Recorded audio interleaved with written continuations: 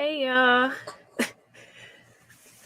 was almost a little late because I was like running to put this together. I was gonna try and be a vampire, but I couldn't make teeth, so I'm like a dark little Red Riding Hood.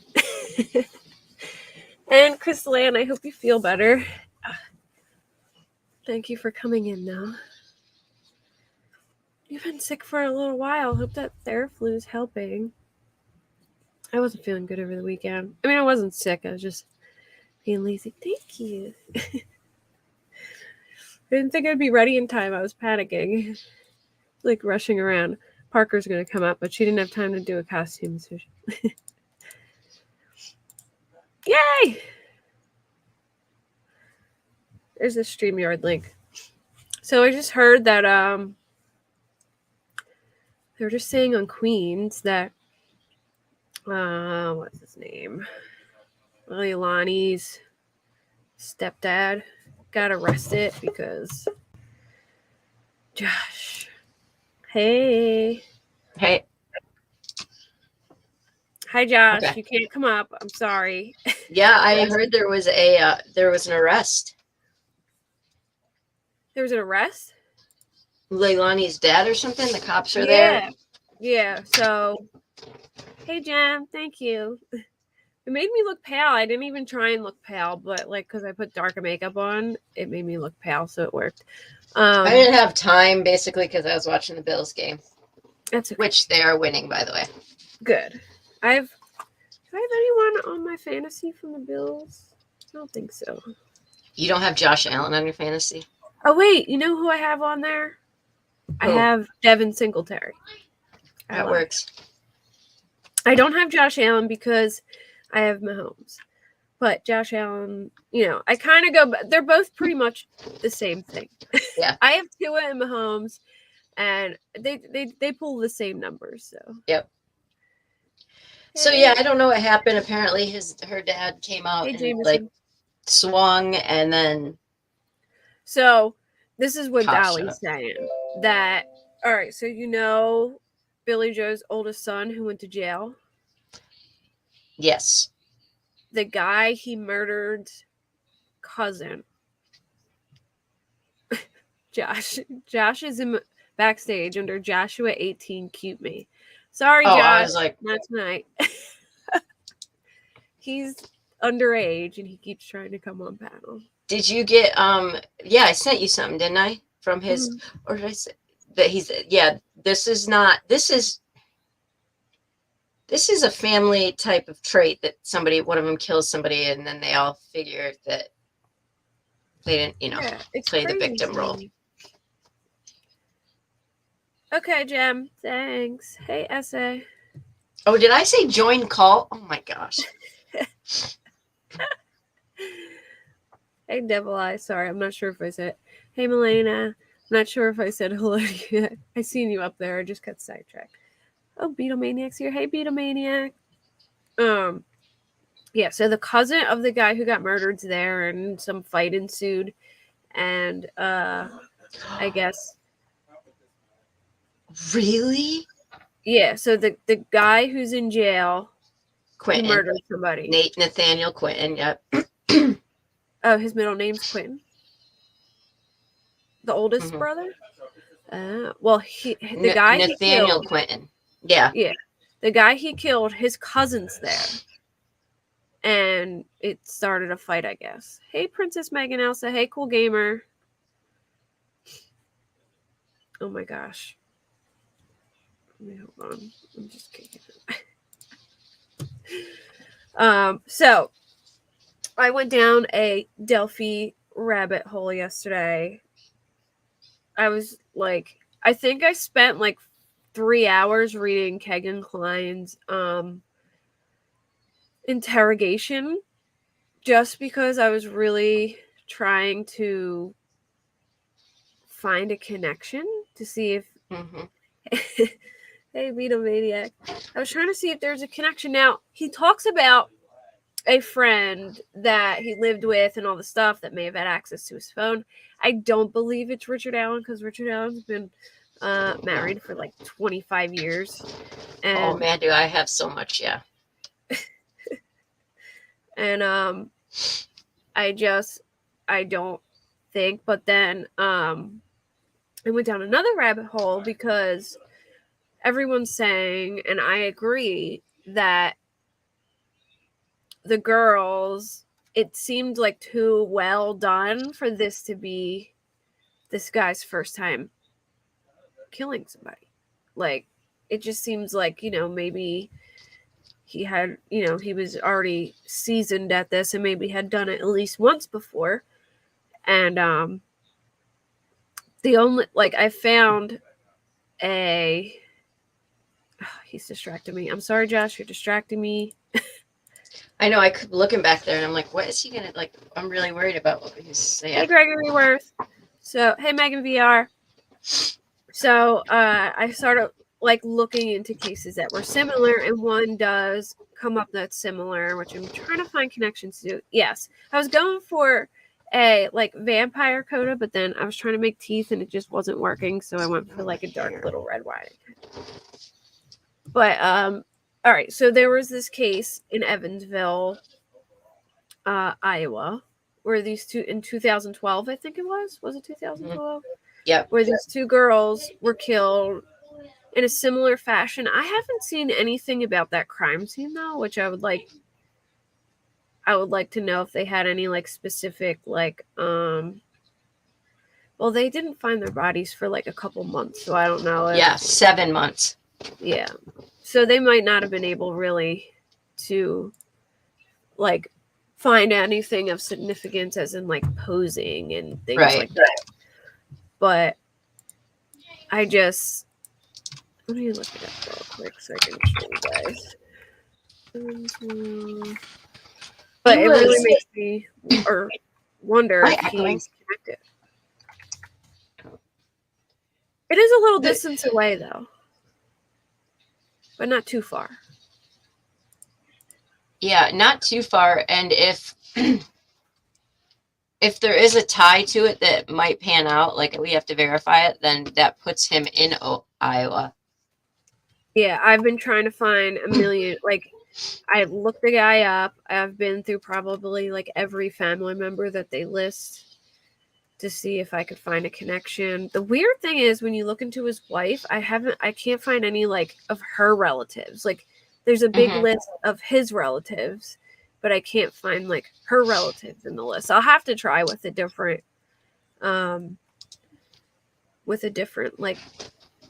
search thing, but it makes me wonder if maybe they have family over there or what his job was back in the day, because well, you saw that thing that we're trying to that college that Lindsay found. We're just trying to verify that if that would put them less than an hour away. Some connection there. The wife is a office receptionist at a veterinarian clinic. But since then, that clinic has taken down their staff listing. And so that he worked at CVS.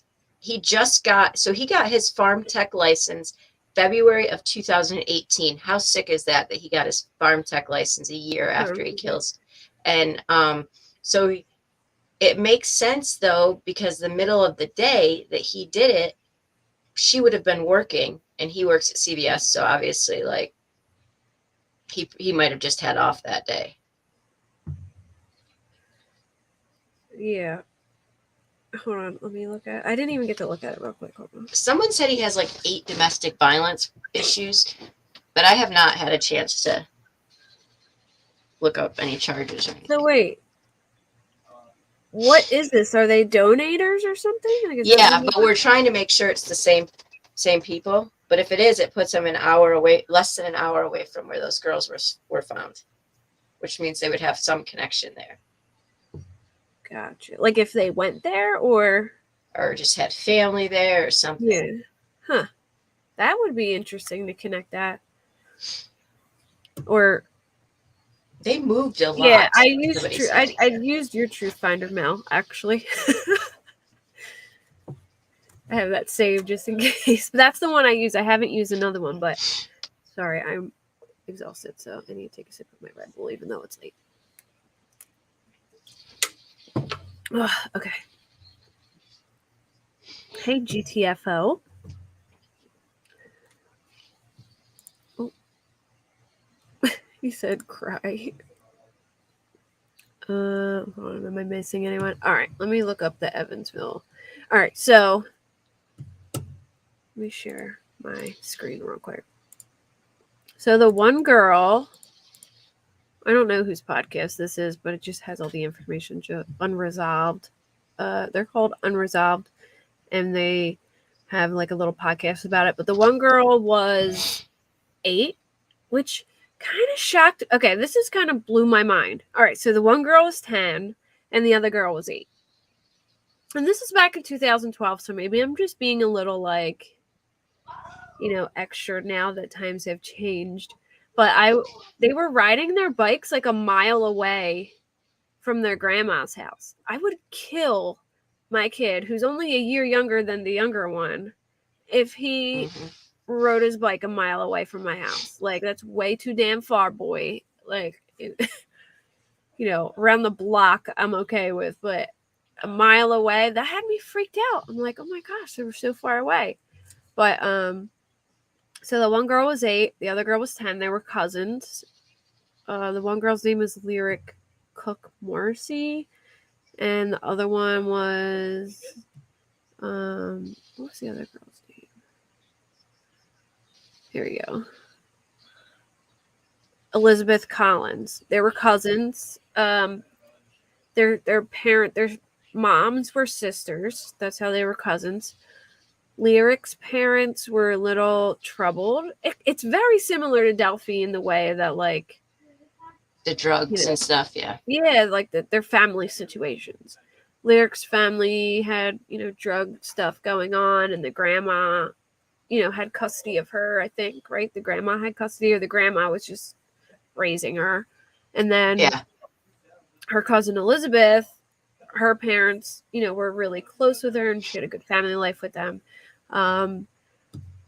They would drop her off at their mom's house in the summertime to hang out with their cousin, and they were at their grandma's, hanging out, and then they decided to ride their bikes.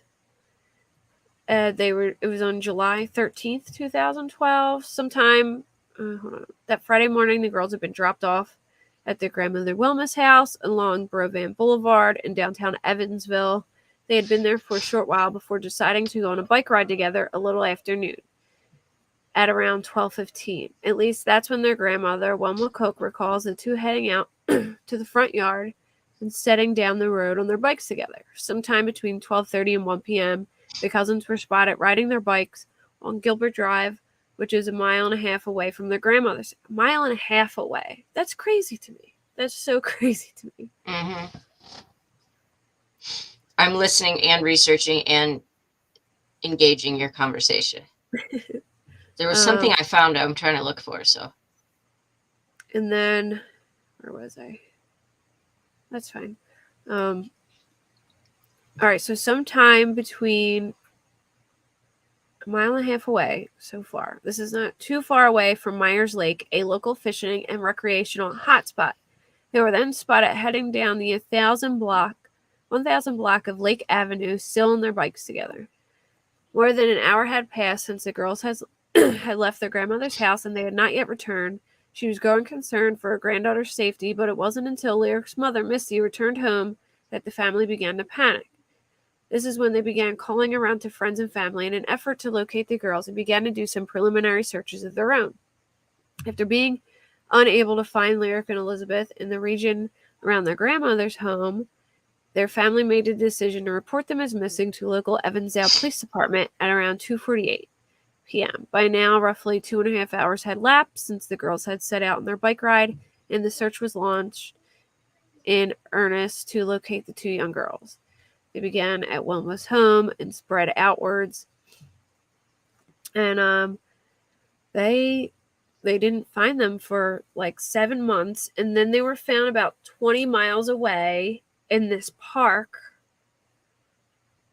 Thanks, Nina Bina. Hello.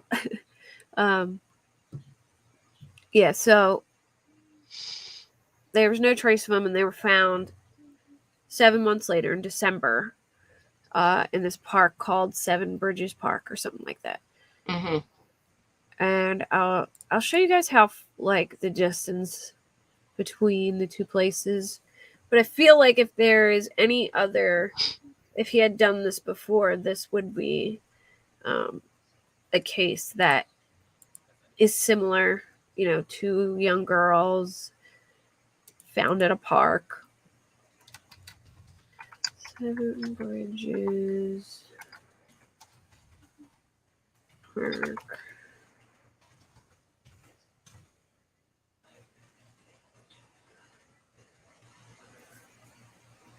Okay, so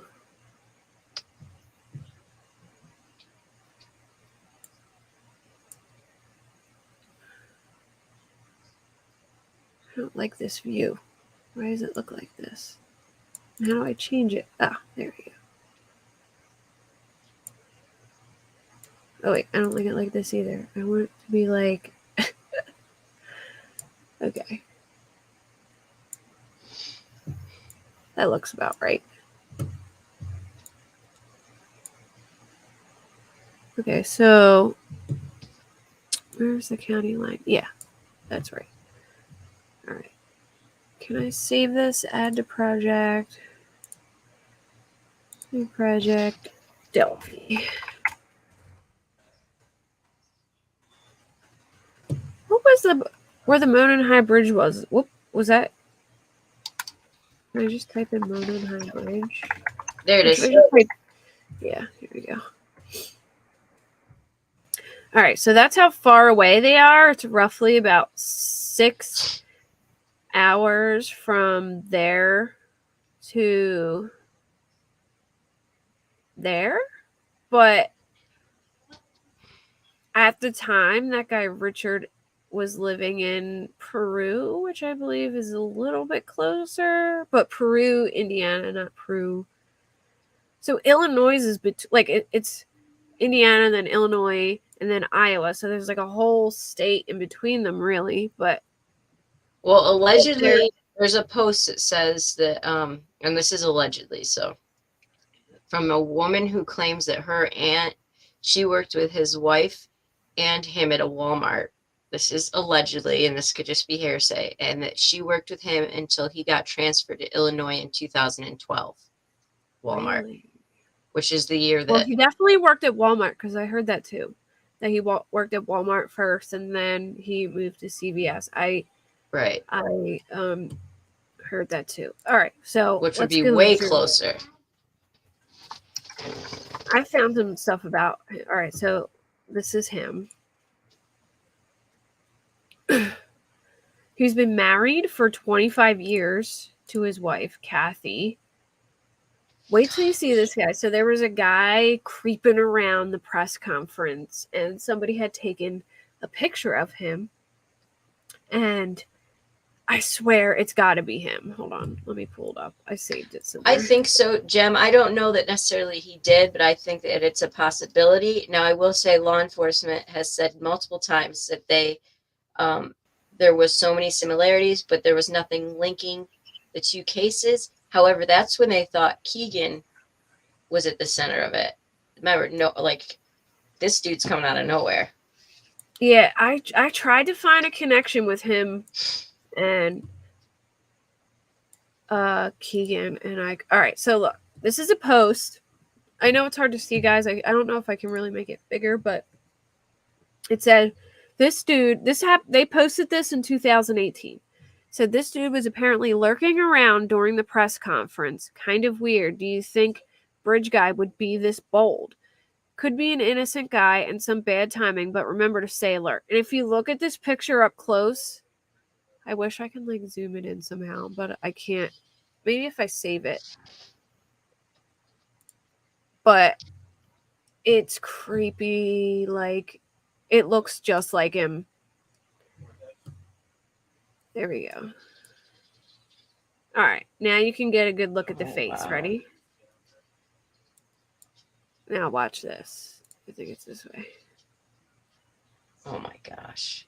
Doesn't it look just like him?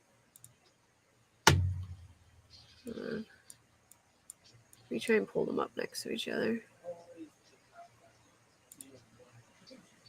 We'll have to do a collage, like put them side by side. There you go.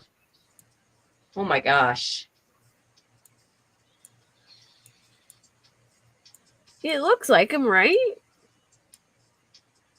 Like he's got the scruff and the similar nose and the lips. And if you look up, like if you look at it up close, like on my phone, it's a lot less pixelated than this. And you can even see like the same shape of the lip. And he does look exactly like this guy. And like, if he is Bridge Guy, he's literally creeping at the press conference, listening. You know what I mean? Like, how creepy is that? That's bold. Well, I mean, yes, Sarah, the day of whenever they went to get Libby's pictures for her funeral, he checked them out and said, "You will not pay 2 cents for those photos."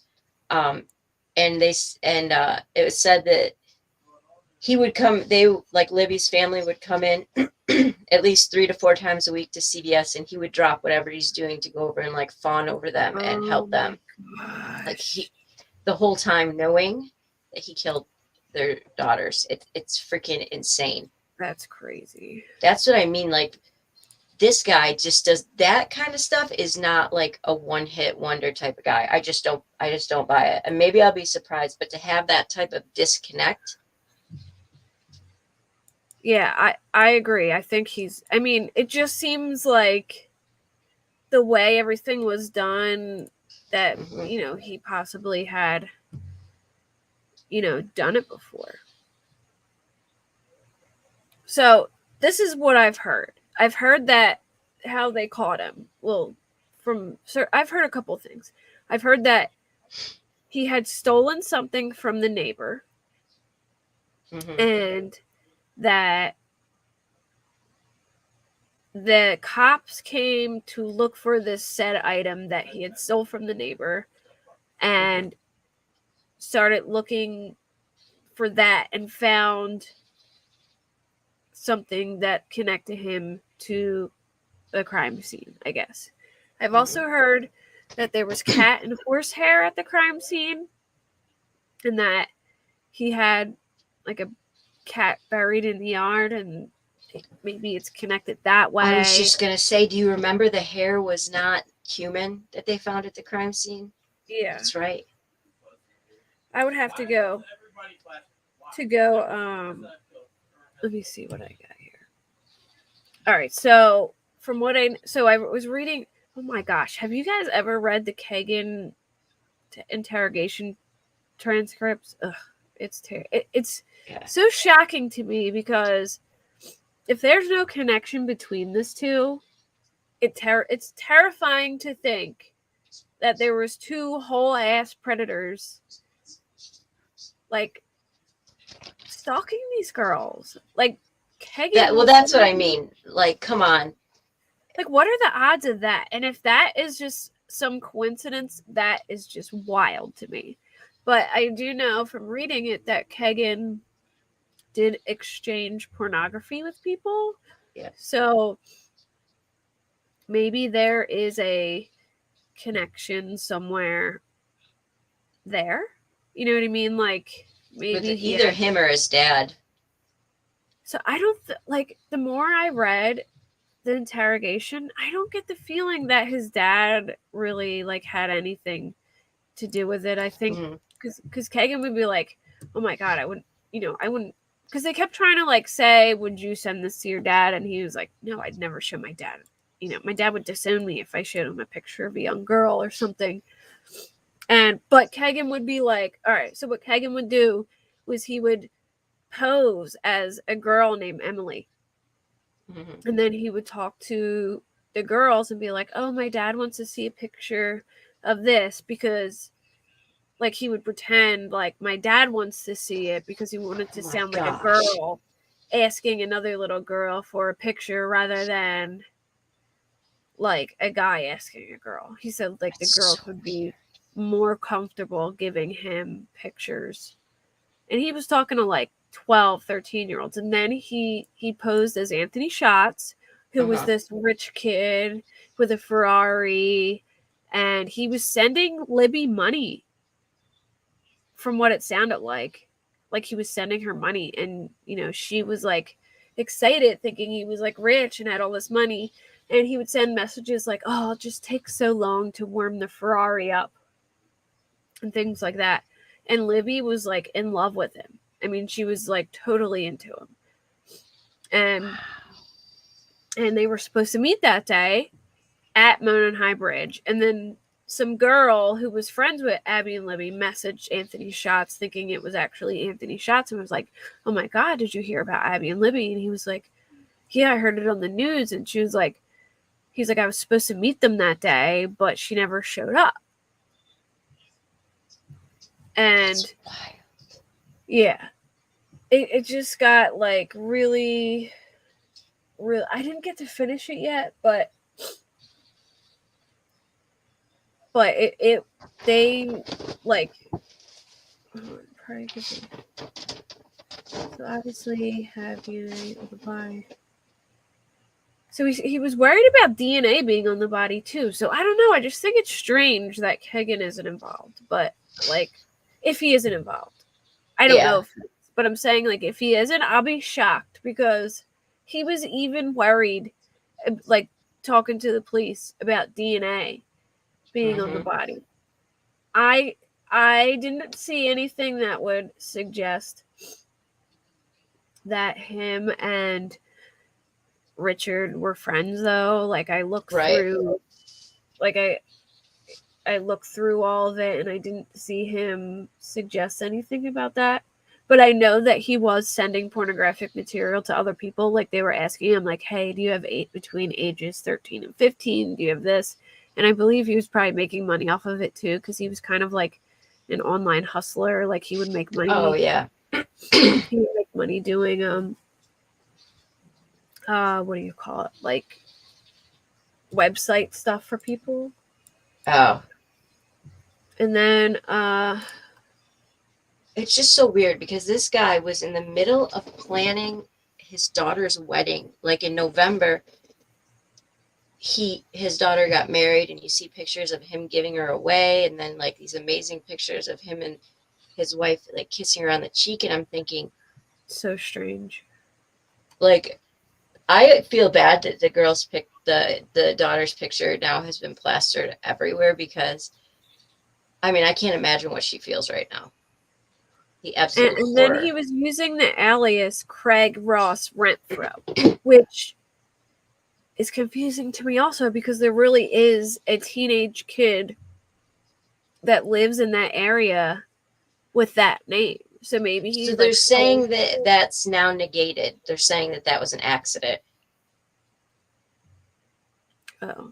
Which I don't see how that's an accident. Because I was wondering, I wonder if he used that alias to like, how like, the porn ring or whatever. Maybe he had like, he used an alias of a teenage kid nearby. It's true. He is not cooperating with police. As of tonight, that was released. He will not. He is not. So that means he didn't confess. It means they have evidence. Well, if they can tie him somehow. Then there's the rumor that his wife gave him up. So his wife had her Facebook up, but she took it down now. But what is that? What are they zooming in on?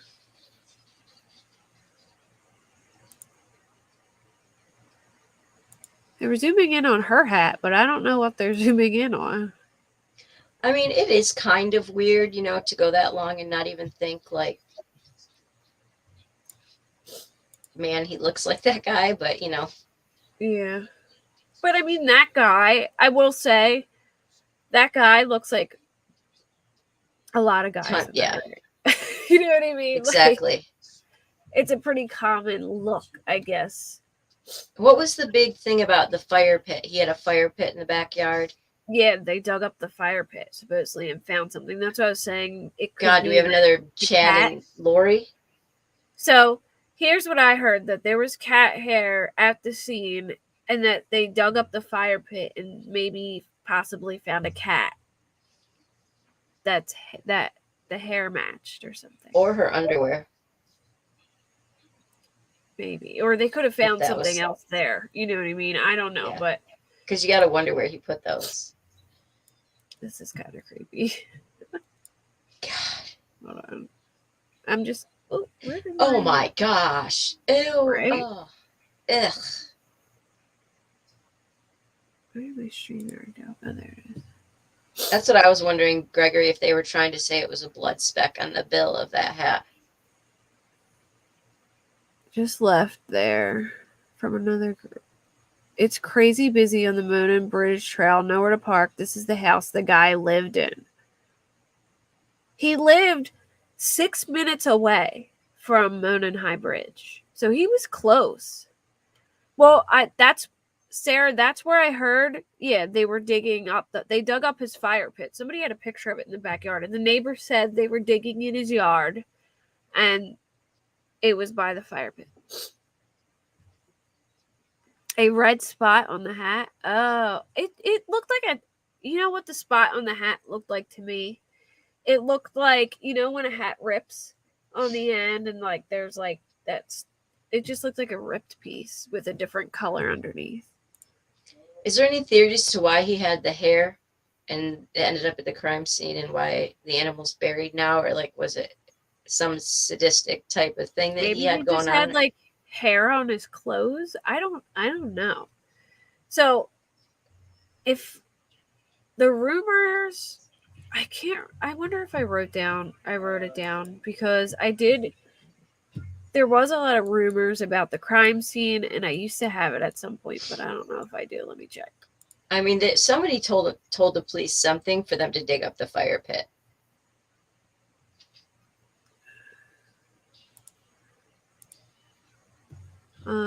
Yeah. I mean, if it was, they believed he stole something from the neighbor. Oh, that's and right. The neighbor might have told them, you know, we Yeah. buried it. I don't know. All right. All right. So on. Oh, this is all about Klein, though. Hold on.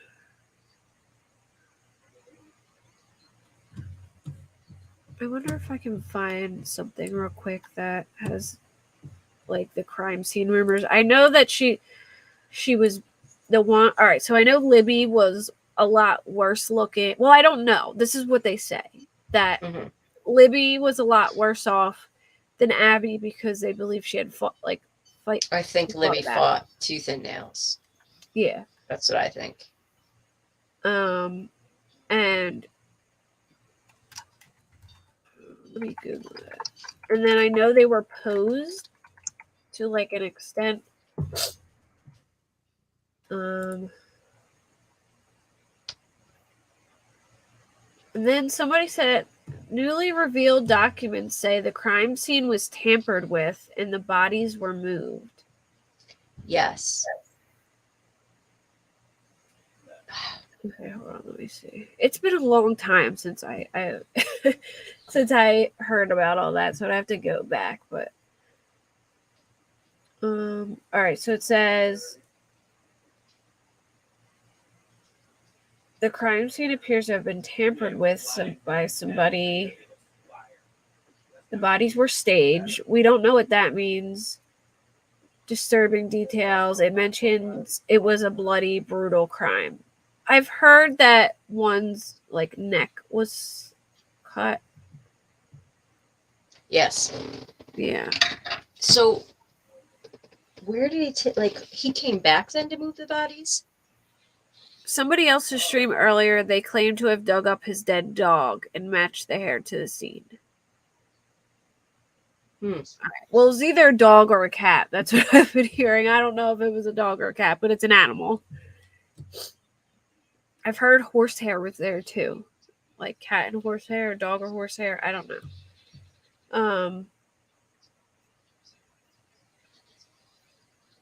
And it would shock me if Kegan didn't go, because he had a similar thing happen with that girl. He was friends with their family and was close to the girl, and then he started talking to the girl under the Anthony Schatz profile, and she told him, hey, my parents are going to be home, come and hook up with me. And she walked in her house and there was a guy sitting in her back window with a ski mask on, and the only person she gave the address to was the Anthony Schatz account. He denies it, of course. But didn't he already admit to being in like a Jeep when it happened, a red Jeep when this happened, and like that he was like there in a car Yeah. or something? Yeah. I've heard that too. I didn't get that far in the interrogation, so I'll have to like see if he ends up admitting it there. But he was interrogated twice, and a lot of the stuff that he admitted in the first interrogation, he doesn't admit in the second interrogation. But the cops do like keep bringing all the stuff up that he doesn't say. It was a dog, and they showed the picture of it. Oh wow, interesting. So then it was a dog. So basically, they dug up this guy's dead dog, and they were able to match it to the crime scene. Now, that's crazy to me. Like, how would they even, like, anytime that they find some dead animal, they're, like, grabbing the hair and checking it? Like, or did they have some idea that he was involved? You know what I mean? Did this just happen to come about, or did they have an idea and need a reason to get to him?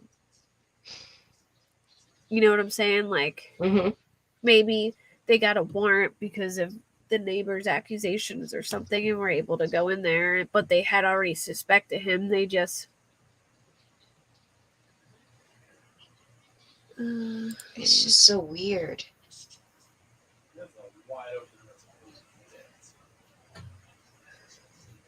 All right, hold on. I'm trying to see if I can... So they had like a helicopter flying above the crime scene. Like, they have the helicopter footage here. I'll put it on. I mean, yeah, I heard it's completely crazy right now. Well, this is like the initial crime scene when they just found Abby and Libby or whatever, but I don't know.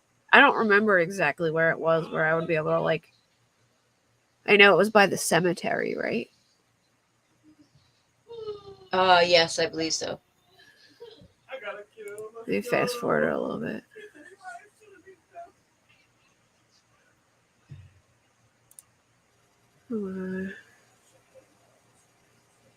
A lot of people said don't be too disappointed if we don't get a ton of details tomorrow. Yeah, you know what? I'm not...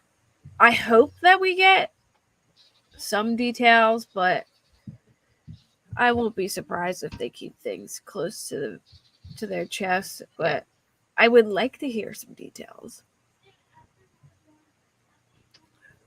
Yeah, well, he did have it, Greg, he did have a concealed weapons permit. He did have that. So I think it's definitely possible that he could have,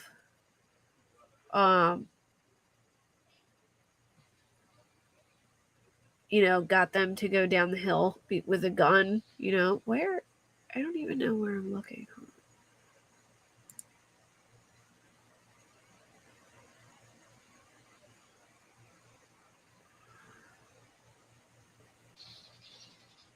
Oh, this was the search.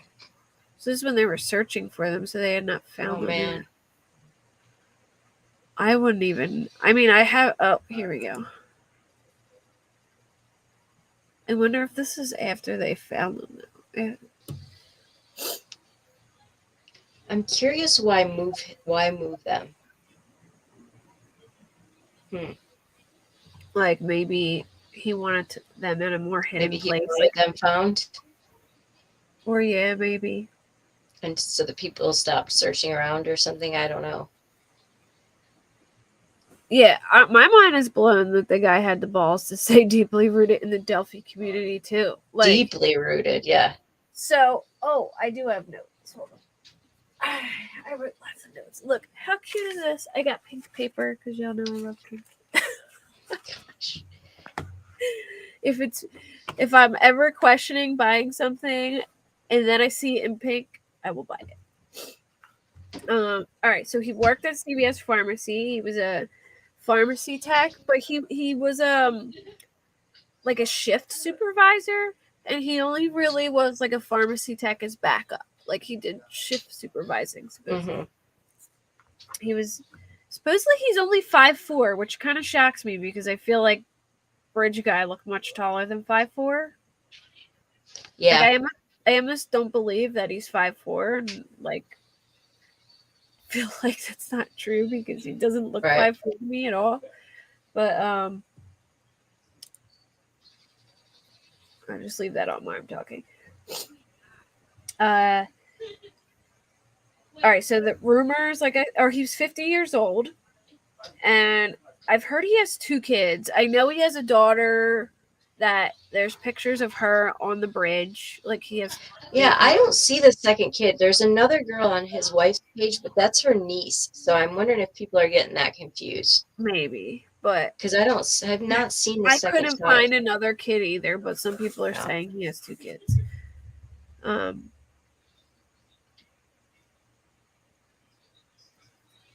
So there's the bridge. Yeah, supposedly he's 5'4".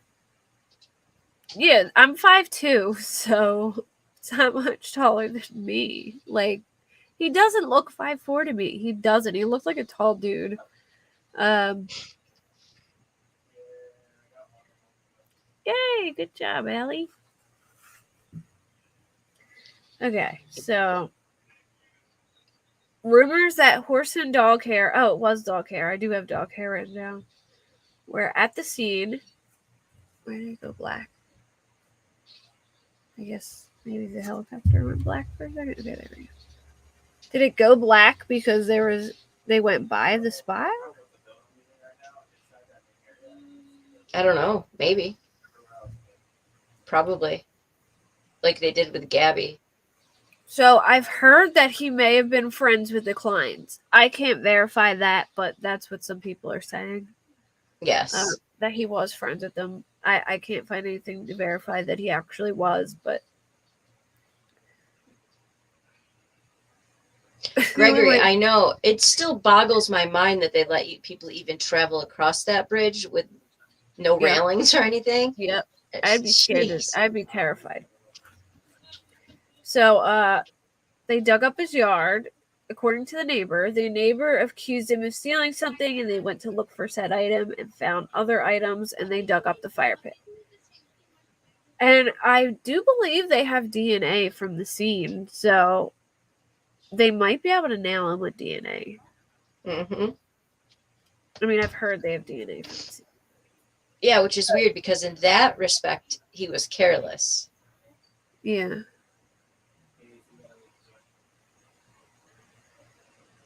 Trying to see if it's. All right. It's insane because Libby solved her own crime essentially, and might have solved other crimes too by videotaping this. Yeah. Yep. It's crazy to me. You know, how crazy is that you can literally take a video of the guy and have him on video and have his voice, and it take this long to find the guy. You know what I mean? And I read today that they assumed that she dropped her phone on purpose because it was like 15 feet away, untouched.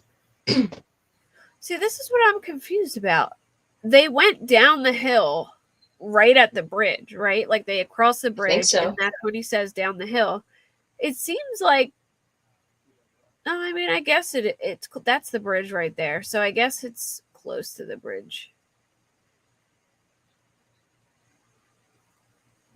So he had to have a good idea where he was taking them that would be, concealed enough that no one could see. He has pictures of his daughter on the bridge, so it's they said he's an avid hiker. And him and his wife did have videos of them on vacation hiking, and I think one spot was like in Germany they were hiking in, so they seem to be like, hikers. Let me see. So supposedly they said he went under the alias Craig Ross Renfro. I don't know if this is true or not. Supposedly they're backtracking it, but there is 2 profiles on Facebook. One is like a teenage kid from there, and one is like a Trans Am or something like that. One of those older 80s cars. I think it's a Trans Am. Or Greg, I think he did walk through the water from But my that could have understanding. been him under that other profile, you know? Uh-huh.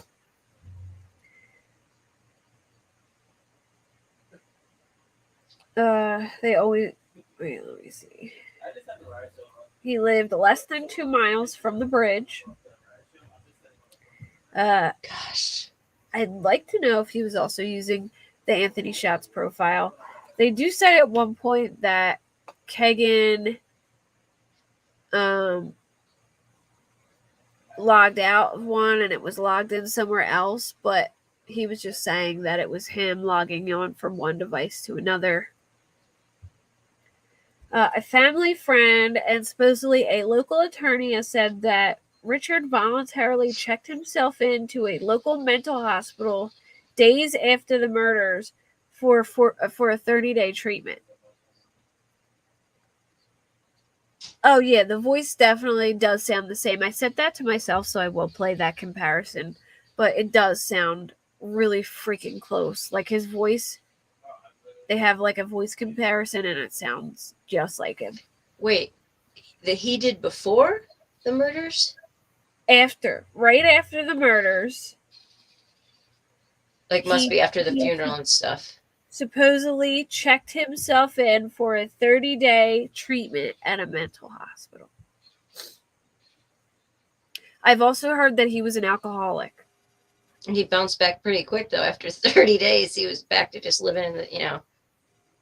He supposedly had a felony possession charge in 2020. I didn't see that when I looked him up, but here's my thing, though. If he did have a felony possession charge, I don't know how he had a concealed weapons permit, because I'm pretty sure if you have a felony, you can't have a gun, period. So I don't know how that would work. I didn't see a charge under his name, but that's what I've heard. I don't think it's true because I didn't see it, but I could be wrong. The Germans aren't commenting until the press conference, they said. Mm-hmm. So they haven't made a comment yet. He does have a blue jacket similar to the one the guy was wearing. They show it.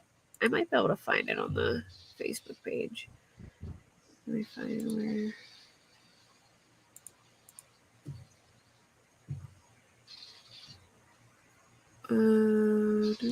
The conference is at 10 a.m.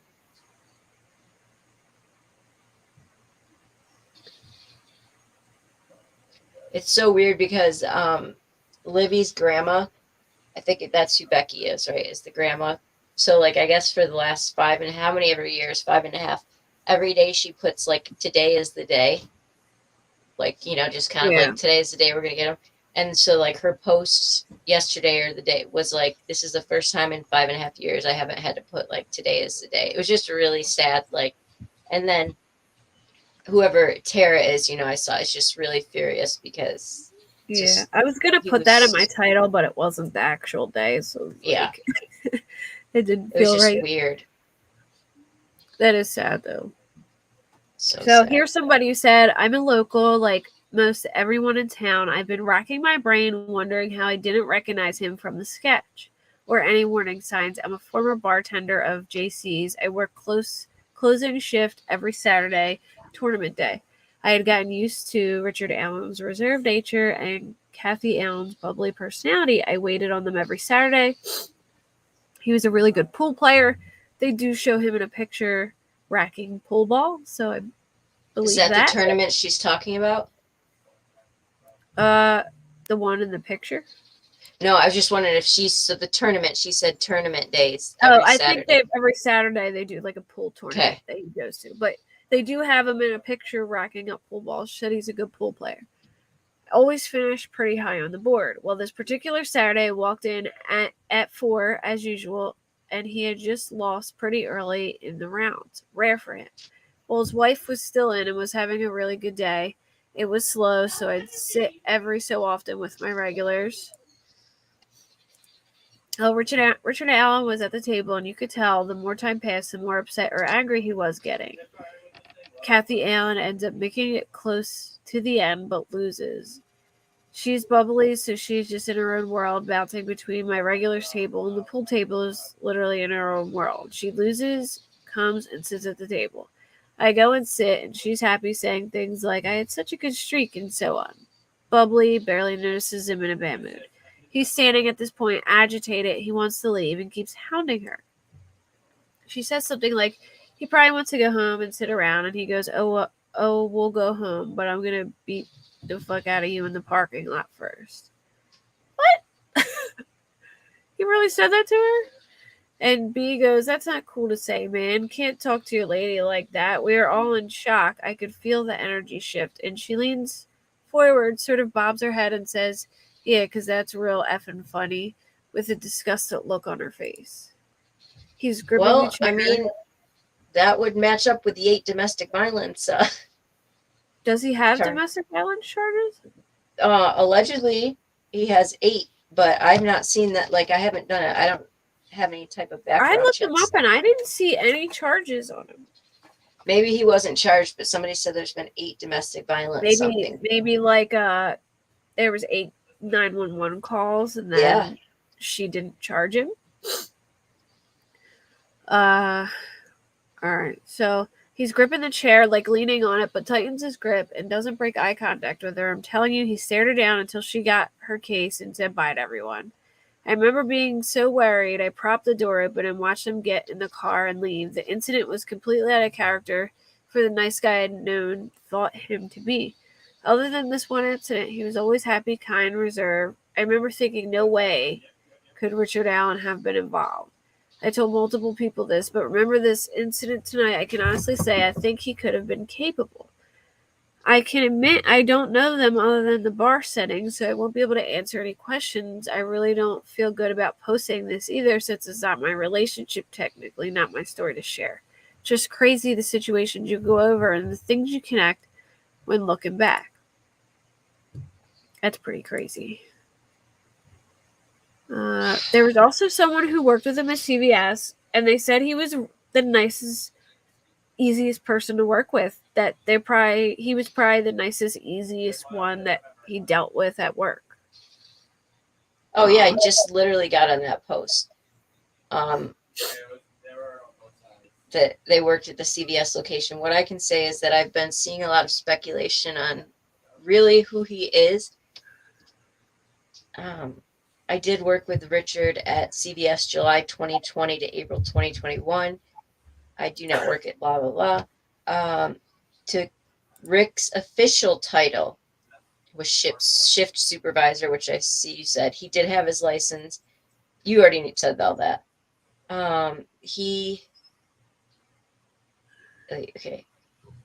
during my time there, he was mostly either shift leader or shift support.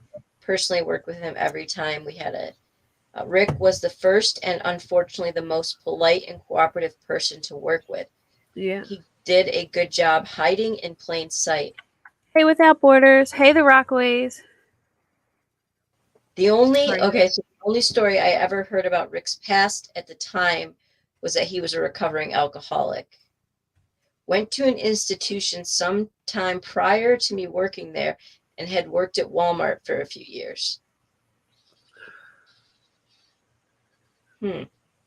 Yeah, see, that's the one where I seen that he worked at Walmart.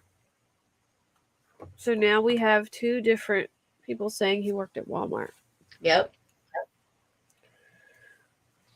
Okay, so, all right, let me put my glasses. So this person says, this is pretty creepy. This is the guy that hit my mom's truck a year ago in Logansport, Indiana. She freaked the hell out when I showed her the picture. She told me that they was talking and that he mentioned the girls also, along with being very sketchy during the whole ordeal.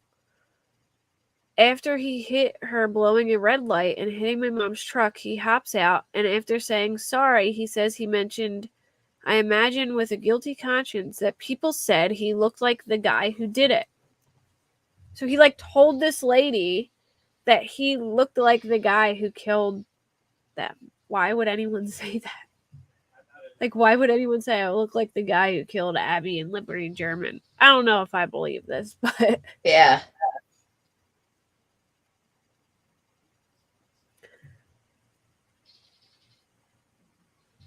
Yeah, I think the two guys are connected too.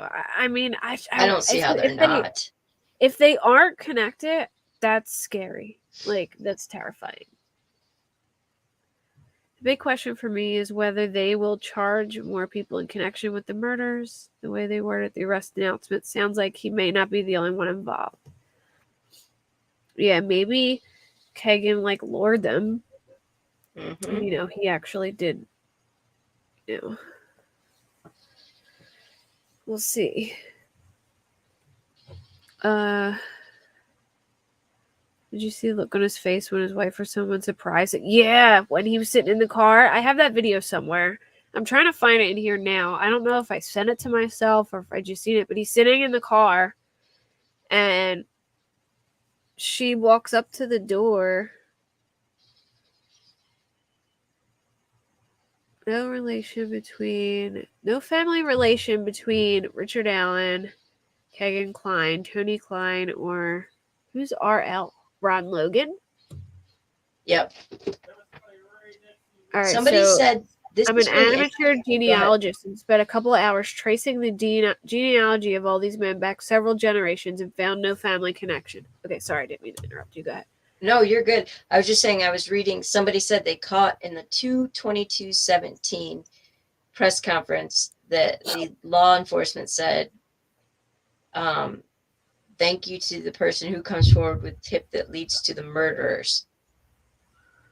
So, well, that was at 2/22. At that point, they had no idea. They probably just said murderers, thinking it was like.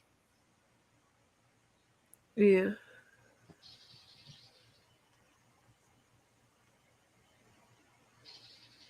Well, that's okay, Allie. That's fine. Sorry about your father. It's okay to be distracted. Sorry to hear that, hon. Let's see. I sent the thing to myself. Hold on, give me a second. I'll pull it up. Let me move it. Apparently, Grizzly posted for creators or whatever, or whoever wanted, like every press conference and stuff, so people could regroup before tomorrow. Oh, that would be cool. I know. So I would assume he's fine with people, like, yeah. Oh, here's his walk. Oh, but this was creepy. Yeah. The only thing is, though, I mean, I can't really, I feel like I can't really compare the walk on the bridge to this walk because he may have been walking different on the bridge because of how, like, rickety and how, yeah. You know what I mean? That's him, though? Like, he looks so different there. Doesn't he? He had so many different looks, which could be a way he stayed out of the spotlight. Maybe he, like, dyed his hair and stuff to look different. I have the voice comparison somewhere. Where is it?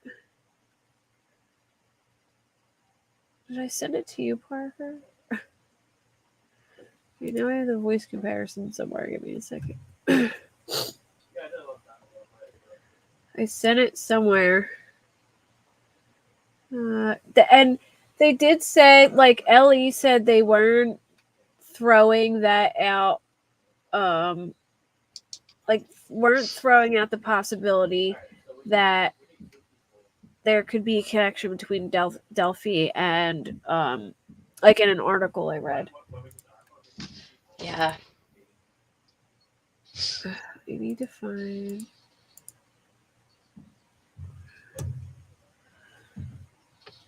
the voice comparison. Give me a second. I'll find it. Mm-hmm.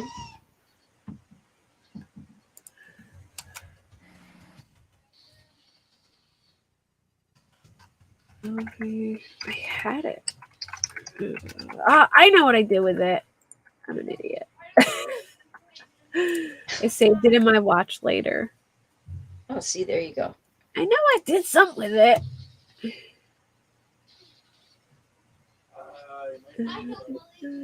All playlists.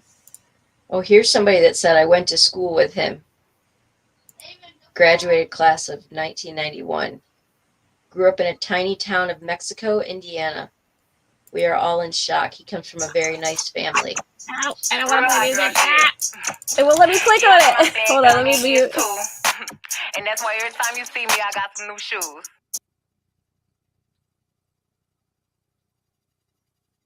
I went on my rap playlist and started playing music. Hold on. Where is my watch later one? I can't find it. No, that's not it. Hold on. It's not showing my watch later one. All right, let me send it from my phone. I can get it from there. Fox 59 interviewed locals. Hopefully That would be Megan the cool to Stallion listen to. doesn't strike me for my half-second music in there. Hold on. Where would it be like in order? He lived 0.9 miles away from Abby. That's insane. Really? He lived that close to her? Mm-hmm. What about to Libby? Did he live close to her? I don't know. Hey, Allie, no issues at all. That's fine. I've been distracted looking while she's talking, so. Here we go. I have it. Give me a second. I'm sending myself the link, guys. Just give me 1 second.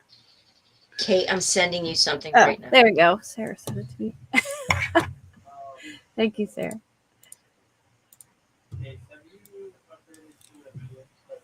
Let me drag it over. Okay. Hold on. All right, I'm sending this to you. This is wild. All right. Here's the voice comparison.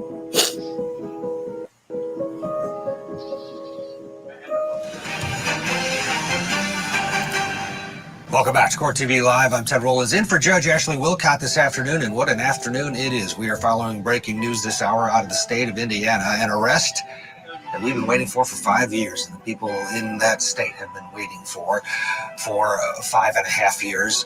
An arrest in the Delphi murders, according to that is our affiliate WRTV. An individual in custody for the deaths of 13-year-old Abby Williams and 14-year-old Libby Church.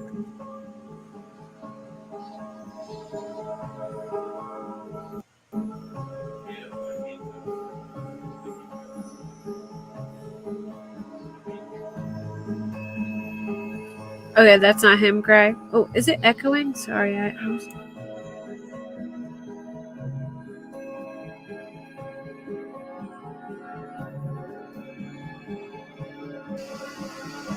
Oh, this is the blue jacket. Watch, guys.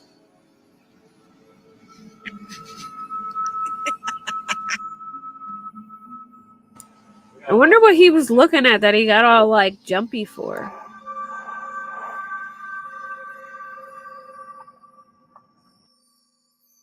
Oh, that was his brother-in-law in the yard? Okay.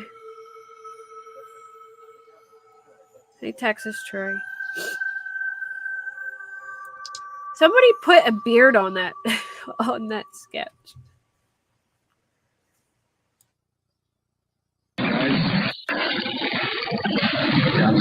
Oh, that creeps me out so bad.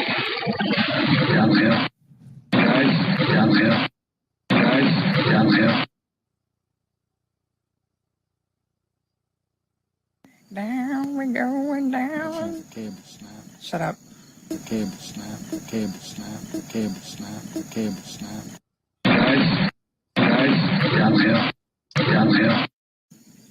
It's not gonna snap. I'm gyrating, but it's not gonna snap. Oh my god.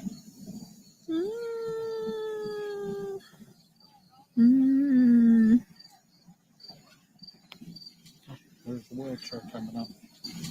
Where's the wheelchair coming up? Where's the wheelchair coming up? Where's the wheelchair coming up? What? Oh my god. Lonely wheelchair. Wasn't that interesting?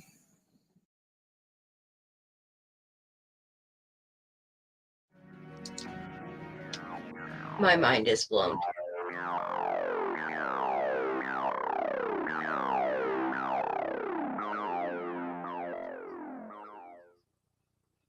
Cait, check Messenger. All right, guys, that's Crime Catalyst. Let me just put the link for her video. Gosh, that's so creepy. That was a good video she did. Oh, I didn't mean to send StreamYard. What the hell? Wait, why is it coming up as StreamYard? What the hell? That was so weird. It had a StreamYard link. She does really good videos. She did great Scratch ones that. for the Watts too. Scratch that link. There's the link for Crime Catalyst, the one I just put. Why it gave a StreamYard link? That was so weird. I don't know why I did that. All right, hold on. Let me pull this over here so I can check.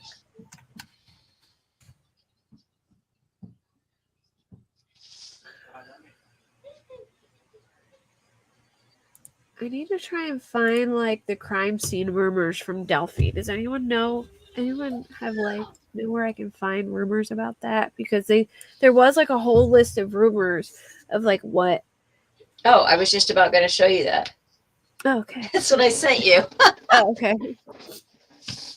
Some found an old post online about the Delphi murder. Some guy 2 years ago said it was a Richard, a name that was never mentioned by police or online sleuths. Someone out there likely knew or suspected this guy for years. Anonymous. What you all fail to interpret about small town civics is the manner in which fall into each other in a public square. One cannot find happiness or fortitude with a simple game and keep their daughter safe from such predators. This man will get away with everything. I didn't want to come out and say it, but I've lived in Delphi for years, and without a doubt, Richard is not well known in town. I've been monitoring the thread. City dwellers do not understand how such a place works or local police kinship without community dealings into itself and more. Please do not ask me why the simple man rules outward. Okay, so here's what I heard about this Richard thing. Somebody had said the name Richard, and it became like they just started using that name as like the suspect's name on Reddit. Like whenever they talked about a suspect, they would just say call him Richard. And it was because of this post. I forget what the post was or what it originated from, but they like named the suspect Richard. If that, like, you know what I mean? Like they just gave the suspect name and it was Richard. And I don't know how it ended up that way. There was an explanation and I forget it. One cannot find happiness or fortitude with a simple game. Maybe Richard, that was Richard, and he posted it to like. I'm thinking of Pool, like was to like be, you know, to see if he can like hide in plain sight and put stuff out there. Jeez. Let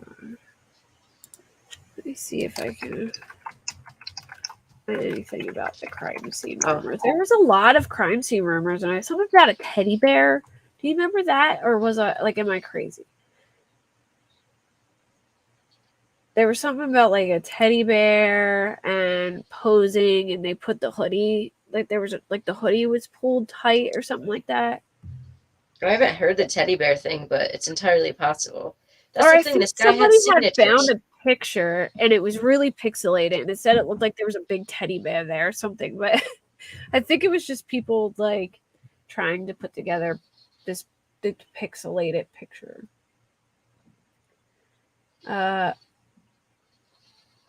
Person was arrested in connection to the murders maybe not actually the murders. They could be anything from obstruction of justice, letting someone use his fire pit without knowledge what they were burning. Maybe he developed pictures for someone and didn't look at them, but got his number code off the prints.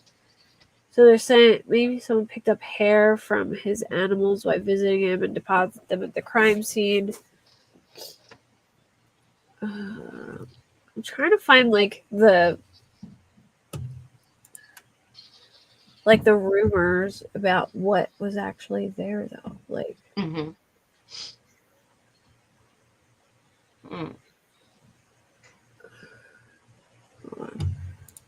let's try like pose or something. No. I feel like I would find that on Reddit. I'm gonna have to do like a deep dive into like Reddit and go way back. I know. Trying to see if I can find it. Remain in jail. A thought on staging. Let's see if they say here. I'm listening to I know Down the Hill, the podcast Down the Hill, did talk about the rumors of everything that was on there. There's an entire episode on staging, and they discuss it with an expert. It got me thinking, I wonder if Rick staged.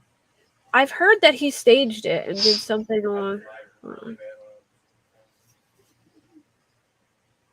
So all right, this is where I've heard it, that there was a person who was in the search party and had seen like somewhat of what it looked like, and they put out the rumors out there, and there was a whole bunch of them where it was like that something with one of the hoodies, that the hoodie drawstrings were pulled tight or something like that, or the way they staged how she had her hoodie on, one's like neck was slit. I've heard. And I did hear that. She was nearly decapitated. Yeah, and that Libby was really bad. That was Libby because she had fought back. And then I heard something about Abby, like something about her stomach. And I can't remember what it was. I'm trying to see if I can find anyone saying. I just can't understand why them, that's what I'm trying to figure out. I guess why at all, but, Yeah. So someone said something about it was the stuff of nightmares is also a thing. Something about it was so bad it gave you nightmares or something. And then he didn't distinguish which girl he was talking about. He was actually talking about the scene, and it was the stuff of nightmares. How you left them is not what they are experiencing today. There's a difference between posing and staging. So was it staged or were they posed? Because staging a crime scene is different than posing the bodies. Did you hear that he only took souvenirs from one girl? I did hear that part, but yeah, I'm ready for the press conference too. I'll play it. I'll do it. I can stream it in the morning or if you want to. It was Abby, right? That was the only girl. Hey, Rambro. It was staged. I like your name, Rambo. My mom's maiden name is Rambo, and I live on Rambo Street. So that's what I think. Isn't signatures and stuff, staging or whatever, usually serial killer type things? I mean, I guess he could have, but I don't know. I guess he could have done it and it just been a one thing, but yeah, I can stream it, or if you want to stream it, Parker, I don't care. Oh no, you can. I'm not really a morning person, so I'm not either, but I'm gonna be up for this. Yeah. Oh, Allie, I forgot to tell you, good job. Congratulations. Keep it up, girl. Don't give it up. Don't give it up. Oh my gosh. Yeah. Benjamin, he took a trophy selfie photo basically with his wanted poster. This is just sick. This guy is just so did the family basically accidentally leak it then on Friday, and this wasn't supposed to be like because people were up in arms that it was announced Friday and then we have to wait till Monday for press yes, they're strange that it's a press conference on Halloween too.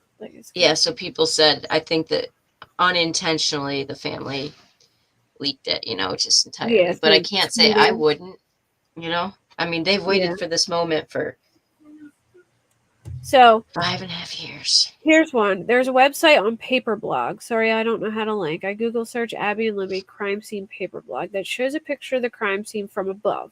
With some filters on, one of the girls appears to be visible. Speculation. My interpretation of the scene is a little bit different from the originator of the site, not dragging, but it looks to me like the monster may have staged the body shown in the photo.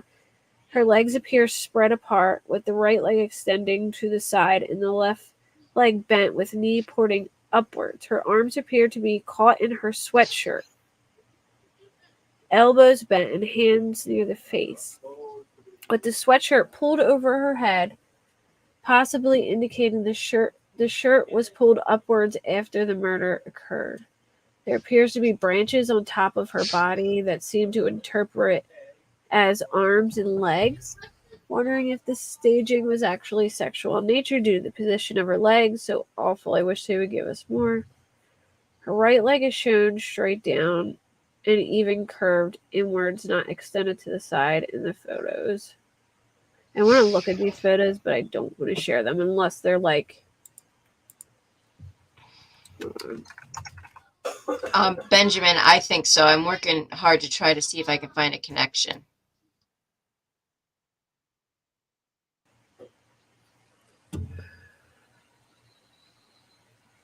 I can't find the paper blog thing. What are they talking about? It's probably down by now.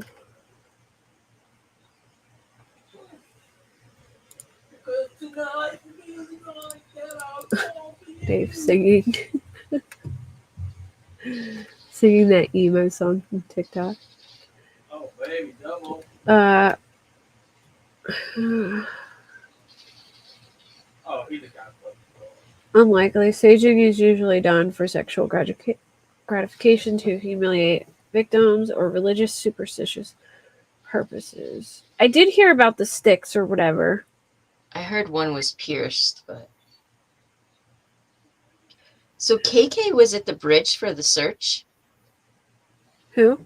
Sorry, bro. Klein was at the bridge for the search? Oh, I don't know. I wouldn't be shocked. No.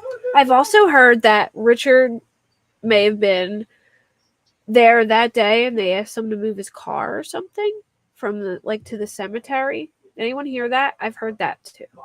But I don't know if that's just people saying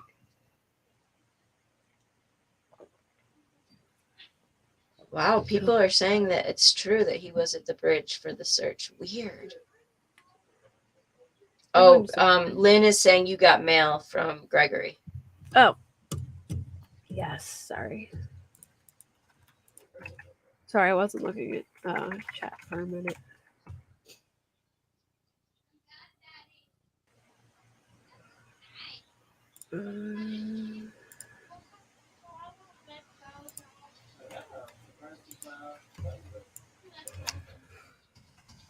All right, I'm getting in now, Greg. So this is an actual video of him walking, you said?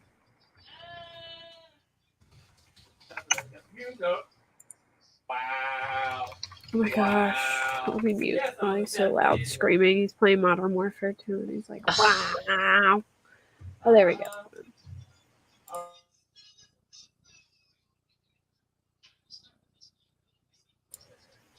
Greg Hughes won't strike me if I give him credit, right?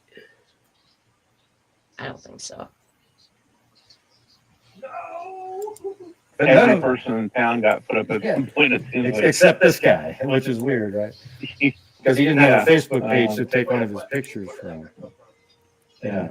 Then I just saw right before I got on the phone with you that they show his daughter on the bridge. He has that, and she has that picture. What do you know the timestamp, Craig? His eyes are so creepy. Yeah. I don't know why. Yeah, I saw the picture of her sitting there. So and then look at this. I'm gonna let this play for 1 second. I'll be back in 1 second. I just want to grab because something real looking at quick. the camera. But I mean, that's like Libby's tie-dye. That's what she wears, you know. Like Libby wears this tie-dye here. So it's really kind of weird. I don't know if it's intentional. I know kids wear tie-dye sometimes, but I just find it sort of something seems a little different about that. I don't know. yeah. I mean, that's almost exactly. I'm actually wearing it. I mean, look at what I'm wearing right now. This is the shirt. Yeah. From the, you know, I got at CrimeCon. So I mean, it looked almost identical to that thing. By the way, guys, Gray Hughes is. It'll be interesting to see if. I'll just let it play then, because we're there's almost any at connection, 30 minutes. If anybody. Gray Hughes has done a lot of coverage family from Delphi. knew anybody in Probably Abby or like Libby's the family. most detailed coverage I've seen of anyone on Delphi. We talked a long And time I'm sure about most how of you already it would know, be but just if you don't, strange check that it out. the girls would randomly run into some serial killer out there. That it was more likely that someone knew them. Mm-hmm. But you know, who knows? So Yeah, that's going to be interesting to see what comes out. Did you send that to me on Facebook? Yep, I'm going to send it to you right now.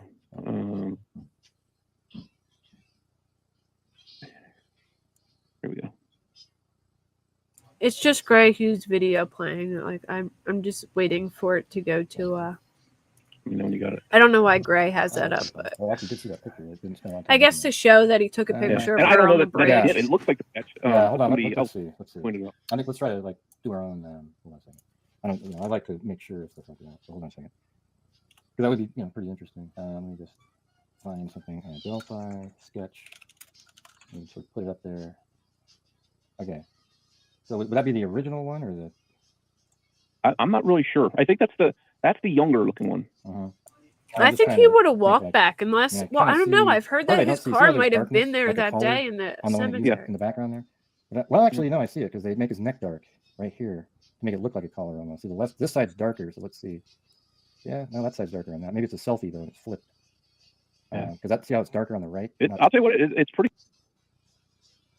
You know what's weird too? It's kind of like all the other people. It's like his face is like in between the two sketches. You know what I mean?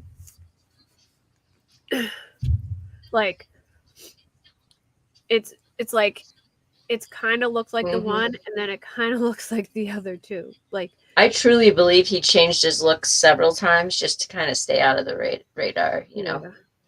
Yeah, he was just like I mean, they said we believe you're living in plain sight, and he definitely was living.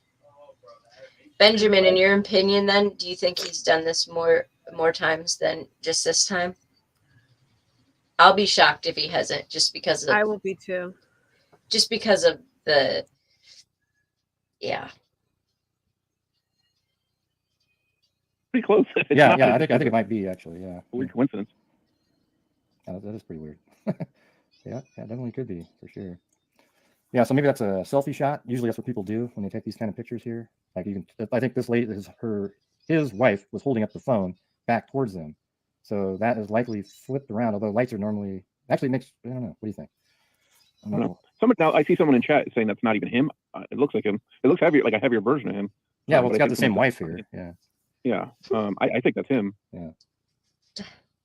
Isn't that strange too? He's at the bar and takes a picture with his wife right in front of the sketch of Bridge Guy. Anthony, me too. Hey, Melissa Jade. Hey, Melissa Jade. But it's just, how creepy is that? That's just so creepy to me. I know. Anthony, can you imagine like the gloriousness they felt when they finally got to arrest him? Like, I bet they, like you're saying, they've known for a little bit at least and been zeroing in, and then like, Yeah, guys, check out Parker. She's on panel with me. Nightbot, or Lynn shared her link, but yes. Nightbot did. But Lynn did. And check out Melissa Jade. She's in chat too. Thank you, Melissa. So they searched the river. What did they search the river for? I guess that part confuses me. They searched the water in late August, early September, which apparently, allegedly, Klein. I don't know what's up. They must have some really hard evidence that it's him for them to actually make the arrest. They've done a really good job with this case, I feel like. And I'm happy that, like, it feels just such a relief after all, like, the effort they have put into solving this case that, they finally got, hopefully, the guy. What evidence could they have found at the river? I'm just confused.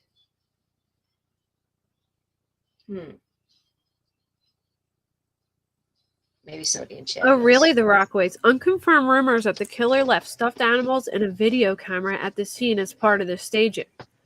So to make it look like a creepy, like, snuff film or something? Like, what the heck? That's creepy. still don't know that his family, I don't think his family knew, but that's, you know, that's just me being naive and hopeful that you wouldn't live with somebody like that. And Yeah, knife with a serrated edge. I heard that too. Or yeah, like a shrine maybe. I don't know. That's weird, but I mean, that would kind of like, I don't know. I feel like that would make more sense if he's connected to Kegan, because they're like weird. You guys have to read the interrogation of Kegan Klein. I mean, it's gross, but it's insane. Like, the dude was crazy. Texas Troy, I absolutely love his research. When he builds up for months and months and months researching a case like I've never seen before. Tom Webster, I've never heard of him. I'll have to check. Oh my gosh, that's where I did got a lot of my Missy beat. He is so good. I mean, he does like 3 videos a year because he just researches like crazy, and then does like a 4-hour video from beginning to end. It's nuts. I apologize for stuffing my face with popcorn on a live. I'm muting as I do it, but that's the one thing. What's up is I just, unless it was just, you know, naive, just denial or something, because the video, I mean, you can't tell me the wife did it at some point. Suspect it. Just give a side eye or something when she heard the voice. You know? It's at 10. What's up? Tax cut. Streamers gotta eat too. I started feeling a little shaky, so I went and got me some. Oh, Cait's eating. I was like, what are you like? I just said I'm sorry that I'm stuffing my face with a live, but I started to get a little shaky, so I went and grabbed some popcorn. But I'm muting as I do it, so you don't hear me chomping on it.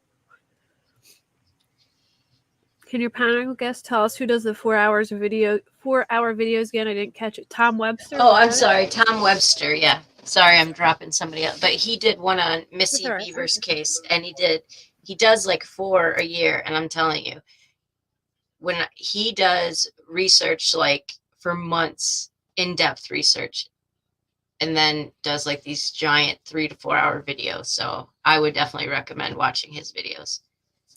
Missy Beavers is always that damn case gets me. Me too. It drives me and crazy. Melissa Jade, it gets her too. So one of these days when all this chaos calms down a little bit, we're gonna have to do a collab because he's not doing any other cases. Yeah, you guys here. Actually, I have the link for what's it called? Sorry, I'm gonna get to the walk in a second. What did I? Oh, here it is. The Kegan Melissa, Klein did you hear that? Y'all want to read it? Daddy Howell punched somebody tonight.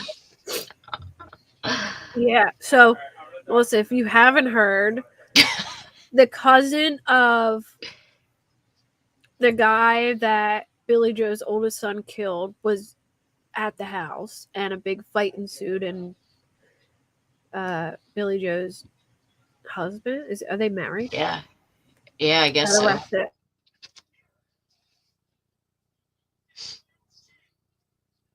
Ooh, yeah, I wouldn't be surprised if. That's what I was thinking. What's up? I mean, this is like one of those horrible movies. All right, let me go back to this so we can get to. Oh, I'd love to have Melissa on panel. Oh, if you want to come up, Melissa.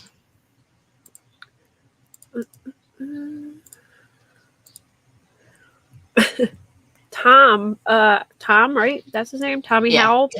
Billy Joe's husband. Wait, what? Melissa doesn't know this yet? Oh my gosh. He came out and punched the cousin of the guy of Timmy Moore, the guy that Nathaniel Quinton Betterton killed.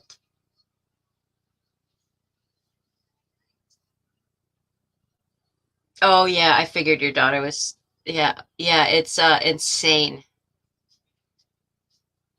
He hasn't. I think he's been at work, but yeah, he came out and cops were called. I don't know if he got arrested or not, but I'm telling you, there's. Oh my gosh.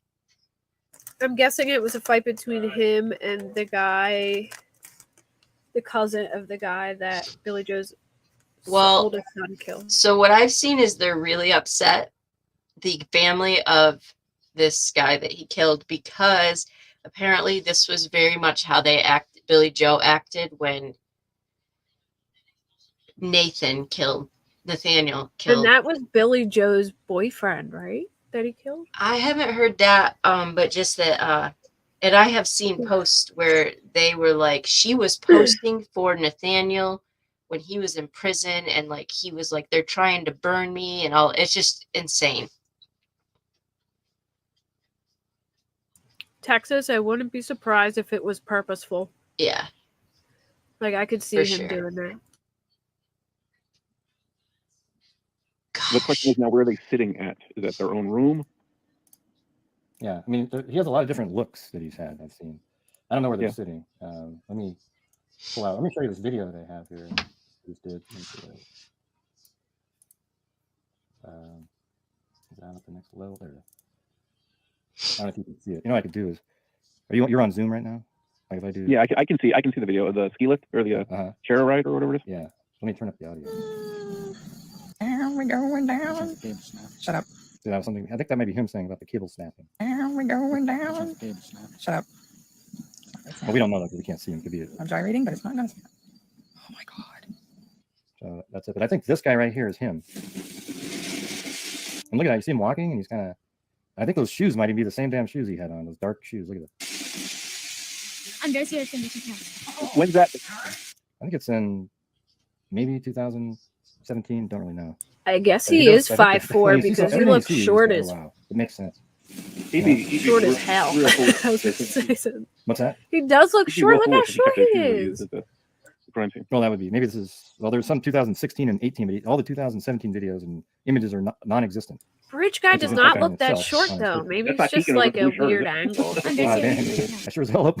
Can you imagine that? Oh man, yeah, Kegan's walking around.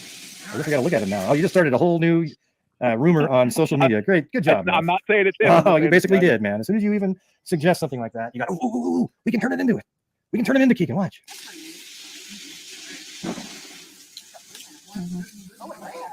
See, somebody just typed in, "Whoa, is that Kegan?" Oh boy.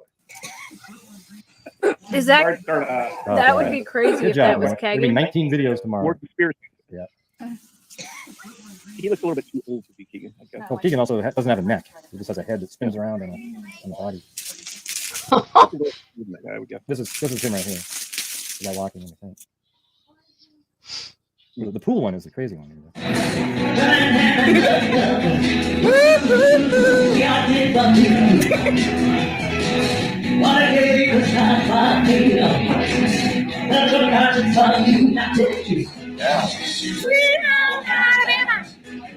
Dance, baby.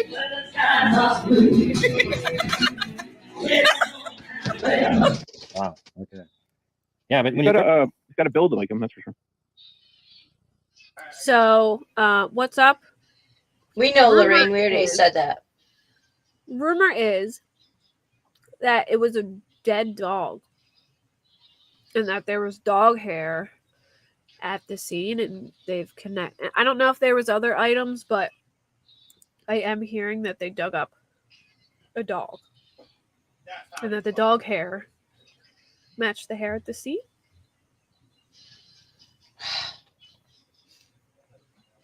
The man at the fireworks is not R.A. This man is now deceased brother-in-law. Yeah, So- that's the one that you originally saw, but the second one I think Yeah, was. the original one I showed was the brother-in-law, but this one that he just showed, I believe it is. That's a good question, Esther. I don't know. I feel like it's a lot for him to do alone to move the bodies and everything, but I mean, because they were moved kinda wanna allegedly in see the them. middle of the night, so I kind of want to see the bridge guy video again because I just feel like he looked taller. Or Well, maybe not. I don't the know. guy that This worked one with looked him- tall. That one looked short. yeah.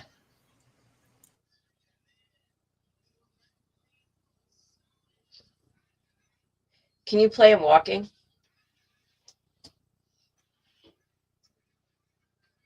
No, it's okay, Lorraine. No worries.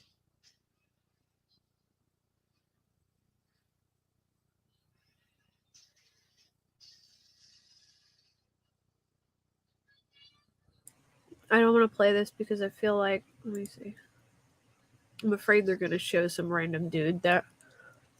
Do you think This those said are the Bridget. same shoe? No way, those are the same shoes.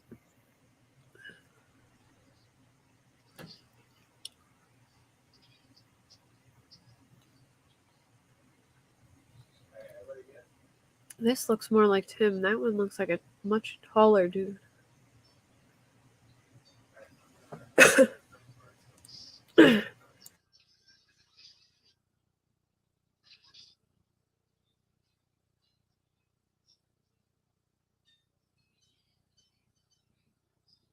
Very true. What's up?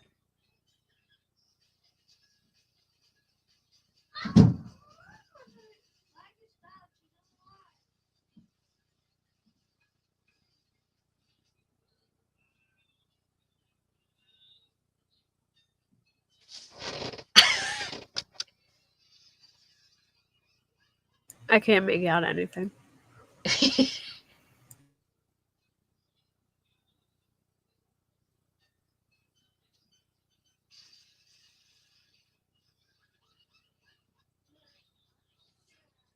That's okay, Lorraine. Wow, look at that one. That looks better.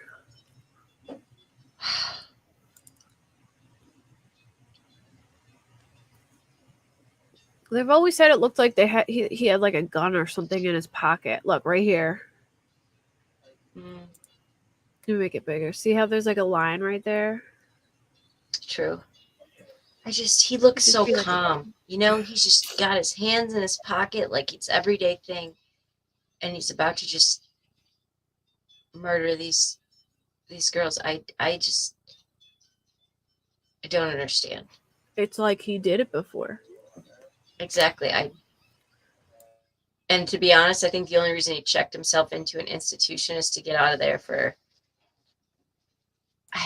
And if he was caught, because they had video, that he could plead insanity. I mean, that's, you know what I mean? don't know, Penny. I still to this day cannot make that out.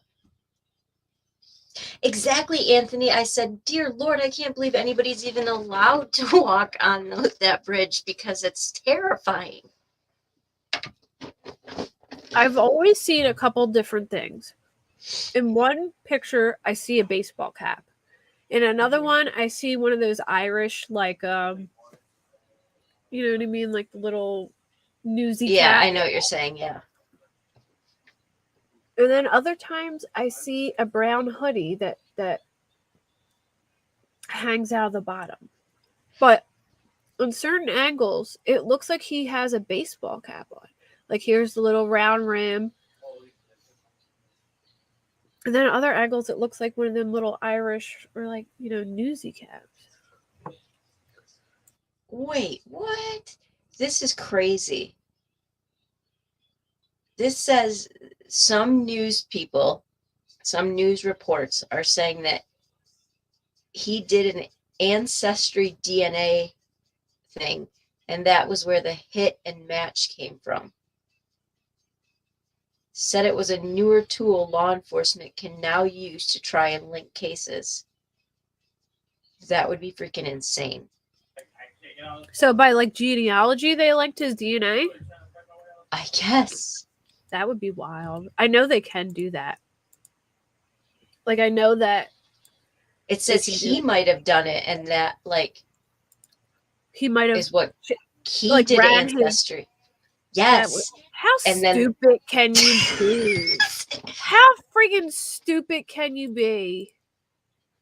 What an This guy idiot. hit out, if this guy hit out for 5 years and he did it, I mean, if there's several news articles that it said, local newspapers that are saying that, if this is true and that's how this idiot, I just.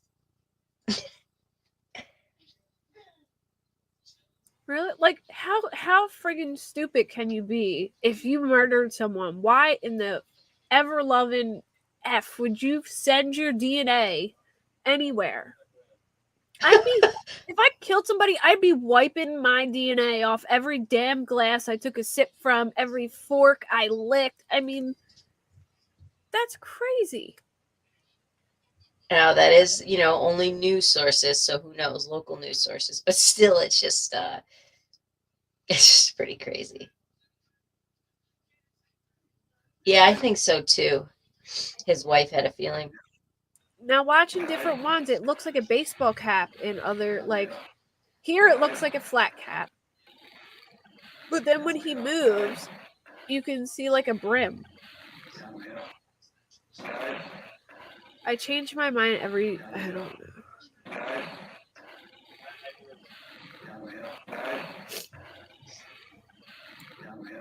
I bet they knew him.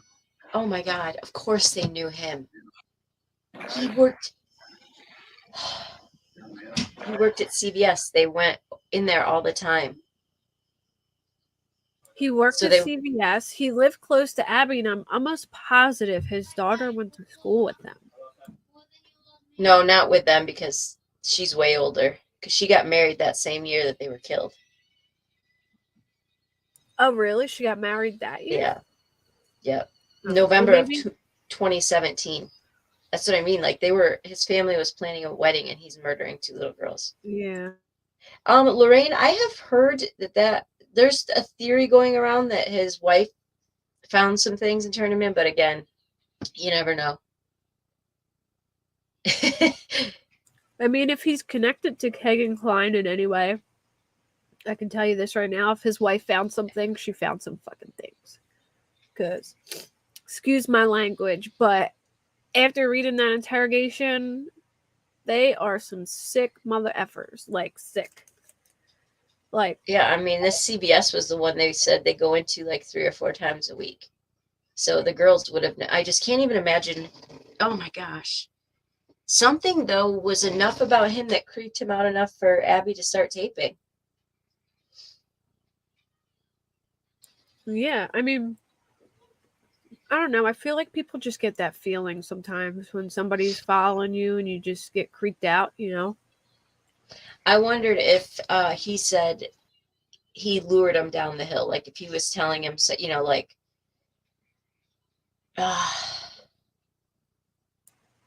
I think he pulled out, like, had a gun in his shirt or something and showed it to him and said down the hill. But they do have supposedly more video and more audio. I've heard that Libby kept her phone on in her pocket. 43 seconds. Yeah, I'm pretty sure that the police even mentioned that she kept her phone in her pocket, and you can't really hear a lot of it, but What's wild is he had such a short. The thing is, he had such a short span of time. Like, I guess, how did he know he had enough time and stuff? Like, there's just so much to it that. How did he get away with going back and moving them, or like relocating them, while a full-on search was going on? I mean, it couldn't have been that much time before the whole town was searching. What's up? Oh, they definitely knew who he was. I would bet money on it because they saw him all the time. Yeah, I can see that Beetle, like, wearing a baseball cap and then having like a hoodie over the baseball cap, and then the hoodie's like sticking out underneath his shirt.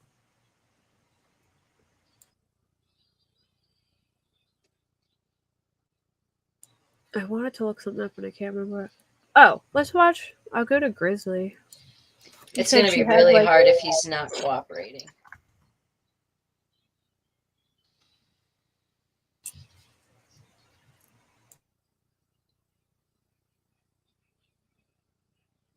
I just feel really bad for his daughter.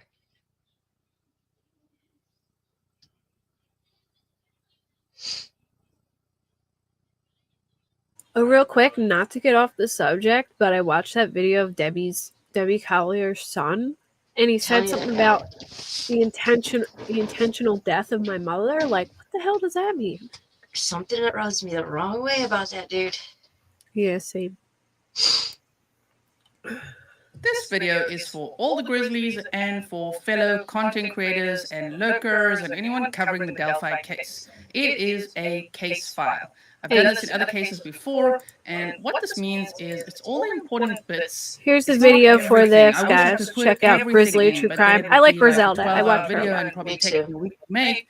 But it's all the important bits, little interviews. I mean, that's news really clips, cool she did this. press conferences in the Delphi case, all of them chronologically with enhanced audio, closed caption activated, as well as subtitles in the Q&A section so that you can actually Wow. see rather than hear, because it's very hard to hear the questions that were asked at these press conferences, but I've listened very carefully for you and put the questions as a subtitle so you can see what was Wow. asked and then you can hear the response.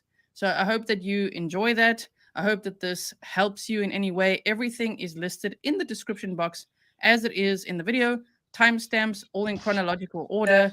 And A real friend of you who, are welcome Nina? to share this. Please So- do. Please subscribe. Hit the Kegan Klein was the guy who got caught with a bunch of porn, and he was talking to Abby and Libby under this account. Well, Libby, Anthony Schatz. It was, yeah. So Anthony Schatz was a fake picture of this guy who kind of looked like Justin Bieber, and he played this persona that he was like rich, and he had like a Ferrari and all this, and he would send Libby money, and Libby was absolutely enamored by him. And they were supposed to meet up on that day at Monon High Bridge, and he said that she never showed up. But it is strange if this guy killed them and Kegan, lured them there and they're not connected. Like, what are the odds? And it's scary if they're not connected. the bell so that you don't miss out on the press conference that's happening on Monday, October 31st, 2022. Today's date is October 30th, 2022, and I've done this for you as a press conference prep, if you will. So you could just relax and watch through this, refresh yourself before the press I agree, conference. Perry. Everything that's happened up to this point. Of course, as I just said, I could put in a million more news clips, interviews, and all sorts of things, but I think I pretty much put in what we need to know. I know that there's a man that's been arrested. His name is Richard Allen. He was arrested on Friday, the 28th of October, 2022. We are going to go over right before the press conference everything we know about this man. So make sure that you have all your notifications turned on, not just on YouTube, but also on your phone, so that you don't miss when I do go live and go over all of that right before the press conference. Also know that on this channel, we are going to be boosting the audio of the press conference. So I really hope that you'll have really good sound and you can watch it here and chat with all the Grizzlies about this case. Folks have come out. We've seen family. We just saw a group who didn't even know the girls come out here because they heard the story and wanted to come out. They're here with flashlights searching for them, doing anything they can. Meantime, the search started again yesterday afternoon. The two actually had the day off school yesterday, so they decided they wanted to have some fun, spend some time on the trail, and take some photographs. They were dropped off by a family member. They were supposed to be picked up around 3 o'clock, but when that family member arrived, the girls were not here. They weren't answering their text messages or phone calls. Libby's grandfather tells us the search started right away. We started going through all the I love social media Griselda things, too. She does a great job. looking at Facebook, if she talked to anybody, or had the girls been talking with anybody, Snapchatting or whatever the kids do today, back and forth, and really didn't find anything. The last message I think we found going out was like about 2:30, which was a Snapchat of a picture of them out there on this bridge on the trail system. That was the last communication we've had. While investigating the murders of Abigail Williams and Liberty German, detectives with the Carroll County Sheriff's Office and the Indiana State Police have uncovered an online profile named Anthony Schatz. This profile was being used from 2016 to 2017 on social media applications, including but not limited to Snapchat and Instagram. For any information, please contact law enforcement by utilizing the tip email, abbyandlibbystip@cacoshrf.com. Thank you. In the beginning, there were rumors that maybe this could be social media related. And then we were led to believe that it wasn't social media. So I kind of hung my hat on that because I was afraid to maybe accept that it was social media, because then I let them down. I didn't catch it. So when the transcripts came out, That's a sin. and it showed that Libby was talking to somebody on social media, it was hard to face that reality. So it wasn't like Libby was totally naive. I feel somehow that this Anthony Schatz made her feel comfortable, that she let her guard down. Oh, I'm very angry that that grown men would actually even do something like this. They're kids, little girls. You know, I mean, can they you are preying on imagine their some innocence. cute kid who's rich It is would be, talking about a well, Ferrari it's not even okay and to do it sending to an her adult, money? Of course but to she's do gonna it to be, kids where they know they're you easily know, like, oh my manipulated and tricked. gosh, this hot guy is into So me yes, and he's rich and he's there's got a like, special place in hell for those people. This may be a coincidence. Even he though is this a is all coming monster. out of social This guy media, is a damn this could monster. still be a horrible If coincidence you that read the the girls were killed interrogation, which I shared the while link this was and I'll going share on. it again, We he's don't a know for sure. freaking So we monster. have to go down all roads. You know, we're going to have to assume anything, but we just want to help the police.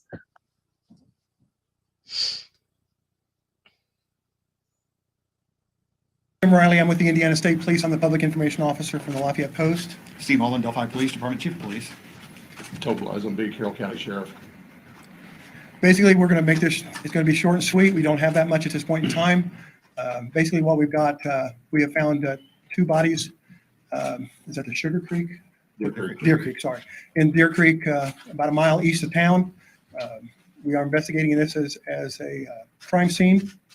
We suspect foul play. We have not made positive identification of the 2 bodies, so we're not going to be releasing any information on them at this point in time. We've got the Indiana State Police who's assisting the Carroll County Sheriff's Department and the Delphi City Police Department in the investigation here. We also have the FBI Crime Scene Investigation Group here out of Indianapolis. And one thing the family asked us to do is to thank all the communities around Delphi and the people here in Delphi for assisting in attempting to locate these the 2 young children that were missing earlier. They just wanted to say thank you to those people, and thank you. They were just wanted to express their gratitude toward the hard work that was done in helping search for these children. Has the search been called off for these 2 teenagers? Not officially, because we have not positively identified the bodies at this point in time. You have people still searching the woods and creeks and fields. We still have, there's still people out looking, but it has been scaled back. Let me just put it that way. Are the bodies of the 2 individuals recovered are those of young female children? I'm not at liberty to give that information out as of this time. Who found them? I'm not going to say at this point in time. Why do you believe that there was foul play? Just the way the bodies were found. That's about all I can say at this point in time. They did see him from like across They were on the edge of the water. the from what I road. understand. Thanks, That's the best I can Lynn. tell. Any outside injuries? I'm not going to make a comment on that at this time. What time were they found? That I'm not sure. 12:15? About 12:15 this afternoon. Are there any either suspects or persons of interest being questioned at this time? We have not gotten that far into the investigation, so I cannot comment one way or the other. Sheriff, you are from this community. Talk about Thanks, the toll Jameson. this search and this apparent recovery has taken on your county. Makes me wonder if it was so bad that they felt like they couldn't even identify them. Like, you would think that, you know, they would just be able to tell by looking that it was them. Ugh. It's been a long several hours. It's played tremendously on the emotions of the community, but the positive is the outreach of love and support for the families involved. I think that's been fantastic. It speaks highly of our community. You've talked to the families. There's no identification, but we could hear that this was a sad meeting. There is some sadness, yes. How long do you think it's going to take, of what you know so far? How long do you think it's going to take to positively identify these I can't speak for the coroner. He's the one that will take care of that part. That's not something I can give you that information at this point in time. How far down was it from the bridge? Downstream? Probably more than a mile, or less than a mile, rather. I'm going to say somewhere between half and 3/4 of a mile. I'm guessing the road curves back in there, so it's really hard to tell as a crow flies how far it is, but I'm going to guess about a half to 3/4 of a mile back there. It wasn't that far from where the search started. You mentioned you hours of searching, hundreds of people. So were they not in plain sight in that area that it would have taken a long time for you guys to find them? We really don't want to comment on that at this point in time. We don't really want to put out too much information at this point in time. Something I will do, if you follow me on Twitter, I'm going to probably put tweets out approximately every hour on updates. It may be as much as that I'm just going to say we have nothing new at this time, but I will try to do that for at least the next 4 to 6 hours. How do you suspect? do you presume that these are the two people you were looking for? I really can't comment on that at this point in time. Were there any visible injuries or other signs of trauma to the bodies that were discovered?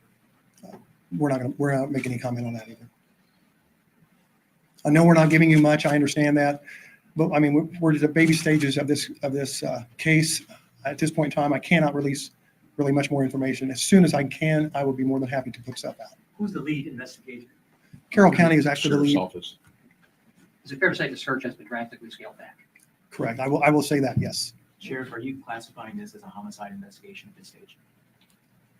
It's a death investigation with unknown sources.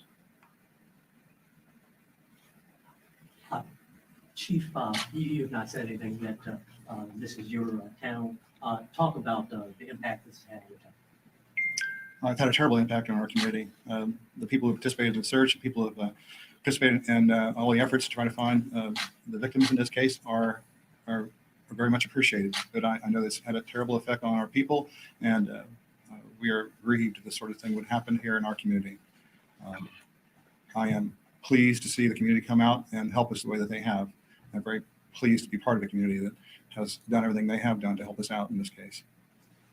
Going forward, you're going to do everything. Obviously, you can't find out who was involved in this. And then earlier when we talked, pretty much all the law enforcement's been holding back tears because these young girls and families and the whole search is really taking a toll on you. So are you going to do everything, exhaust every option, just like you did in the search, to find out who was involved in this?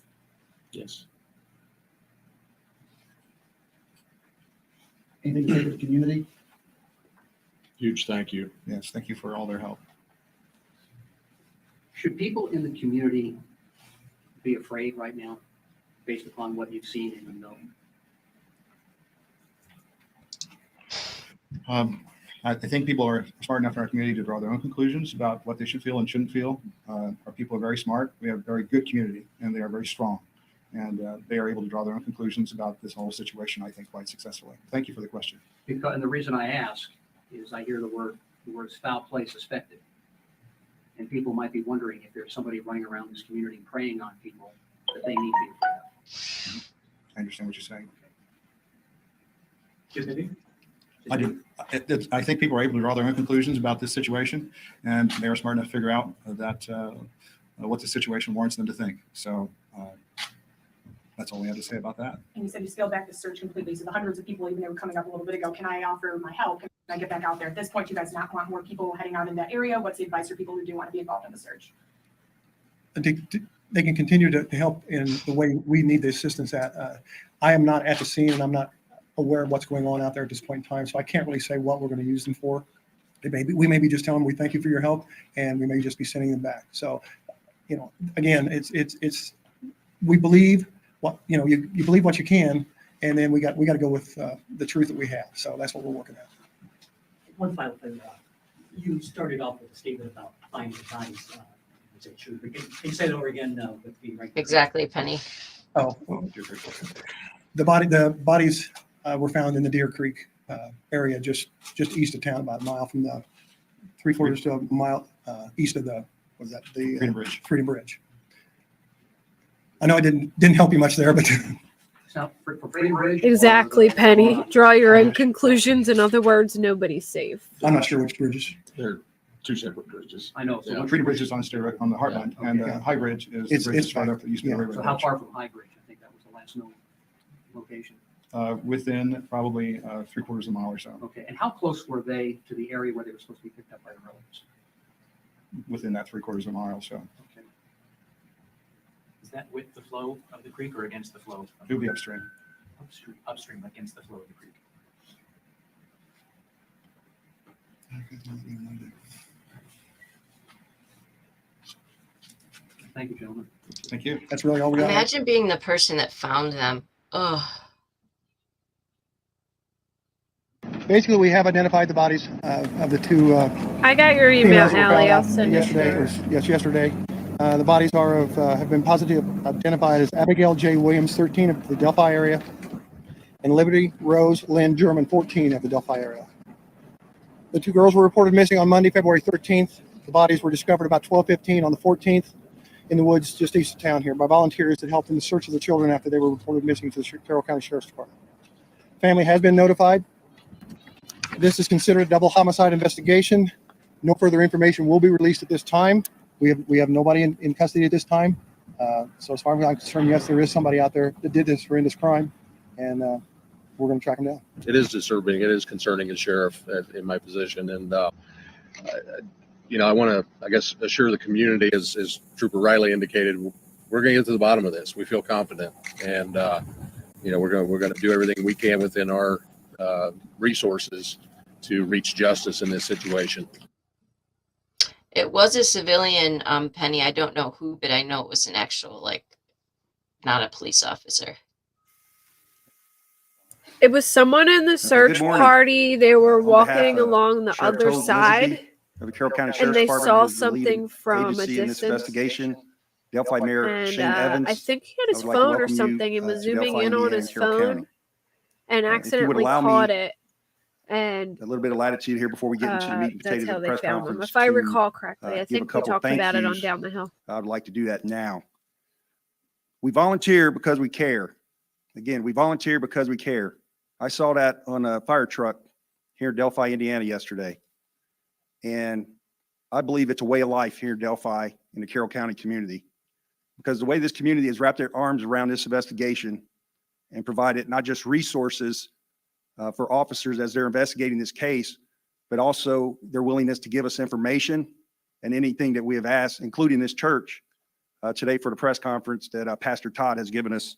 And of course, we want to thank the Delphi United Methodist Church for this facility today. Again, I would like to thank everyone who's given donations and any general support to this investigation. I would also like to thank in advance the person who's going to call our tip line and give us that tidbit of information that's going to lead to the arrest of the murderers of Liberty German and Abigail Williams. And I would like to thank the media for their patience. I understand there's information that you would like to get to your subscribers, get out into the media. But as you know, we have information that is germane to our investigation that we have to keep close to the vest because this investigation is too important to make any mistakes and give out the wrong information. So again, I thank you for your support and your patience as we go through this case. There are a couple of acknowledgments I must introduce today, a couple of folks, department heads that are here. We have Delphi Mayor Shane Evans, Carroll County Prosecutor Rob Ives, Carroll County Sheriff Tobe Lisenby, Delphi Police Chief Steve Mullen, Indiana State Police Superintendent Doug Carter, FBI Assistant Special Agent in Charge Greg Massa, and Captain Dave Burston, Chief Public Information Officer for the Indiana State Police. Obviously, the reason we are here today is to give out information in the double homicide of Liberty German and Abigail Williams. On February 13th, Abigail Williams, 13, and Liberty German, 14, went on a hike at the Delphi Historic Trails. On February 13th, they were reported missing later in the afternoon when they failed to return to a pickup location as a family member returned to pick them up from their hike. After organized searches on February 14th, one of those search parties unfortunately found the bodies of the two teens. Evidence in this case has led investigators to believe this is a double homicide, and that's what we're investigating at this time. Also shown in front of me is an enlarged depiction of a person believed to be the suspect in this case. We are actively looking for this person. We believe this person is our suspect, and we would like any information, regardless of how small or minute you might believe that information to be. It might be the one piece of a very large puzzle that helps us get this person in custody. So please call our tip line, 844-459-5786. And again, I would like, as we go through this press conference, to remind the media there's going to be information that is germane to our investigation that we're not going to release today. But at the end of the press conference, we will have time for questions and answers. So as we go through our speakers, I ask you to please hold your questions to the end of the press conference. So at this time, I would like to invite Indiana State Police Superintendent Douglas Carter to the podium.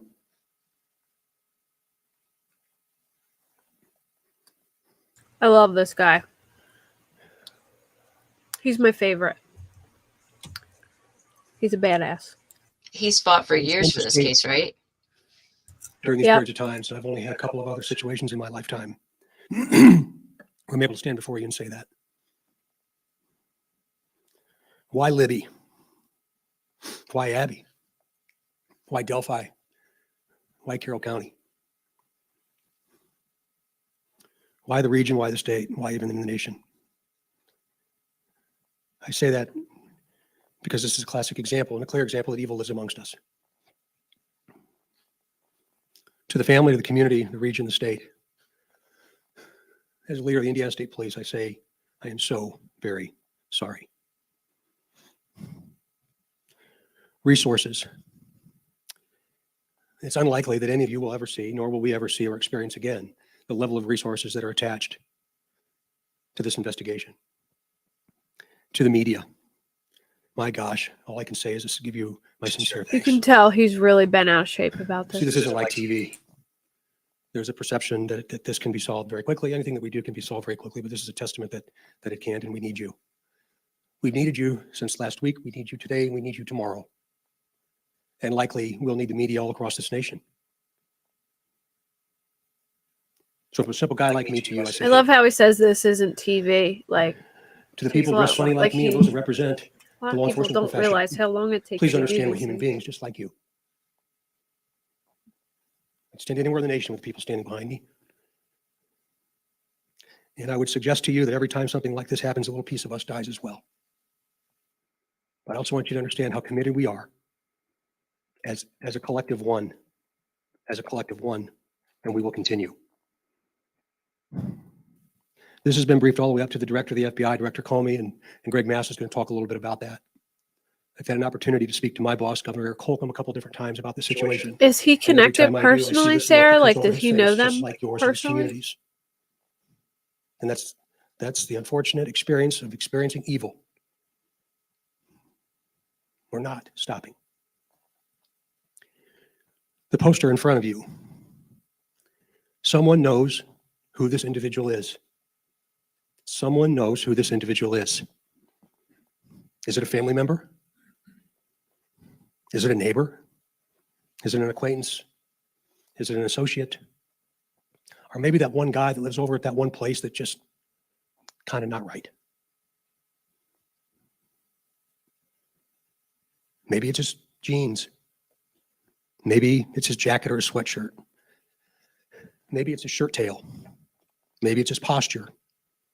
Maybe it's the right hand in his pocket. You see, even with technology, we need human intelligence. In other words, we need you. I'm not suggesting that everything that we can do as science has been done, because we are just Hey, getting Jamie. started.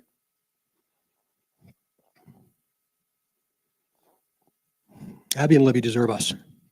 They deserve every single one of us, and not just the people standing up here on the stage that have given so much of their lives to not just this, but to this profession, but each and every one of you. Each and every person listening, watching, or seeing this in some Well, form. welcome, Penny. I'm glad you found my channel. Libby and Abby need you. Please do not rationalize I tips appreciate away. your support. Rationalize what you think that might not be important away. By thinking he would never do that to another human being. Or think what I know doesn't matter. That is a rumor going around that his wife That turned him folks like the in. people that are standing behind There's a me couple with such rumors, incredible Penny. passion and commitment and dedication to this profession. That he and did determination. genealogy, that dog hairs matched. Tips are anonymous. Some might not want to talk. There's a rumor that he stole something from his neighbor, and the neighbor reported him, and the police were looking for said item and ended up digging in his backyard and finding a dog, and there was dog hair on the scene, and maybe this dog matched the hair or something like that. There's a bunch of different rumors. I can't really confirm any of them. So, hey, the 90s guy. Oh, it's so nice to see all these new people. Thanks. Make sure you guys subscribe too, so you'll be alerted of my other lives. And I'll share my Discord before I leave. So if anyone wants to join. Yeah, I heard cat hair and I heard dog hair. I'm not sure which one it is, but I've heard both. It's one of the others. All right, let me keep going. It's very interesting that Kegan's trial is just about to start or something, or was about something, and then it got postponed or something like that. It got postponed? Oh, I have to look that up. Yeah, some rumors quite often are based on truth. I'm going to probably hope that there's some truth into some of them. You like the Discord link? All right, I'll get it in 1 second. While we're playing, I'll get the Discord link. Because they don't want to get involved. Because they know the individual. Again, he may be a family member. Probably has family. No one will ever know. No one will ever know. There's not an agency on the planet better than helping us facilitate this than the FBI. And they're as entrenched in this as anybody. No one will know. As poor as this picture is, somebody knows. And if you're watching, we'll find you. Penny, 30 charges of child pornography. I hate to ask you that question. I'd give my life to not have to. But I know you've asked yourself that very question. We must recognize it. You see, we're all the same. We're all human beings. We must keep our resolve for Libby and Abby, for this community, and frankly, to ensure that good trumps evil.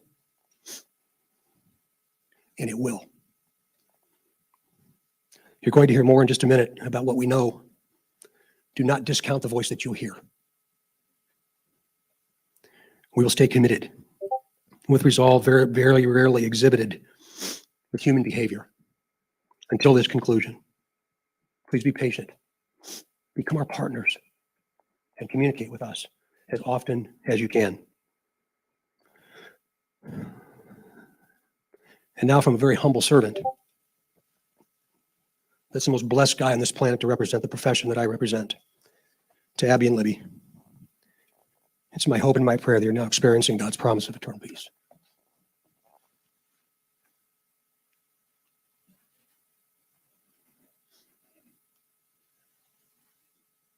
At this time, I would like to invite Greg Massa, Assistant Special Agent in charge for the FBI, to the podium. Good morning. As the Assistant Special Agent in charge, my role is to supervise and lead the FBI's criminal investigations across the state of Never Indiana. seen this guy. 9 days ago, we had an agent that was participating in the search for the missing victims. And from that moment until this morning, we have stood shoulder to shoulder with our law enforcement partners here. The FBI plays an important support role in this investigation, this joint investigation. I'm very humbled by the response that the resources that are under my direction have brought, and hopefully the contributions that we are making. On any given day, we have 20 FBI agents that are here providing investigative help, whether that's running down leads, conducting interviews, helping with lead tracking system, providing intelligence analysis support, providing technical assistance. Every night, I update our FBI headquarters to our Deputy Assistant Director, and as the Superintendent mentioned, this has been briefed to the FBI Director on 2 occasions. So whatever resource that the FBI has available, whether it's here in the state of Indiana or nationally, we have brought those resources, and we will continue to do so. We were committed to working around the clock, as we have been over the last 9 days, and will continue to do so until this case is solved. To the members of the community, when I met with our behavioral analysis unit and their expertise and their experience, it is oftentimes even unwitting that a member of the community may have information that is germane to this investigation. And I'd like the community to go back 9 days and go back to the afternoon of February 13th, Monday, February 13th, and just think if you had an interaction with an individual who inexplicably canceled an appointment that you had together, or an individual called into work sick and canceled an important appointment or a social engagement, and at the time gave what would have been a plausible explanation. My cell phone broke, or I had a flat tire on my car. But in retrospect, that excuse no longer holds water. That may be important. Likely so are behavioral indicators that this individual may have exhibited since the afternoon of May 13th. Did this individual travel unexpectedly? Did they change their appearance? Did they shave their beard, cut their hair, change the color of their hair? The superintendent mentioned the clothes that this individual was wearing in the photo. Did they change the way they dress? Did their behavior change? Did their sleep pattern is different now? Did they start abusing drugs or alcohol whereas they would not have? Have they been anxious, nervous, irritable? Have they followed this case and what the media is putting out with a sense that is not normal? Have they had ongoing discussions regarding their whereabouts on that afternoon or thereafter? Please, if you have that information, call that into the tip line. After this press conference, the FBI will be putting out a series of these indicators on our social media, so it'll be available not only to the citizens of this community, but across the state of Indiana and then nationally as well. We'll also be utilizing digital billboards, and in any way we can spread this message, we will. I'll just finalize my remarks just to say that It might speed it up to my just law a little enforcement partners bit. behind me, to the community at large. I'm gonna 9 hop days ago, down. we stood shoulder to Okay. shoulder with you. I hear We're not going anywhere. some We will be little here feet. until this case is solved, and I'm confident this case will be All solved. right. Actually, some big feet. My 10-year-old. So, all right. See you guys in chat though. All right. Bye. Bye, Parker. And guys, Parker's link is in chat. Positively Parker. She has a great channel. I go over there a lot too. We do a lot of panels together. She does a really good job covering cases, so make sure you subscribe to her too if you're not subscribed to Parker. All right, I'm gonna make it a little faster. I don't know. This is a really long video. It's like 3 hours, so I don't At know. this time, I would like to invite Captain Dave Burston, Chief Public Information. I don't know if we'll get through this all tonight. I might wait till like after this particular one, and then maybe tomorrow morning I'll come on like a little bit before the press conference, and we can play other ones to like get caught up. And I'll give you guys. Well, actually, if you guys Grizzly True Crime put this out, it's just a whole video of all the stuff. So, you know, if I hop off and you still want to keep watching, you can go. But we'll keep playing for a little bit. But 3 hours is long, so we're not gonna be able to watch it all. But we can watch. You know, I'm going to put it on a little faster so we get through it a little faster. I kind of want to see this, and I want to see the one where they put out the sketches. Hopefully, they're like one after another, so we'll see. But she put a really good video together with all the press conferences and things like that. Officer for the Indiana State Police to the podium. Thank you, Tony. We do have some new information for you today. It's in the form of an audio file from the cell phone that Liberty German had with her at the time. We're not going to play everything that we have, but Liberty had the presence of mind to turn on her video camera. Rambro, how do I share find everything that? with Do you. it. What did you But type? we're going What to did share you this audio type clip with in? you Like, momentarily what did you Google with the hope that somebody will something that I can recognize this type in? voice. And I want to be very clear that what you're about to hear is just 4 short words. Excuse me, 3 words. Down the hill. You're going to hear this played 4 times. The audio quality is not superb, but there's enough there that somebody could recognize this person's voice. And as Superintendent Carter said, not to rationalize away. If you hear this today and you think, my God, that sounds like fill in the blank, call us. Make an anonymous tip. Tell us who you think it is. Let us investigate it.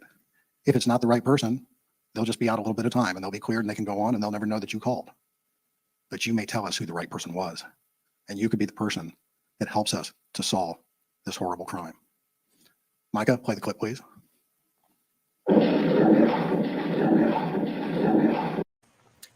I found it. Thanks, Rambro. Right at the best part, it pauses. Hold on. Would you play it one more time?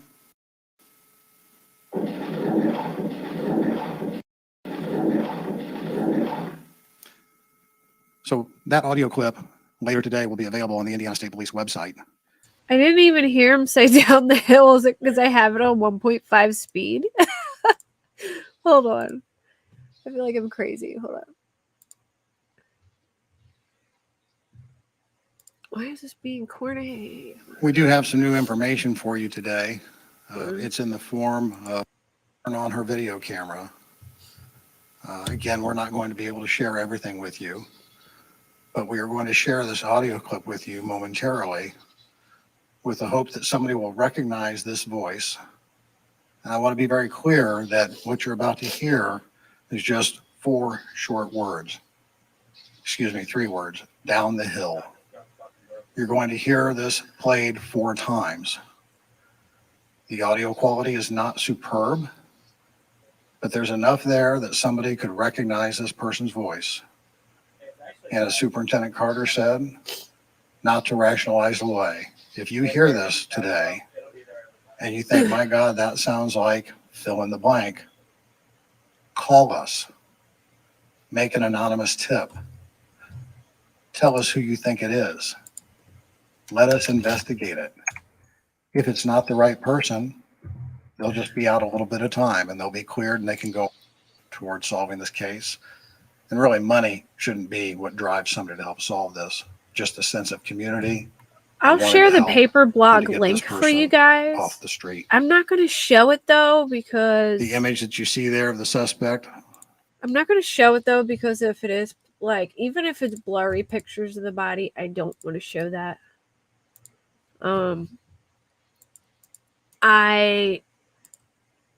They do show, like, I don't know, you can look for yourselves. I don't want to share it, but it is weird.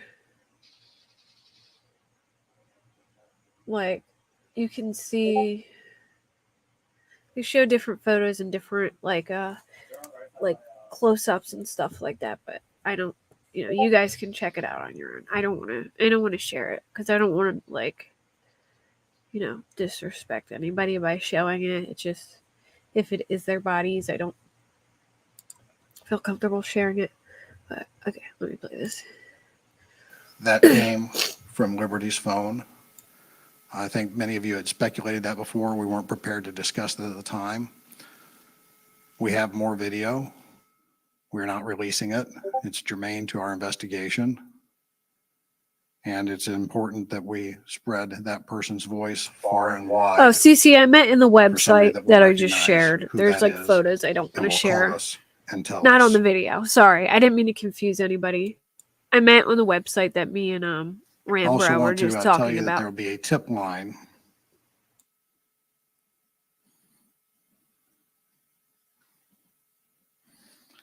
There's an email tip I line. should have explained better. I'll spell it out for you, and it'll be on the website later, but if you want to copy this down, tips can be emailed to ABBYANDLIBBYTIP at CACOSHRF.com. Yeah, I can't That is confirm that Abby they and are. Libby Tip They're only at rumored to be photos. They're not definite photos of the CACOSHRF.com. body. They're just.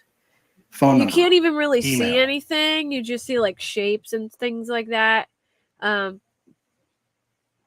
it doesn't really show anything very clear. But if it, it's rumors to be photos of the crime scene. I don't know if it is or not. I don't know if it's just like weird pixelated stuff that people see. People do all that extra looking into stuff and change the contrast and all that. I don't know if it is or not. I'm just sharing the link for you guys to look with your own eyes. I just don't want to share it on here in case it actually is, because I don't want to like be disrespectful in any way. So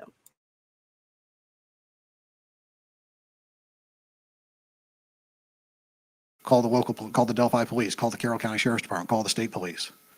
Help us to capture the person responsible for these murders.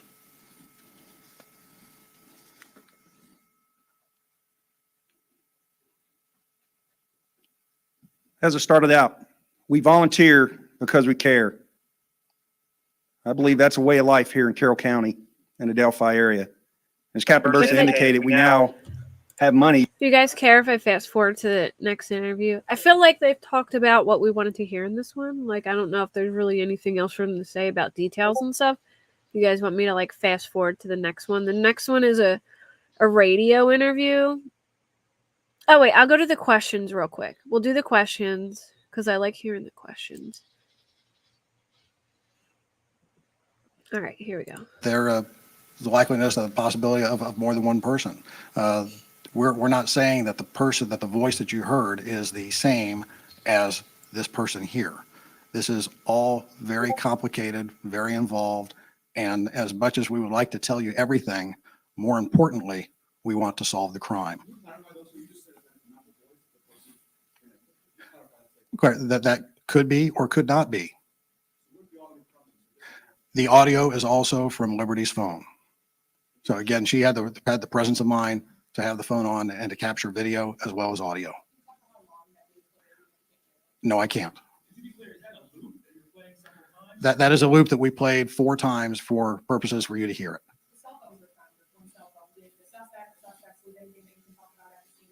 No, there's nothing I can speak to about the scene investigation and collection of evidence.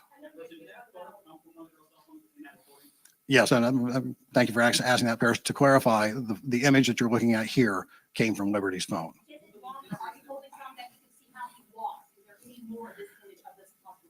There's nothing that we are prepared to release at this time.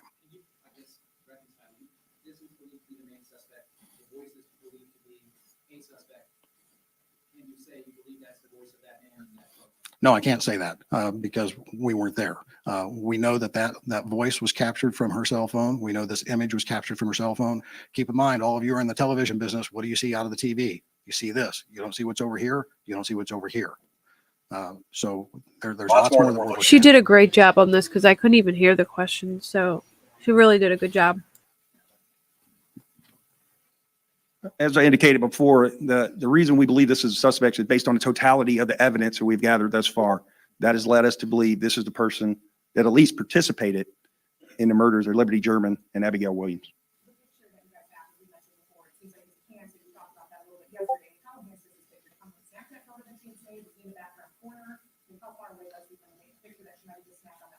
Now, we're not going to release that part of the information, but it did come from her phone, which entails that even though we enhanced it. I agree, it's the Gina, best and we I have. think That's it's the image because we're of. given. And just because you and I do not I recognize. think they were there to meet Kegan Klein because he was literally supposed to meet them that day.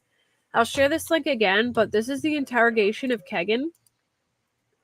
And he literally talks about how Anthony Schatz was supposed to meet them there that day. And he says to her friend, he says, so Anthony Schatz was the fake profile, okay, that was talking to Libby. He's the guy Kegan Klein was pretending to be this like hot young kid because he was a creep and liked getting naked photos of young girls, put it that way. He had files. You wouldn't even imagine how many files he had on his phone in his Dropbox from reaching out to girls, pretending he was another girl and asking for photos because girls felt more comfortable either pretending he was another girl or some hot young guy who had a Ferrari and had money. I believe he was even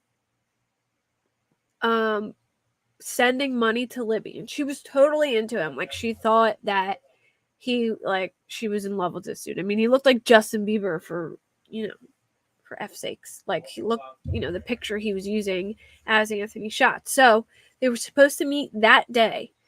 And then Liberty's friend messaged Anthony Schatz and was like, oh my gosh, did you hear what happened to Libby and Abby? And he said, yeah, I was supposed to meet up with them and they never showed up.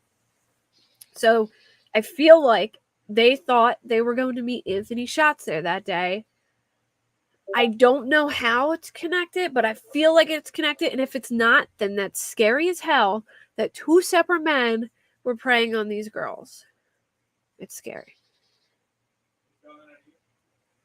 Does anyone else wish they get abducted by aliens? No, I don't wish I got abducted by aliens, but I do believe girls would, yeah. Maybe, yeah, that's what I was thinking. Maybe they collaborated. I don't know, but yeah, I'm going to fast forward as soon as these questions are over. That photo, there, as indicated earlier, a person that works with what appears to be a male white in that photo might recognize him. Again, a family member might recognize that. Unfortunately, it's the best we have, and that's what we're going to go with at this time. If we decide to go other routes later, we'll let you know. Just to clarify one point here, do you believe that based on the evidence you guys have, that Libby turned herself on obstruction point specifically because this person seemed suspicious or was freaking her out in some way? And if so, what's your reaction before you know having the presence of mind to do? This young lady's a hero. There's no doubt. To have enough presence of mind to activate the video system on her cell phone to record what we believe is criminal behavior that is about to occur. As far as the first part of your question, that's something we're going to keep close to the vest as part of our investigation. But there's no doubt in our minds that young lady is a hero. And if you want to get to the Abby and Libby part of the Kegan Klein interrogation, I think it's around either page 84 or 140 maybe. Hold on. I wrote it down, I think.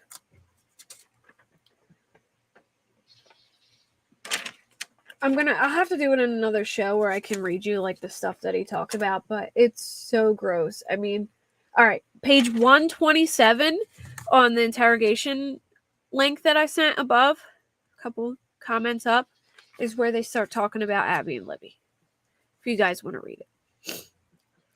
And I wonder about that too, Texas Troy. And I said it earlier when we first started this show that I think maybe he could be connected to the Evansville murders, which is very, very similar to these murders, because it almost felt like he had done this before. And I'm looking as much into that as I can and trying to find a connection to them with Evansville, Iowa. It's pretty close. It's pretty darn close. So I'm going to try and find a connection there.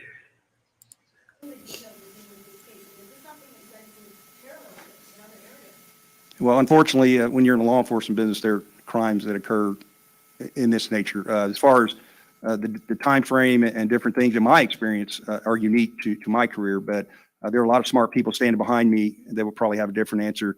But the Evansville murder happened in 2012. It was these two girls that were riding their bikes, and they were found at a trail called Seven Bridges. It's in Iowa, though. It's about 6 hours away, but we may have found some connections there.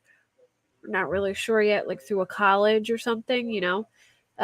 We have to verify it, though, and we're trying to find a connection. So if we can find a connection, that would be crazy, because the girls who died, they were killed, are named Lyric Morrissey and Elizabeth Collins. They were cousins.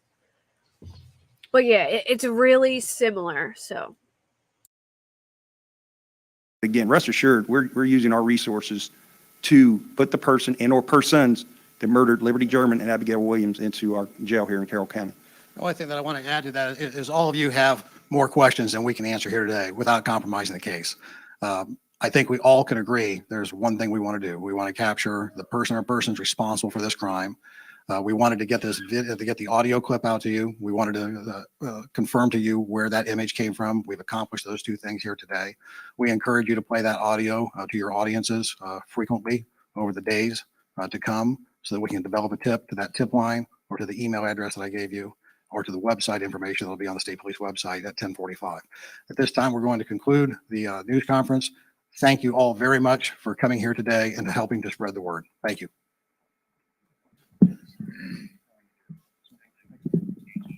Oh, Captain, thank you for being with us today. Captain Dave Burson, Public Information So this Officer is a of the United States radio Police. Thank you for interview. being Do you with us guys want to today. hear a Thank you, little Rick. bit of Appreciate this? the invitation to be here. And Good night, unfortunately, we've got Allie. a sad topic that we're going to be talking about today. But I think the more we can get this out, the more information that people know about and see and hear about this can help out on this investigation. And we're talking about the obviously the double homicide there in Delphi and the unfortunate death of those two little girls. Yeah, very, very sad, very tragic. I'll listen to like a couple minutes of this and I'll fast a forward reward again. that is well in excess of $200,000. We are still looking for tips. We've received 8,000 plus tips. Those are still being looked at, each one of them. Some of us, I know, are getting tips sent to us directly. We kind of discourage that because that can slow down the process, but we're not going to turn away the information. Oh, that's huge, are working Lynn. diligently Vacationing at a lake in Iowa. Well, let's start at the very beginning. I what we haven't do seen know, his what Facebook, took but place. maybe I know you've been involved up there his with wife's Facebook. Sergeant Slocum and That would Sergeant be Riley, huge. the That would PIs up place there him in close Delphi, there. and have firsthand knowledge of what's going on and during the news release or during the news conference with Superintendent Carter. Walk us through from what we know right now. Because where they were killed we is know like that the 6 hours one of the away parents from there. dropped But if he has off, some kind Abby of and Libby, connection best there, friends, then we to can go on a walk in the find trail there something. by the Monon Railroad tracks that have been abandoned and over the high bridge there. And the plan was to drop them off and pick them up later. And they did not arrive at the appointed time. And, initially, okay, maybe they're just having a good time out, going to be a little late. But then it goes from being just a little bit late to hours late into darkness. And now true concern about what's happened, what's transpired. And then Unfortunately, she deleted it now, but volunteers hopefully who were searching, someone has found their like bodies. in the group some And then we knew connection that where we had they took a double picture homicide of it or investigation. something, And then because she moving deleted forward it from that now, point, unfortunately. what information that we can publicly share, information that we can't share, because the ultimate goal is to find the person or persons responsible for this horrible crime and to hold them accountable. People talk about giving closure to the family. Yeah, there has been long I look at my speculation in the son, police who's there. almost 18, And Sad. if something like that happened, It looks like it could be a coincidence, but they're not ruling it out. The execution. There is no That closure. they won't. There's They're no not closure. ruling it Anybody out that's that a it could parent be will connected. tell you that that losing your child, there is no closure. Mhm. So, but the only thing that we can do is make sure that this person or persons cannot do the same thing again. And this is kind of a popular place for people to go to walk. It's very, I mean, it's I've kind of heard remote, that but a lot of too, people use it. Gina. I think I've it's heard something that that's she was locally caught so known, bad that she was and almost is popular. decapitated. There's the historic bridge. The sad. tracks, as I recall, were decommissioned in No, 1985. Penny, she took the it down. rails were pulled off the bridge, and it's 65 feet above ground, I believe, is what I was told as it goes across this area. And it's a popular trail area to be walking, and it's by all indications, it's a nice, peaceful area to take a hike. And now we have this happen, and it's never going to be forgotten for what happened there now because of the two girls being killed, because of Abby and Libby losing their lives. People were Let's talk a little sharing bit, and you pictures and of I were her discussing daughter, this so I earlier could today see before we why went she on the took air. it down. And we've I don't received know if questions she's on this, and I know involved, you but have. when people are sharing your family's pictures, Is there some information out there that we're probably not makes you releasing? want to take your No, there stuff certainly down. So I is. can't really And blame her. often people ask that they're not involved in law enforcement. Well, why aren't you releasing everything? And sadly, I have to sit here and tell you, I know you know this, but people that are listening or watching today, there are people that will call up and they will claim responsibility for crimes, or they will call up out of a want for attention, and they will give what they say they have this solid tip information that they want to provide and share. Right. And they've gleaned it from what's been released. The example that I often give, I said, imagine, if you will, that we go to investigate a burglary. And we get there and then we find out actually it's been a homicide. And the person was killed because they were stabbed twice in the back and they were hit in the head with a lead pipe. If we release that information, then the tips we get all have that same information. Whereas if we don't release that information and then we get a tip that says, yeah, I was at Joe's Bar and Grill. I heard this guy talking about how he had broken into a house and he stabbed a woman in the back twice and hit her in the head with a pipe. Well, if we've not released that information, we get that as a tip. We know, hey, this is some good information. Right. He's right. There's specific information in it. That's why they withhold information, because they have some crazy people who will call in and say, yeah, I killed them. I shot them 3 times in the head. And then, they know that they didn't die that way. So they can, say, all right, well, it wasn't you. You would be shocked how many people call in and take responsibility for crimes and say they did it when they didn't. So, I mean, it sucks not finding out information about a case that you really want to know the information. But yeah, we don't deserve it. And they are right for withholding it for those exact reasons. And I feel like, don't get upset, guys, if we don't find out a lot of information tomorrow, just because, if say there was somebody else who helped this guy, or, they think they got this guy, but it was really some guy who was over his house that got his dog's hair on him or something. They aren't going to release that specific information probably until it goes to trial and it comes out as like a discovery or in the preliminary hearing. So just, don't get too excited that you're going to hear a lot of stuff, because you probably won't, unfortunately, but we'll see. I think that's why the family said they don't want to comment until tomorrow, because they want to know what the cops are going to say before they go say anything, because they don't want to release any more information than the cops are. Libby was athletic. I'm pretty sure Libby played a lot of sports. And Abby, I think Libby played like soccer, softball, and maybe like 2 other sports. She played a lot. And Abby, I think, played softball with her. I don't think Abby played a lot of sports, but Libby definitely did. And Libby was athletic. Could a man in his mid-40s. Oh, yeah, if you want to come back up, Parker, you can. Or if you want to stay and chat, it don't matter, but I'll share it just in case. So, here's this is just my opinion. I think one or the other probably could have got away or whatever, but I feel like Libby or Abby wouldn't leave their friend. So say like he got a hold of one, I feel like the other one, that's okay, Parker, I just shared it just in case.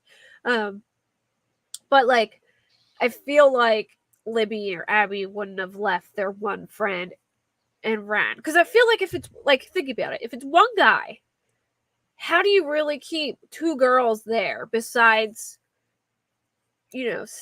trying to defend your friend?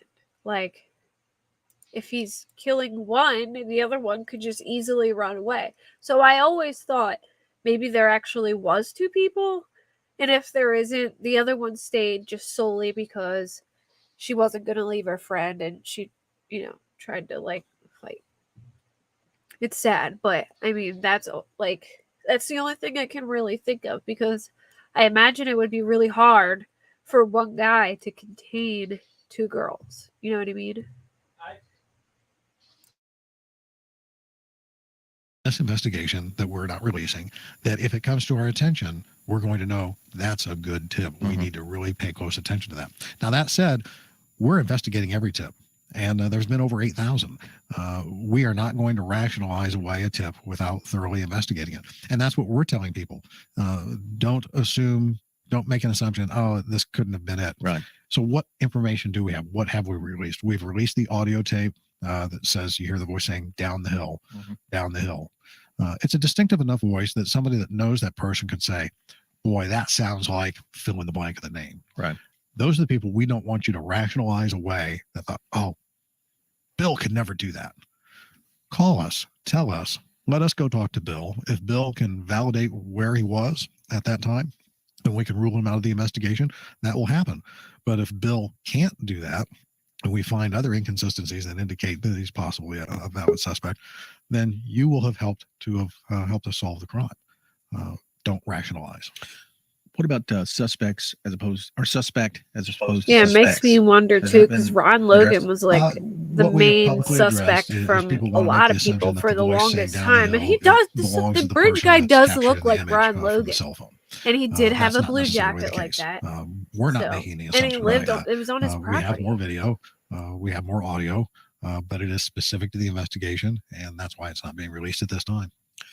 Well, again, you're listening to the Indiana State Police Roadshow, brought to you by the Indiana State Police Alliance, Cops for Kids, a subsidiary of the Indiana State Police Alliance. I'm speaking with Captain Dave Burston of the Indiana State Public Information Office, and we're talking about the senseless crime that happened there in Delphi, Indiana, to Abigail Williams and Liberty German when they were senselessly killed up there in Delphi.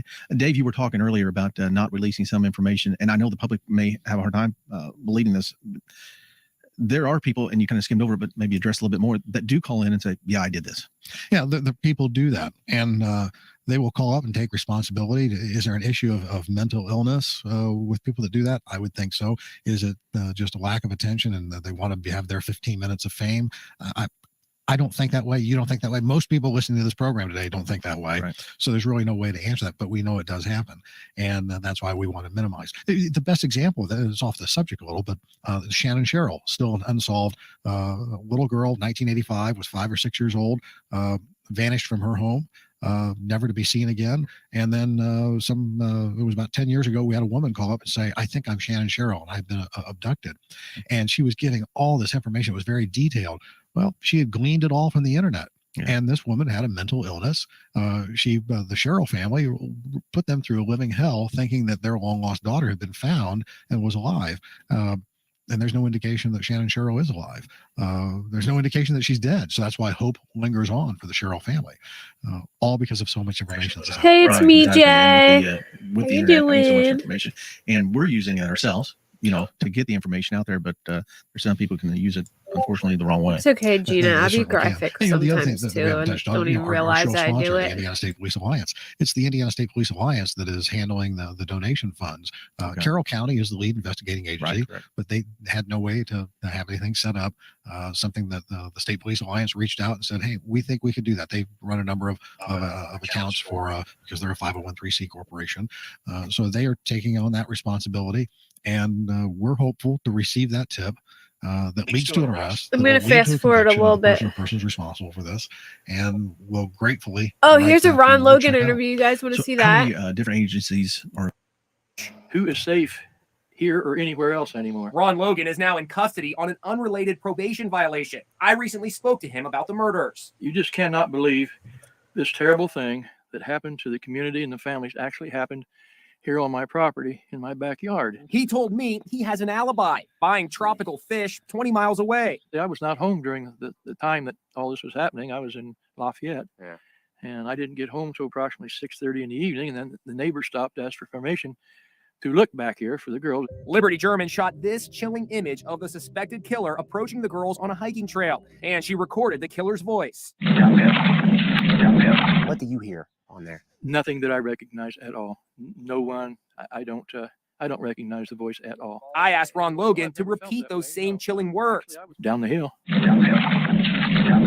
And that image of the suspect? The picture is of such poor quality, it doesn't look like anyone I've ever seen. Police have not revealed what led them to search his home, but said in a statement, "We basically are here to try to eliminate him or put him as a higher suspect in our case." Ron Logan told me he is devastated by the discovery of the bodies on his property. That was like being hit with a bolt of lightning on my property. I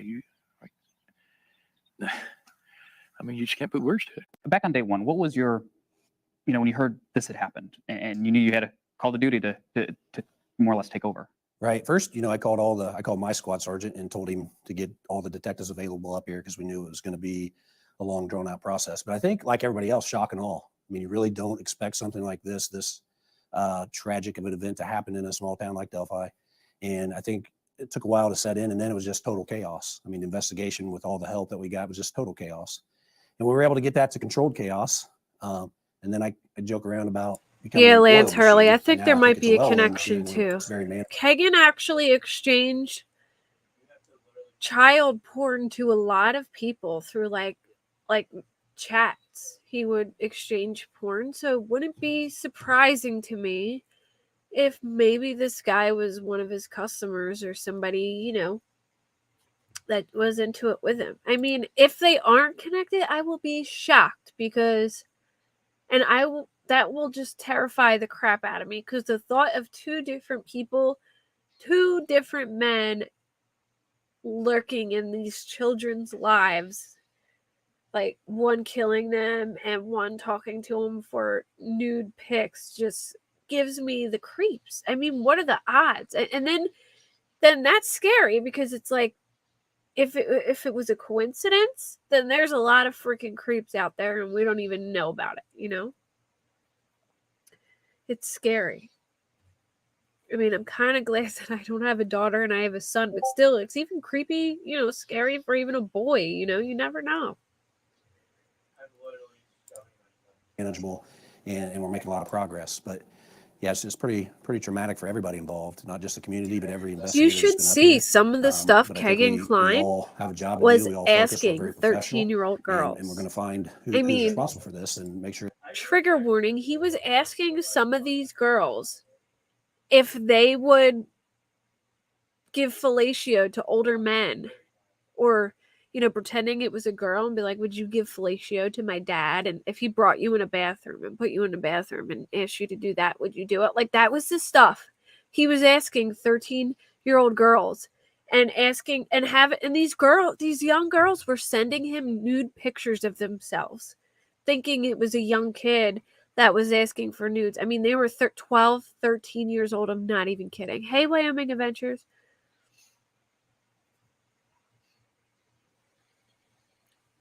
I don't know. I don't know about Ron Logan. I'm always so confused about him. Hey, LFT. You too. Yeah, but I mean, I'll share the Kegan Klein thing again. I'm telling you, I'm just warning you, it's really, really graphic. All the stuff he was talking to other girls is like way before page 127, but at page 127 is where they start asking about Abby and Libby and his connection to them. But still, I couldn't believe the stuff he was asking these kids and how willing these young kids were to send naked pictures of themselves. I mean, like, it was almost like these young kids were more easily coerced into doing it than like older women. You know what I mean?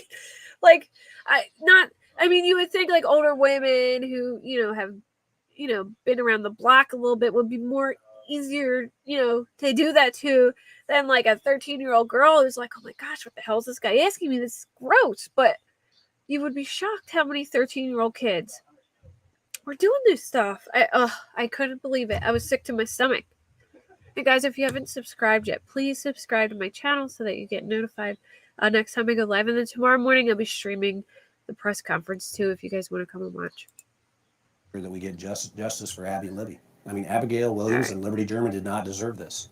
And I think my passion is getting justice for them and their I'm families and the gonna community. see People if I often can forget that find the officers and one where detectives they are gave real the. people as well, and emotionally, this is difficult for everybody involved. Absolutely. And I kind of led to that. But and the other thing is, life doesn't. What's this? We continue to move forward. We strive for justice. Oh, Libby's and we will family get that speaks justice. publicly. Oh, here we go. I want to At see this it. time, I want to introduce Mike Patty. And guys, Liberty German's Grizzly True grandfather. Crime put this video together. She's awesome. Griselda does a great job Thanks, Joe. putting, crime cases We're together. about to She tell really someone to forget thinks what we of like to just communicate. everything My that family you put wouldn't this- even think of. Like, she looks at weather patterns. I mean, when she was trying to find about the serial killer, she looked at like the phases of the moon to see maybe if the phases of the moon were even a connection. Like, she really thinks of stuff I wouldn't even think of to look into, and she's really good at this stuff. And she made this video. It's 3 hours long, and it's like every news coverage she could find of Abby and Libby, just coverage, press conferences, news stuff. And she even has, when they ask questions at the press conference, she even has the subtitles for the questions. I mean, it's such a good video. So I'm not going to be able to show the whole thing because it's like 3 hours long. I'm just skipping through like important parts that we can watch. And, and if anyone wants to come up, I haven't even said this, but if anyone wants to come up and chat about it, you can come up. I can be on just a little bit longer. All right, here we go. Together. So obviously my name's Mike Patty. This is my wife, Becky. We'd both like to thank you for showing up here today. I'd like to read a statement. I got to put my glasses on for this. So show my age a little bit. This is a statement from Abby's family. Abby and Libby loved each other. Throughout this Her tragedy, grandma's we have a mess, honored their poor memory by thing. caring for and respecting each other. We respect Libby's family decision to speak publicly at this time, just as they respected our family's decision not to speak publicly. The family of Abby Williams. I would also ask that the media Thanks, respect their Wyoming choice. Adventures. I Let them reach out know, to you finally. if they so desire to Took do it. long enough. A little over 3 weeks ago, February 13th, our girls went missing. On February 14th, they were found. Thanks, Victims Lynn, of and I adult homicide. appreciate your support. This horrible crime has torn a hole in our Make families. sure you come tomorrow That'll for the never press heal. conference, too. It's the small things that seem to hurt the most. It's just natural to holler for them to come to dinner or in the mornings to get up and get ready for school. Then expect them to come through the door after school. The silence when we don't hear their voice. Our girls were excited about the upcoming softball season. Just the day before all this happened, they had their equipment out playing catch, working on their batting in the backyard, going to the ball field with Anna to hone their skills for the upcoming season. But they'll never get to play a single inning again. There are too many ways to count how our lives will forever be impacted to share here today. I imagine most people listening that have raised or are raising children know how kids can be. A phrase that I've was seen a jokingly lot of attached to Libby people and our even family question from the asking her to police pick up her guy, shoes, her school the sheriff. backpack, her coat. Her first reply would almost always be, "I will, in a minute." We joke with her about this all the time. I believe if she were able to speak, she would ask people, please give her the 1 minute she always asked for, to really study the picture and listen to the audio clip. Someone out there knows this person or persons. He's someone's neighbor, coworker, family member, friend, husband, or acquaintance.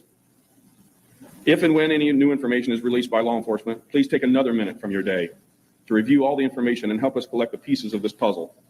Both of our families are requesting everyone to please help Abby and Libby. Look for someone who's recently changed their appearance, cut their hair, shaved, or started wearing different clothes. Have they changed in some strange manner that just seems a little odd? If you think it could be, but then say, no, he's not like that, go with your initial instinct. Let law enforcement run that information and make that determination. However small it may seem, it is extremely vital to capture every tip we can get. Please, we need your help. At this time, I'd also like to thank law enforcement and officials, along with our employers, pastors, the people and businesses of this great community across the state, nation, and beyond, who have pulled together around us, providing help and support in so many ways. From fundraisers, food for our families and law enforcement, to the hugs, handshakes, kind words, all of these items help. But again, we're asking everyone to take 1 minute I know, me too. I am being and study the adventurous. picture and audio, then recording information you may I'm have. so to the glad tip that or they email finally line. caught. Oh, hopefully We this also is say like thank the you for all guy. the generous donations for the reward fund. The This is going to be a individuals, groups, crazy businesses, trial too. all of which are too numerous to name. A couple that stand out are Pat McAfee and Jim Irsay. With their donation, the reward fund is now well over $200,000. The other donations we received in Libby's name have been utilized to establish a scholarship fund in her name. And the rest of the funds we hope to be used to build a softball field and park in the memory of the girls. So they'll be remembered forever and have something for everyone to enjoy. Now, I would like to thank the news media. I've had several conversations with many of you. Your professionalism and respect for our families has been honorable. We've lost our children and nothing will bring them back. But through your persevering coverage and help with this investigation, we are confident that together we can bring justice to those responsible for this horrible crime. Yeah, We everyone appreciate in your this time and help. this whole town Thank you has very handled much. this just so respectful and with dignity and everything. You know, you didn't even Anybody have any have, questions for Mr. Patty? Now would be the time to ask. Mr. Patty, your granddaughter was heroic you know, in her final anybody moments. She being was able to press disrespectful record or on her cell phone and provide key evidence to police, the voice that we heard. How did you guys react when you learned that she was able to do this? Well, I'm glad she had the wherewithal to do that. And I certainly hope that that proves to be the vital piece, you know, that helps bring resolution to this. Obviously, we're proud. You know, it's too bad it had to happen like that, you know, but yeah, it was, glad she had the wherewithal to do that. Thank you. Mr. Packer, my condolences to you. A similar question was police specifically called Libby back to 2 weeks ago in press conference for recording what she did on that phone. When you hear them call your granddaughter a hero, what was your reaction? Well, first off, I'd like to address that is both the girls were heroes. They stuck together. I don't know exactly what happened out there that day, but I imagine there was probably an opportunity for one or both to separate and try to make a break different ways. But those girls loved each other. They were good friends. Neither you one of mean them the left whole each other's video, side. Parker? Both those girls are heroes in my book. I feel like Kelsey talked about it on Down the Hill. Like I feel like I remember hearing them saying that the rest of the video that you couldn't really see anything because it was in her pocket. This is what I remember hearing. I don't remember who said it or where it came from, but I remember hearing that she got all right. So that they were two different things. The video of him on the bridge is separate from the audio, and that she got a picture, like they were a little creeped out by the guy on the bridge, so they took like a snap of him or whatever, right? And then she put her phone in her pocket and kept it running, and she caught the audio, but I don't think she got any more video that they could see. Maybe in the Snapchat video, maybe it was a little longer, but I remember hearing that it was like in her pocket and that most of it is just muffled, like garbled noise, and you could hear certain words here and there. And that it was in her pocket. You know, like when somebody puts a phone in their pocket and they're still recording to catch a conversation, but because it's like in the pocket, you know, it kind of like muffles the sound. Yoko is your favorite Beatle. Yoko wasn't a Beatle. Well, I mean, I guess she was the wife of a Beatle. Yeah, I think most was audio too. That's what I remember hearing. Down the Hill podcast was really good. That was probably like the most information. Like, if there's somewhere that you want to get a lot of information on, like if you haven't listened to Down the Hill, they have the most information I've heard on this case ever. So I highly recommend Down the Hill. I was working on a mural at work and listened to like 5 episodes.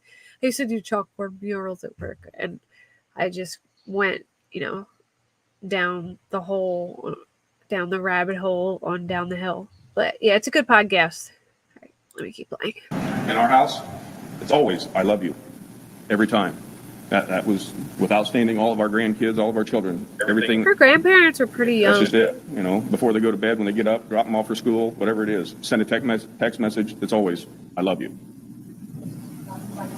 Going through obviously the sexual to your family, but at this point, like you said, you're doing everything we can to keep together as a family and grieve. But at this point, what can you say about not having like any solid information? How are you coping with that part at this point too? Like, you know, suspect at this point would be a component for questioning. Is that really important at this point for your family? Well, obviously, yeah, we would like to see somebody, responsible for this.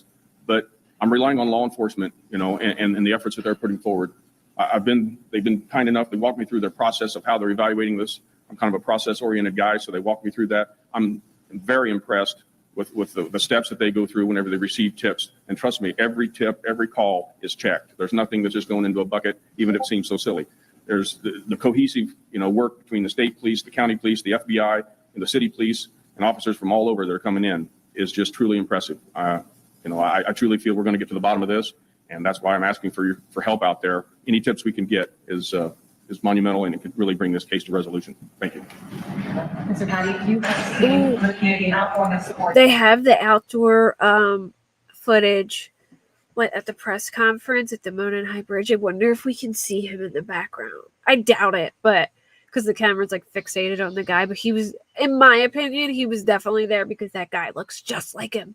If you guys haven't seen this, maybe I can show you guys real quick before I go back. Hold on. Look at this.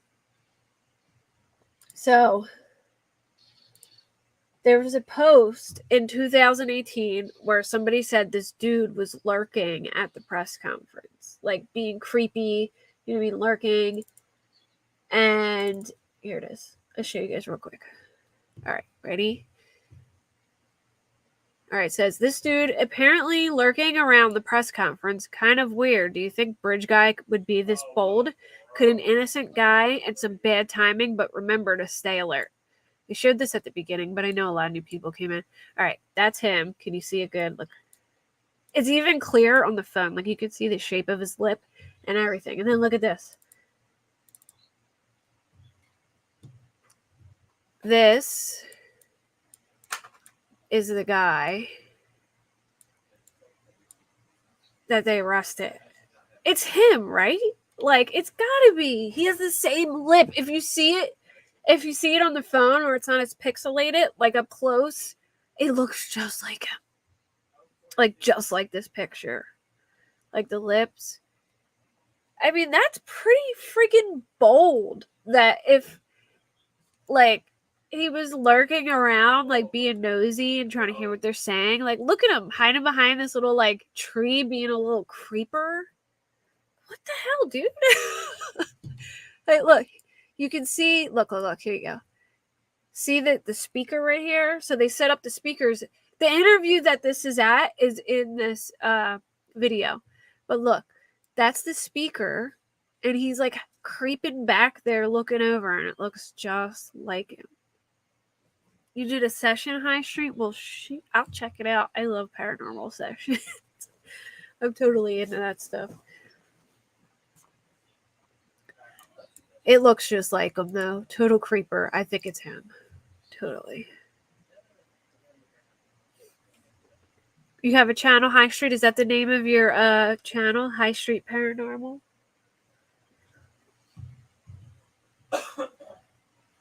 Yeah, it looks just like him. How weird is that? All right. Let me keep playing. And they gave his name. He's 68 and his granddaughter took... It's not him? That guy does not look 68. Really? No way. I don't see it. He doesn't look 68. Hold on. Let me pull it up again. I mean, I guess so. He looks younger, though, than 68. But I guess he could be. I guess so. Well, it could be debunked. His granddaughter took the pic. Okay. As you mentioned, people well, that's good to using know that it wasn't him being creepy. To remember these girls. How is it helping your family get through this right now? When you look around and see these posters and see the ribbons and just everything that people are doing. It's overwhelming. It's overwhelming. The support that we receive from the community, the schools, her friends, law enforcement, just the public, our friends, coworkers. It's overwhelming, and it's the love that's poured upon us, and the support is welcomed. And we could sure use that right now. Thank you for that. How many times have you and your family looked at that picture, listened to that audio, looking that up a lot? Multiple times. Somebody out there, like you mentioned, that knows something, that maybe it's their dad, it's their friend, they don't want to speak out even with that reward. What can you tell them right now to get them to talk about what they took away from your family and why they need to come forward today? Well, I'm hoping through if you want to call it the speech, or what I mean, that we developed or that we put together there and read. And I'm just reaching out to them to help put closure. This is a hurdle and a path that we're going down that, the pain will always be there forever. But this is a hurdle that needs to be knocked down. And with the help of law enforcement, I truly believe it will. But we need somebody out there. Somebody knows something. Somebody has to know this person, recognize that voice. And I encourage them to call in and give us that vital piece of information. No matter how small it may seem, it may fit into another piece of the puzzle that'll help put closure to this. So there's the rest of this. There's the rest of this one, and then the next one's where they show the sketches. And then after the sketches one, I'll end it. Hey, Boston Nick. Since your daughter was murdered, how are you maintaining optimism that she will still be found? Or that a photo will still be found? Well, that's a lot of what we have right now is optimism, and in the pouring in of the tips and the support of the public, and again, all of our friends and everything that is coming into us. I mean, that's where we're gaining our strength right now. That and through our pastor, who's been a rock for us as well. Both of our families, we support each other.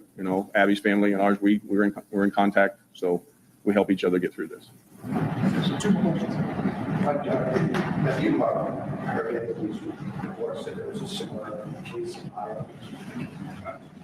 I'll talk about the rumors here shortly. Yes. This is one of those. How troubling is it? Oh, they're asking about the Evansville murders. Did you guys see that? It said like something about being related to the case in Iowa. That's the Evansville murders that I was talking about. Hey, that girl. Yeah, that's the ones I was talking about with the two girls. It's so similar. And I'm telling you, I'm going to find a connection. We may have even found a connection. Parker sent me a possible connection. So if we can find a connection to that would be crazy. She was always playing games with him and would film him, and he was always mad and not nice to her. Yeah, somebody said, I read a post where somebody worked in a bar and that he told her he was going to like whoop her ass in the parking lot or something like that. And they were all shocked to hear that because he had, seemed so nice. But I really think there's a connection with the Evansville murders because I just think this guy, like, it doesn't seem like this was his first time. It seemed like he had done something like this before, just like the manner in which it was done. And we may have found a connection. Well, not me. Somebody else may have found a connection. And Parker said to me, and if we could find a connection to that, that'd be so crazy. I think it's like with a college. Like, they donated to, they could have, there may be another person with the same name, but someone with a similar name donated to a college that's like an hour from there. And, if we can put them somehow being involved with that college, it could, be a connection near where those murders happen. And I believe that if he is connected to him, they will definitely figure that out because everyone's pointed out so much that they could be often that even the police there said themselves that they would never discount that the same person did it because they were so similar. Yeah, the profile for the killer, I mean, they basically said the same thing, that the guy would be hiding in plain sight, that he's just like a regular guy from town that blends in. I mean, basically the same description of the Delphi profile. It's pretty crazy, and I think they're involved. I think he's involved with that. Obviously, it's troubling for us. And if as he's well as not, the then it's community, a the crazy state, the nation. coincidence. Somebody's out there that's done this. They need to be brought to justice, and that's why we're Yes, Lori holding this Kay, conference. I'm We need talking about We need somebody out Lyric, there Cook, who has that and vital piece of Elizabeth information to Jones. turn They this were in. cousins. You know, help this community, help this state, help our nation, help our families to bring this to justice. Trails very well in that area. Do you, your gut instinct at this point from the family, do you think it's somebody that lives around here or that knew those trails very well? We're not going to speculate right now on where they're from, and I'll get into that here shortly. So one more over here. Mr. Guy, what would you say to this person who's out there who's responsible for this? I don't know that I have a comment right now. I haven't thought that far ahead, to be honest with you. So try to be a Christian man. So I'll put more thought to that. Last one here. Why do you think Liddy had the presence of mind to press record that day? Is that part of her personality? Is that something you guys taught her? Obviously, she's a smart girl. She really was. But we talk a lot about having the presence of mind of your surroundings. And obviously, she's kind of a photo buff anyway. That's why the girls were out there taking pictures. That's why they went out there in the first place, just to catch the scenery, you know, do some video with each other. And that's just part of what kids do. And trust me, there's hundreds and if not thousands of pictures at home on all of our computers and stuff where all of them have done it over the years. So that's just part of their natural activity. But obviously she had presence of mind, sensed something a little strange there. I'm glad she did. Very glad. Thank you. Appreciate it. But if the Carroll County Sheriff lost his glasses and changed his beard, you would look like one of the Right, suspects. right. And ironically, I was listed as a suspect in the initial investigation, believe it or not. That was the guy I was talking about. The cop morning, thank you dude. for showing That's up. who I was talking about. This is what I've been Basically, waiting as you all know, for. we This have, one. This is where they sent you announced out the an sketches. email with 2 photos in it. We would like you to put both those photos in those when you talk about this case. We want the original photo that was put out earlier, and we also want the composite photo. So please, when you're putting out your information, we would like all that on there, please. Introduce a few people that are standing behind me before we get started here. You got Lieutenant Tom McKee from the Indiana State Police Post at Lafayette, Tony Liggett, sorry, for the Carroll County Sheriff's Department. I'll get this right here in a minute. Kevin Hammond from the Carroll County Sheriff's Department, Jerry Holman from the Indiana State Police Detectives out of the Lafayette State Police Post, and Tony Slocum, he's a public information officer out of the Peru Post. We're here to talk a little bit about the release that was put out. So I'm just basically going to open it up to questions. I will tell you now that most of the information that you have in the news release is about all that can be released. I don't know, Beatomaniac. I'll look So that it's up not real gonna be quick. anything else real exciting, I guess would be the word, that's going to be put out there. But I'll be more than happy to take questions and we'll go from there. How did artists develop this sketch? Was the sketch made with the help of eyewitness or eyewitnesses, or was it made solely from the other pictures? So 5 years apart. Personally, I can't really answer that question completely. I can tell you it came from the investigation itself, from officers looking. The into Evansville things, murders the happened in tips and leads that come in, 2012. that people that have come forward, we've got information from there, and the composite was put together with that information. Why release the sketch today? Did it just get finished? Have other people already seen this, including the family? Now it's just the right time to release it? This picture was released at this time because that's when we felt that it needed to come out, that the information needs to be put forward, and we wanted to get it out there so people can look at it. And it has, again, it has just taken a while to get this thing put together, and that's why it's taken so long to get the picture out. In the realm of evidence and leads that you have, how big is this photograph?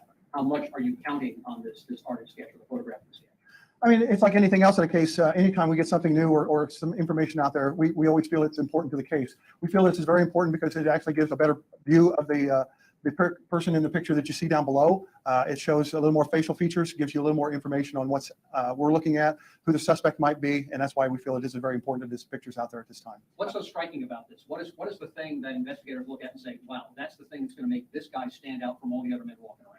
It's basically just a clear picture of his face compared to what you saw down below. We've got the information out there, the pictures out there. Now we got this composite that we feel that is the same. We feel it is the same person, and we just want to make sure that people realize that picture is this person. We're hoping, and that they can get that picture and take that picture and get us some information on a possible suspect. How confident are you that is accurate?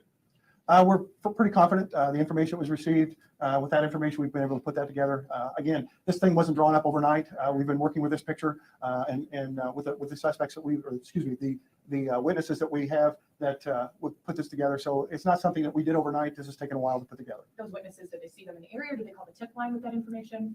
I really can't go into that because we don't want to compromise the case itself. But when you say witnesses, so multiple people were able to help you out with this? There was people that were able to help us out with this, yes. So a lot of people say you guys are releasing this now because you've run out of leads. That's not true in this case, right? No, we're still getting anywhere from 5 to 10 tips a day. We're still getting emails. So it's not something that is just This case is not dried up. It's not a cold case. This case is still very active. If you didn't have those tips, we may never have seen this picture in the first place, right? The possibility, yes.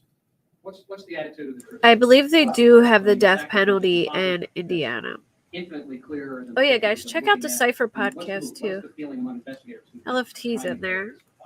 Well, anytime you get She new is information, one of the officers are always hosts of excited the about that Cypher information. podcast, and It they have a kind of really builds up good their channel. confidence on the And case itself. Parker, her With channel. this information here, we're really, it really excites them, lets them know that, people are still caring about this case, that people are still interested.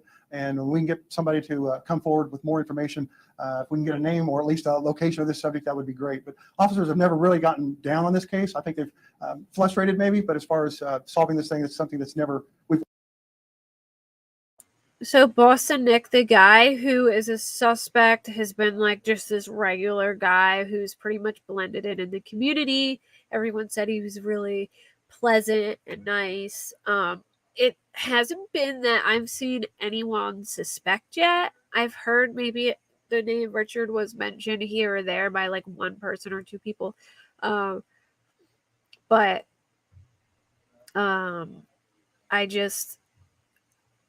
I haven't seen anyone say it, like pick him out as like a suspect and talk about it. He wasn't any of, the main suspect, but he has lived in Indiana for a while. He's lived in Mexico, Indiana, Peru, Indiana, and Delphi. He's been married 25 years. He has a daughter he literally has a daughter, and he took a picture of her on the Monenheim Bridge. Like she has a picture of herself on there.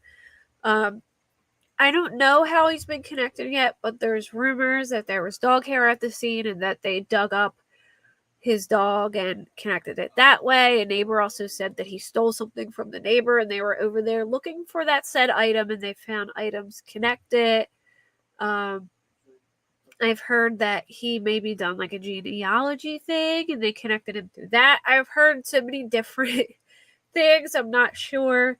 But there was this other guy, Kegan Klein, who was like a child porn dude who was talking to Libby on the phone under one of the girls who were murdered under this account called Anthony Shots.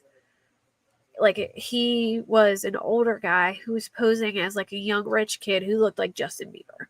And he was supposed to meet them that day, and he said they never showed up. So either Kegan and this guy are connected, or it's just a huge coincidence, and that's really scary if it is. we've always felt like we're going to solve this case. Who made the sketch? ISP? Did you guys bring somebody specific in here to talk to those witnesses to come up with the exact look of this person? It's basically just been a combination of all the departments have come together, and we put this composite together. In the release, you talk about not to focus on the head. It might not be accurate. Can you talk a little bit about that so people at home know why? Well, if you see the original picture down below, it appears that he's got a hat on that's got the flaps down over the kind of down over the face. We want to make sure that you focus on the picture. We want to make sure the face is what you're looking at and not to worry about the hat. Even though that hat is not quite the same as the one in the picture, we want the facial features is what we want you to look at. If someone did recognize this person, what should they do? They can call they can call the tip line, or they can email us. In the release, you mentioned some of exactly like his hair color and things like that. Can you talk about that information that you put in the release right now? Basically, the hair color is a reddish brown. She was, or the person was not clear on the color of the eyes, but the person said it was definitely not blue. She was the person was very obvious that it was not blue eyes, but they did mention that they were not clear. I shared that girl's link in chat too. Check out her. She has a good channel. This guy walking around that day and they helped you out. Is that what you're saying? Pretty much that's what it is, yes. Those people come forward right away, or did it take a little bit of time for those people to come forward? It's been a while. It took a little bit. People are scared, they're afraid to be recognized by the subject. So it just takes a while for these things to happen. Of course, like I said, LFT. I'm going to fast forward. We've been working on this for a while. Do you think this guy's still around the Delphi area? Do you think he's in a different state? That's what I hope this is all about. We've heard many times that somebody out there probably knows something and is really driving home the point today to make sure you call no matter how little it may be, especially if you recognize this person. That's what we want. We want people to call in, give us information. I'm going to fast forward to the outside give us one. an identification on the subject or knows where the subject might be. That would be great. We would appreciate any. Behind me is Superintendent Doug Carter with the Indiana State Police. You got Detective Deputy Sheriff Kevin Hannon. I love Doug Carter. There. You got Sheriff Tobe Lesby with the Carroll County Sheriff's Department. On this side, Special Agent. FBI Yeah, Special that Agent guy Mike was a Beasley, suspect and then for a First Sergeant Terry while. Hall. Everyone We're thought gonna that discuss he we're going to he discuss looked today like the things this that guy. have been going on over the last year with this case.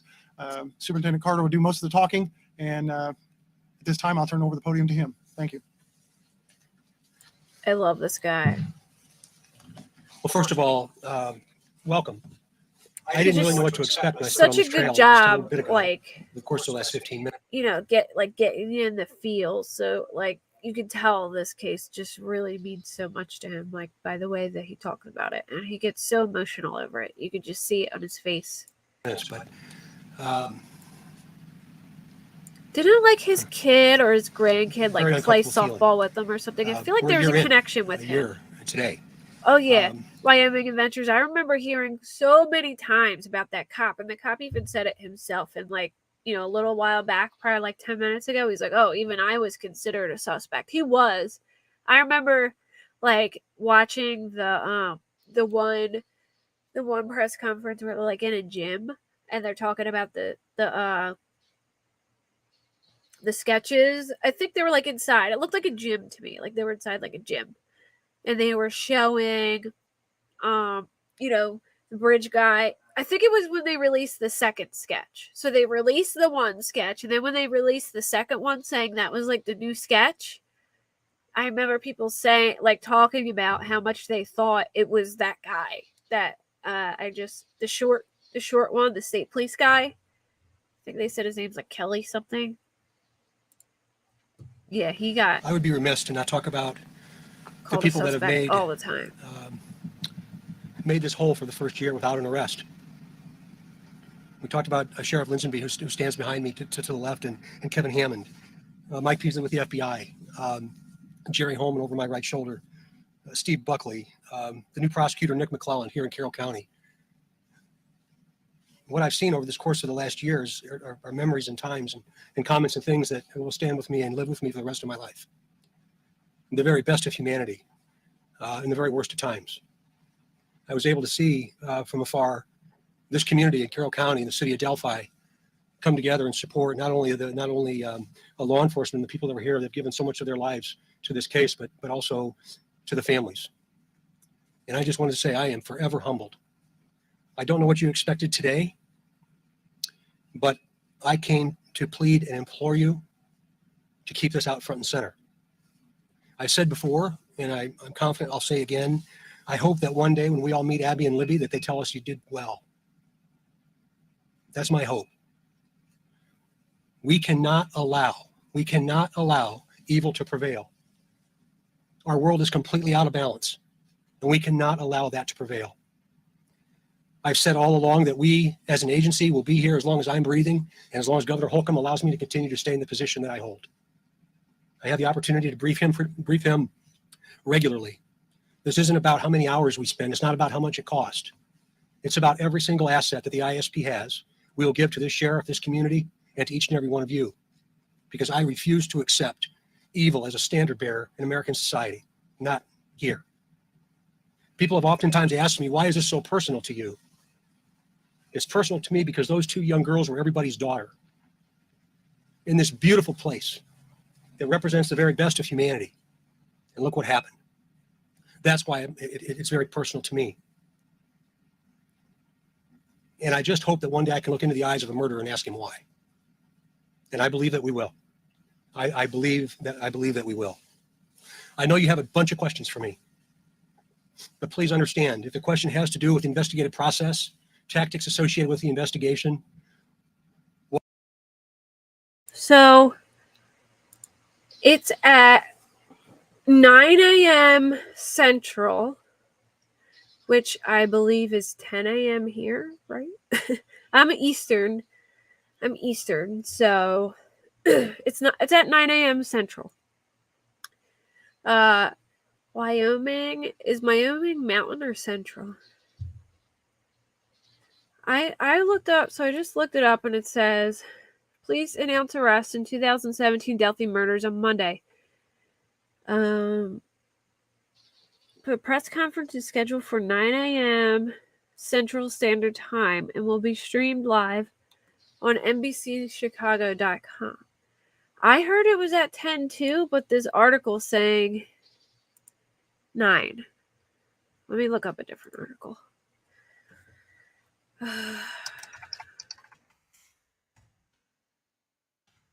see if a different one says a different time. Because the one I'm seeing says 9. Okay. All right. This one says 10 a.m. So I guess it's 10. The news conference will be carried live on all 13 news on air and digital platforms Monday at 10 a.m. So I guess this one's wrong. 5 Chicago is wrong. All right, so 10 a.m. So I guess it would be 11 here. 11 Eastern, 10 Central. Yeah, I hope they tell us more. But yeah, see, look. I'll show you guys. This one says 9 a.m. Central Standard Time. And then this one says 10. What I'll do is I will set it for 10 because that's what I've been hearing as well. Like I'll set it for, well, here 11, but Delphi is Eastern? Oh, okay. So that's why they're saying 9 Central then. Oh, okay. So, all right. 10 a.m. Eastern then. Thank God. Thank God you said that, Rambro. All right. So, 10 a.m. then. All right. 10 a.m. Eastern. I will be here at 10 a.m. Eastern. And Central's 9 a.m. and Pacific, or is it Mountain? Isn't there Mountain Time too?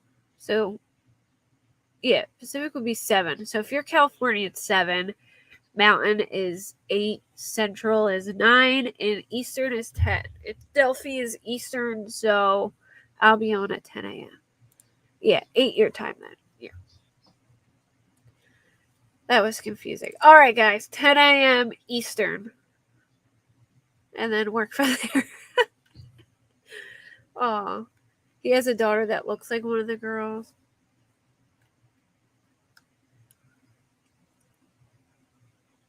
Yeah. John Walsh has ever done it. I don't know if John Walsh has. Oh, I need a drink. My throat's scratchy. All right. Let me keep playing. What only the killer would know that we know? I can't answer your question. I just ask for you to please understand that when we open this up. Many people have said, did you think it'd be a year? I don't know. I don't know. How do you answer that question? I believe we're one piece of the puzzle away from figuring out who this individual is. Then the real work begins. Over 30,000 tips. Thank heavens the FBI was engaged with us, with the Orion system and the expertise that the FBI brought from all over the country to allow us to manage that kind of data. We've had inquiries and requests for discussion from agencies all over the country, not only because this is such a high-profile case, but because of the complexities associated with the time since we found their bodies a year ago tomorrow. As I close my comments to you, I want to say thank you. Yeah, Margaret, I've I've heard. had the pleasure of having relationships with our local media. I've heard that they had some like expert like sound people to try and decipher more of like what they could find in that audio, but that it was very muffled and they were only able to pick like certain things out of it. But I think it was pretty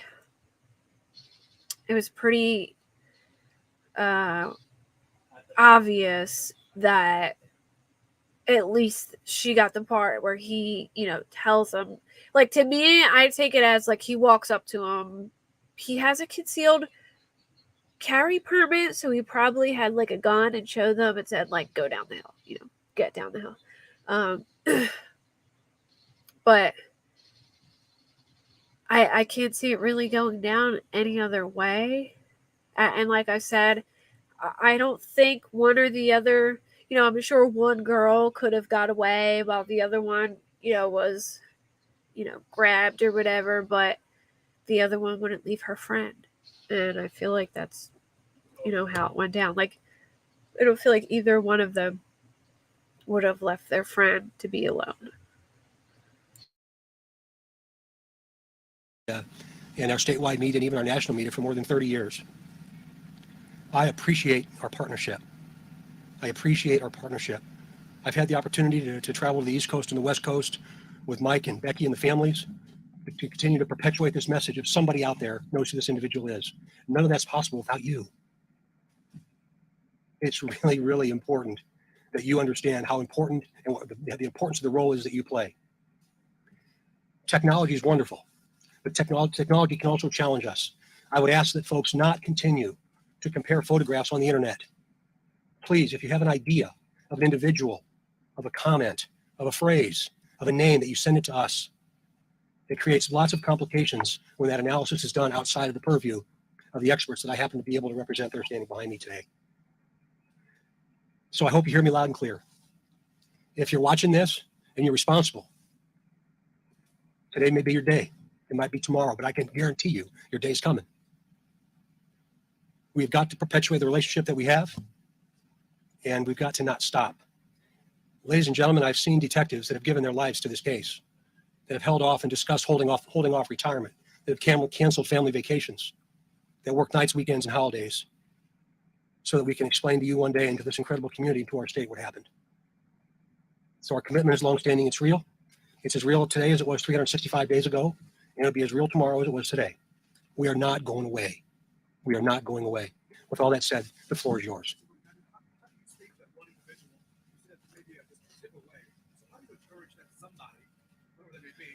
Yeah. That's a great question. And the answer is each of you. I talked about that relationship. You see, in all of my career, I don't ever remember having the photograph of a person that we believe is responsible. I don't ever remember having the voice of a person that we think is responsible, or having a sketch of the individual that we believe is responsible. So if all of you closed your eyes for just a moment and you thought of a family member, but you didn't think of them from the neck up, you would know how they stand and the clothes they wore and their posture. You would know that voice. I would know it if it was my father, just like you would know it if it was yours. Somebody out there knows who this person is. And fortunately, I'm not going to say unfortunately, fortunately, we have such a relationship with you that you've kept us front and center, because we couldn't do it. We couldn't do it. But you guys are. I don't think there's multiple pieces to the puzzle, ladies and gentlemen. I think there's one piece. And it's having one individual with the strength to say, that was my brother, or that's my dad. I love that's this my guy cousin, too. that's He's my neighbor, awesome. It's my coworker. That's all we need. And I think we're one piece away. One piece.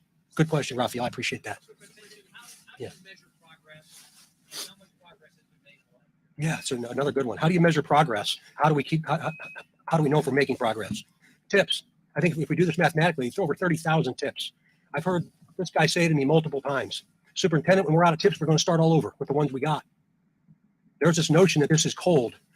It's not cold. This is not going to be cold. I'm not sure where that comes from. So as those tips continue to come in, we'll continue to work them the very, very best that we can. We'll bring detectives in from all the posts around Indiana that I'm responsible for. Oh, you could hear a The gun local law click, enforcement Sarah. entities That's that have crazy. resources, we'll bring them all together and we'll go out after the tips that we have. That generally leads to more tips, and then can lead to more tips. So we will continue to manage those tips, and when we're all done, we're going to start all over, because that piece of the puzzle's in the pile someplace. Yes, sir.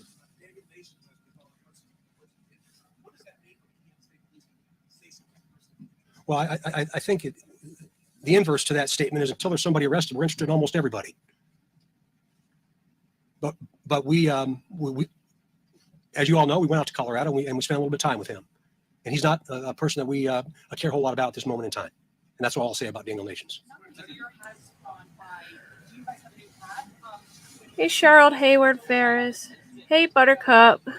I know. I'm so glad he's arrested too. Finally, it feels like it was so long.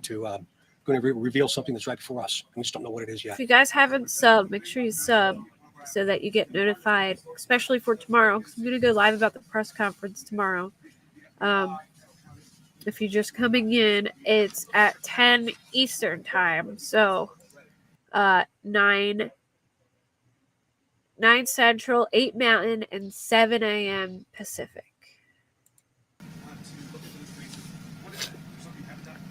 You know, you're going to get into my soul a little bit with a question like that. Yeah, and I'm going to tell you why. I want to tell you why. Because of what my eyes have seen and what the eyes of these fellows behind me have seen that you haven't seen. About 3/4 of a mile from here. There is not a day goes by at the end of my day that I don't think is tonight the night that I'm going to get a call that something bad happens, somebody that I represent, an Indiana trooper someplace in Indiana. Or is there something that we haven't done that we could do? Is there a level of support that I have not given to this sheriff or Jerry Holman and the multitude of resources that we have here in Carroll County?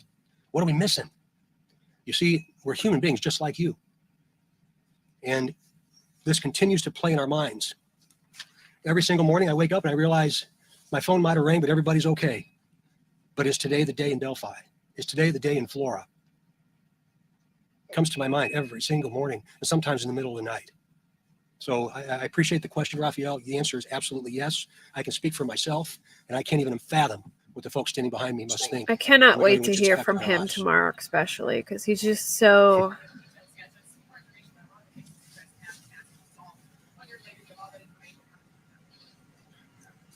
Answer the question for me.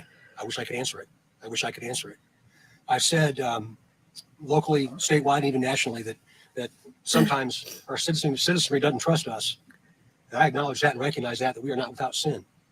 I know that. Photo has guy's stuffed jacket, hands visible in pockets, looks similar to Brew.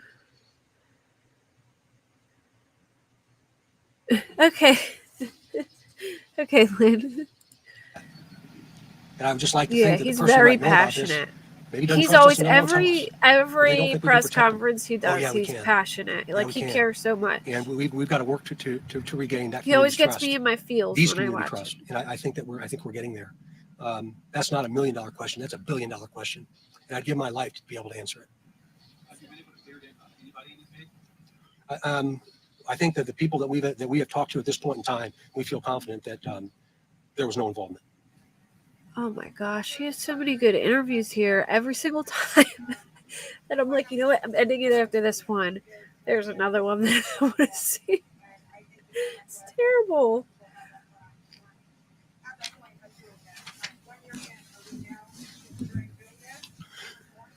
No, we are not. We think that we've released enough now that if there's a possibility of identifying the killer based on that photograph, we'll be able to do that. And that's all I have to say about the video and audio that we have.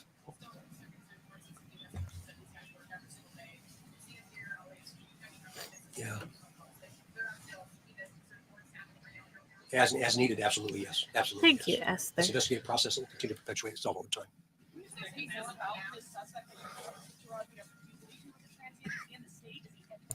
Down the Hill is such a Million-dollar good question, isn't it? podcast. I mean, they just have. I don't know.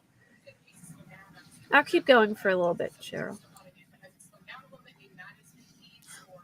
As with any major case, it ebbs and flows, right? I mean, the rhythm, it ebbs and flows. And this one is certainly no different.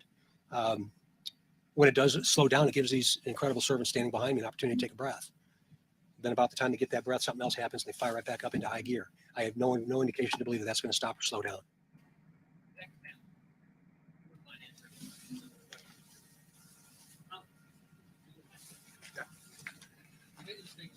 How are you holding up?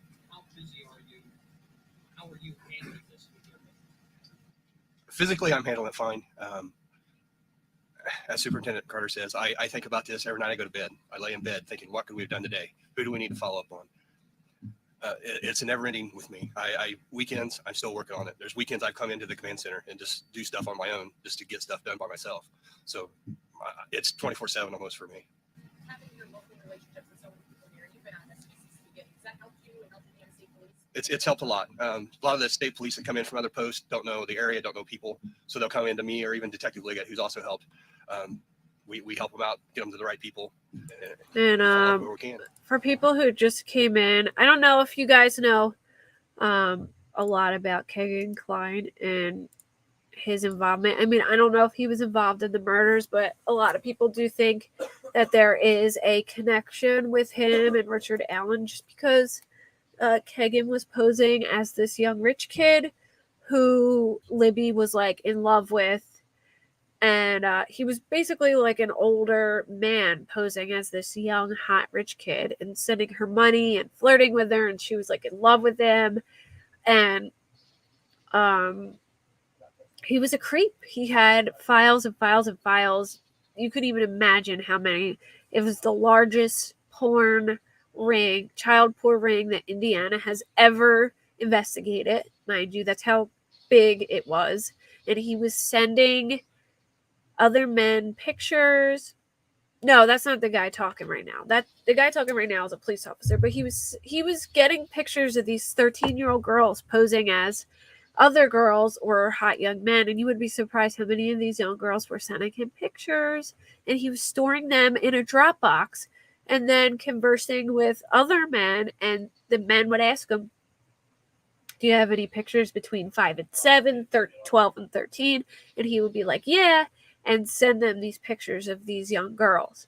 But anyway, Libby, he was talking to Libby under this account called Anthony Shots, which looked like a young, hot Justin Bieber who owned a Ferrari. Well, he had planned to meet up with them on that day, and he claims that they never showed up, but now everyone's wondering if maybe Kegan had lured them there and Richard murdered them. Here is the interrogation of Kegan. If you want to skip to the parts about Abby and Libby, but I recommend reading the whole thing. I haven't even finished it yet. It's really long. I spent 3 hours reading it last night. But if you want to just skip all the other child porn parts and just get to the stuff about Abby and Libby, it starts at page 127. And that's the link, just in case anyone really wants to go over that. I can show you what he looks like real quick. He was being investigated as being involved for, up until we found out about this guy. So, and if to think about it, that's him right there. What's really creepy, what's even more creepy, is if Kegan has nothing to do with this, then we have two grown men preying on young children with no relation. That's just a coincidence, and that's terrifying. Absolutely terrifying to me. So that's him. And I just shared his interrogation in the chat. It's really long. I mean, if you guys want to go over it one day, we can do that. But I will be here. We'll be here till tomorrow morning, till the press conference, if I went over it tonight. Yeah, that is a total creep face. He's a total creep. He's, creep 100, or 1 million. He had probably 5 or 6 different accounts with porn on it. He had a whole Dropbox. He had 3 phones. He switched between 3 phones or 3 devices to talk to these little girls on Snapchat, Instagram. He would talk to 3 girls at one time on 3 different devices. As soon as he woke up in the morning till he went to bed, he was absolutely obsessed. And you should see some of the questions he would ask 13-year-old girls. Trigger warning, but he would be all right, he would pose as this little girl named Emily. And he would have Emily say, if an older man pulled you in a bathroom and said, get on your knees and do this to me, would you do it? He would ask young girls that, posing as another young girl. He was gross. He's creep level 1 million. I can't fathom that he's not involved. If he's not, then I'll just be completely shocked that he has no relation, and I will be scared for every child in America if there's that many creeps out there, that these poor girls were talking to 2 different creeps that weren't connected. You know what I'm saying? The down the hill recording is supposedly 43 seconds long, according to the search warrant. Yeah. I heard it was long. Yeah, he's in trouble. They got him on a lot of stuff. He's gross, but let me keep going. Sorry.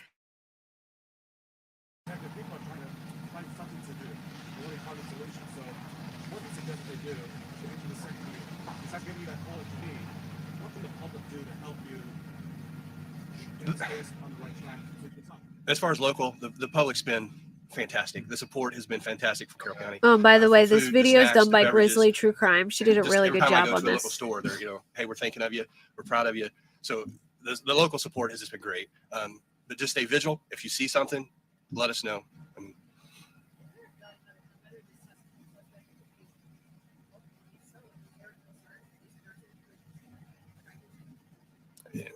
It could be local, could be distance. At this point, we don't know. Again, always be visual of your surroundings when you're out and about.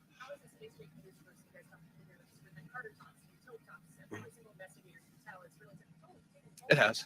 So, I mean, seeing the family, having to give updates, or sometimes they're not updates at this point, how does that affect you? So you go home and can't get it off the mind? It affects me because I have children at home too. So I am more vigilant with my own children than what I ever was before this had happened.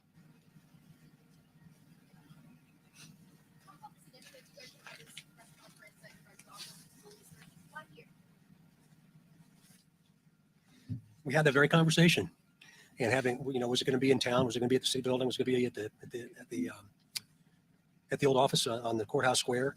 I was pretty adamant, in my opinion, was that it's where they would last were. And I do too, Zane, but don't get too excited because I thought that's why it was significant to have. they probably won't give that We're responsible information for snow until and ice, of trial, course. but I So, hope I they think do everybody would too, agree. or at least a little bit more information.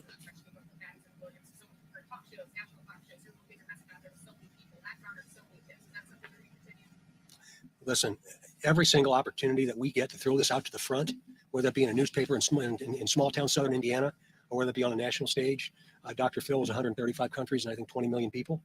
Yeah, absolutely, yes. Again, it resonates with the relationship with all of you. Please understand the importance you play and how important it is that you're here. I didn't know what to expect when we flew in, but I looked down and I saw this line of cars, and I'm so grateful, so very grateful to you. It's my hope the murderers, killers watching us. It's my hope. Take 2 more questions.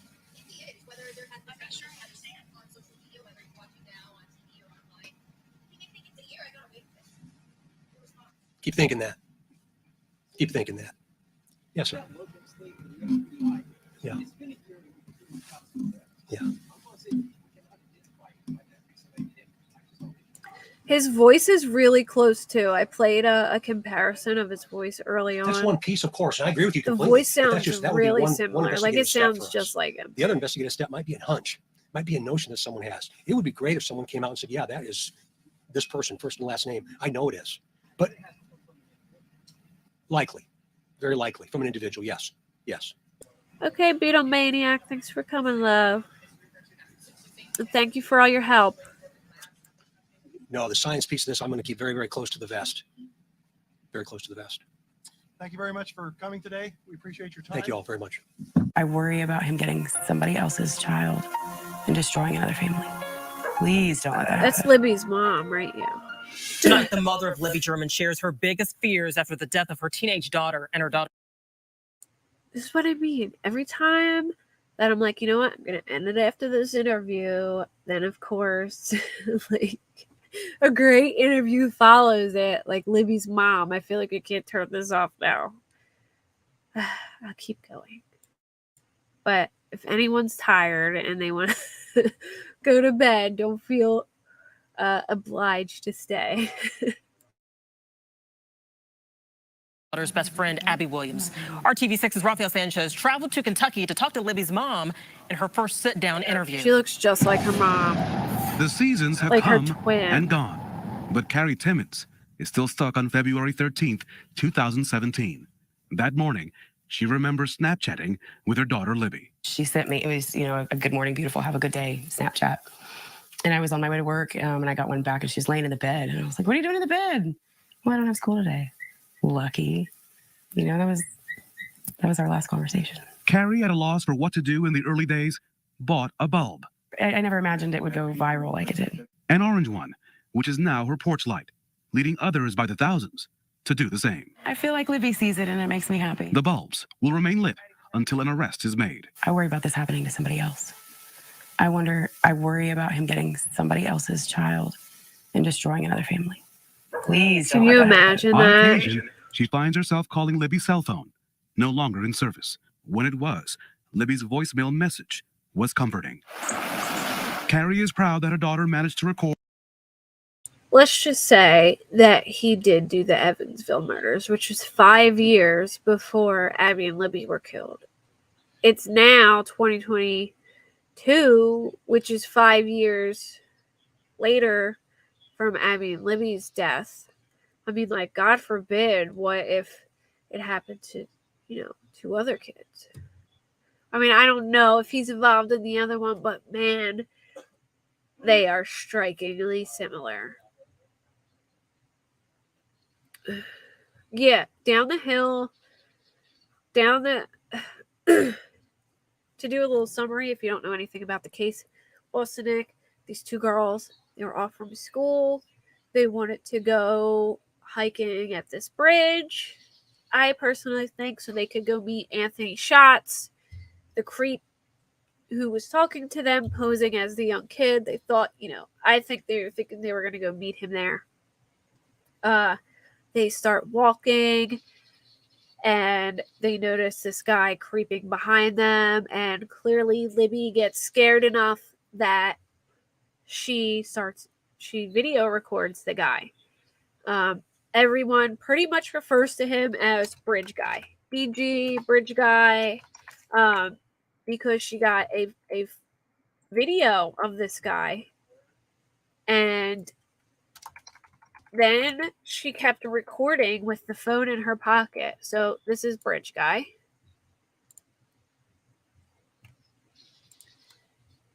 So basically, she just had like a little video of what this guy looked like following them that was creeping them out.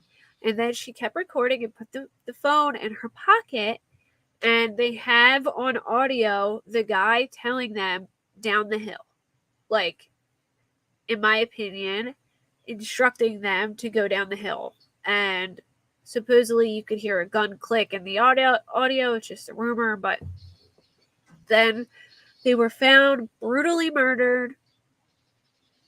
From what I've heard, it looks like Libby tried to fight back. She got, she got it bad. This is just rumor.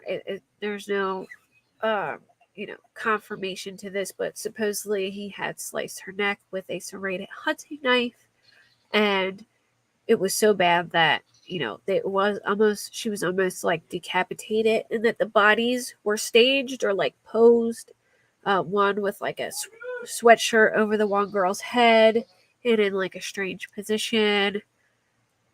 And they always believed that the guy was living amongst them, hiding in plain sight, part of the town, probably been interviewed by the police, showing up at the press conferences. And here it's a guy who has been married for 25 years, who's just a regular ass dude that, is a pharmacist at CVS. They actually like seen this dude at CVS. He's like, developed their photos for him. I mean, and the guy has a daughter. Like, they have pictures of the daughter taken at the bridge. So it's really creepy. And everybody's always thought it was just some guy, in town amongst them. And I haven't seen this guy named as a suspect, but I mean, there's been numerous suspects named in town. Even one of the police officers was named as a suspect. Whose mom? Yeah, it was very, very, like they said, it was, they said it was like, something out of nightmares. And they searched for the girls. It happened on the 13th, and the whole town was searching for them, and they found them on Valentine's Day. One of the searchers had spotted them, and they found them. It's crazy.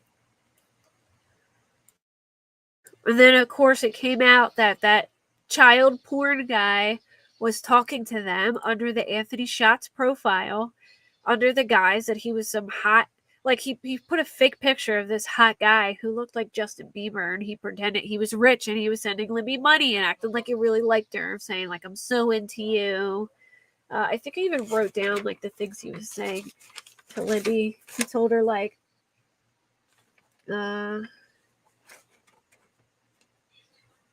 he was talking to him at the sleepover, I think, the night before. And he would say, like, I hate how long it takes to warm up the Ferrari. Is it bad? I'm super into you. You know, he's flirting with her and she wanted to meet the guy. Yeah, it just started, my sinuses just started bothering me. I was fine early in, but it's because I have lizards and I'm near my, I breed bugs for them and I'm near them and I get nasally when I'm near them because it starts to make my allergies bother me.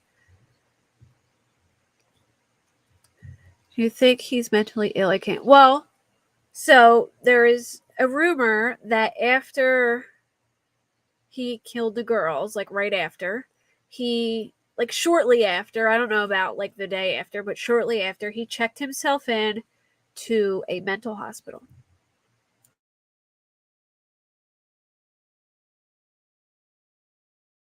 Yeah, the guy who was the catfish. I don't know how it's not him. I don't know. You're allergic to feathers and have birds. Well, then I feel your pain. I actually, so this one stuff, it's called Rapashi. It's like this gel stuff made from black soldier fly larvae. Anytime I even touch it, and like even if I wash my hands and then I touch my face, my eyes blow up like cantaloupes. It's horrible. I am just so like I get so allergic to the bugs, and I'm like right near where I keep them in like the storage room. So I think he's sane. I think he checked himself into a, well, if he did, it's just a rumor. But if he did, I think he did it because he didn't, like, he got probably scared and didn't want to be around, and maybe was preparing for if he did get arrested, he could use it as an insanity in defense. You know what I mean?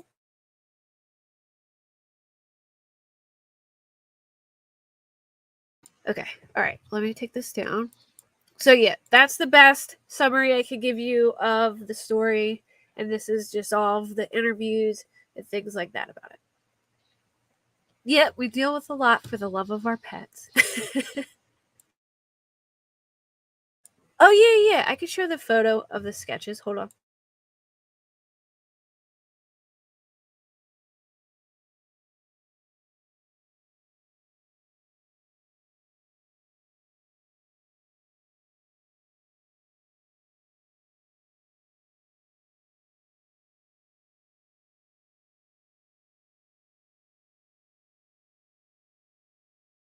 Okay, so they did a press conference and they first released this sketch.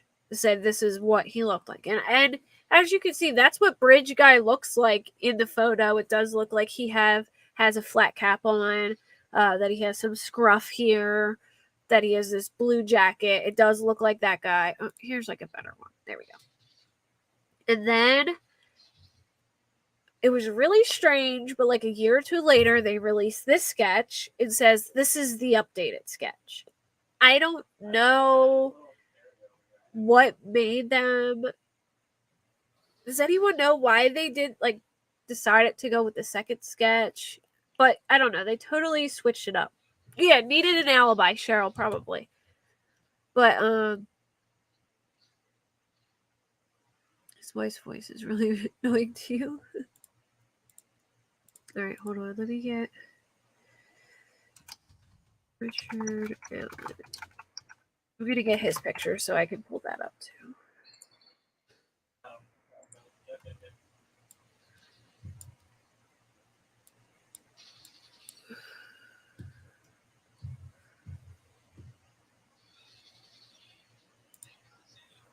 There we go. How's that? The nose is pretty on point of the second one. And the it's kind of like, and the eyes being really close together is good too. You know what I mean? And they got the, look, all right, so the eyes being close together is pretty on point. The brows are pretty on point. The nose is on point. Even his lips are on point, except these ones are a little higher. And even look at the shape. They did a good job with this actually, because look at the shape here.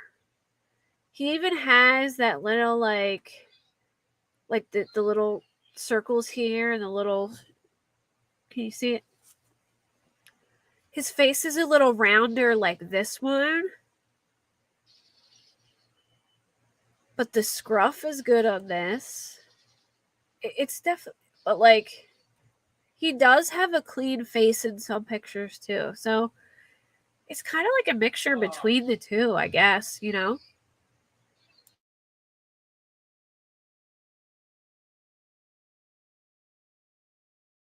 Oh yeah, the serial killer about, yeah, I heard that. The girl saying that her dad made her help bury like 70 some women in that well. Notice the upside down V nostrils. Yeah. Yep. It's close. It's pretty damn close to the second one and a little bit of the first one.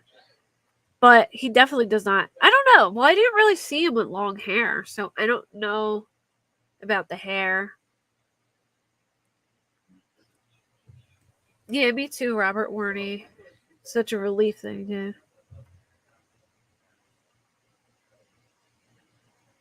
Yeah, it seems like his head's been like that for a while though. Like from when I look back, it's been looked like that.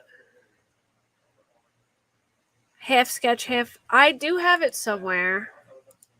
I'm gonna put the video on and I'll see if I can find it.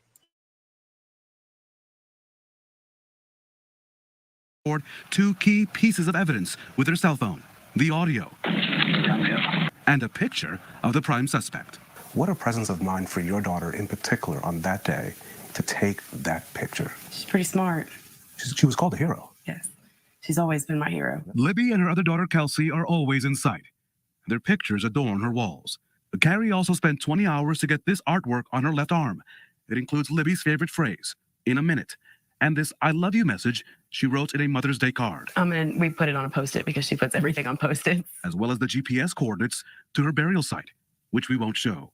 That's a special place, which can get loud when Carrie pumps up the volume to the Guns N' Roses song "Sweet Child O' Mine" at the cemetery. My doors, I open my doors, I turn it up really loud. I do. So you're that person. I am. You're that person. I am that person. She could turn anybody's frown upside down. Anytime, anyway. She was always joking. She could make anybody's bad day better within minutes. So the world got shortchanged. I did. I know our family did. The girls' sisters did. Cousins, aunts, uncles, everybody did.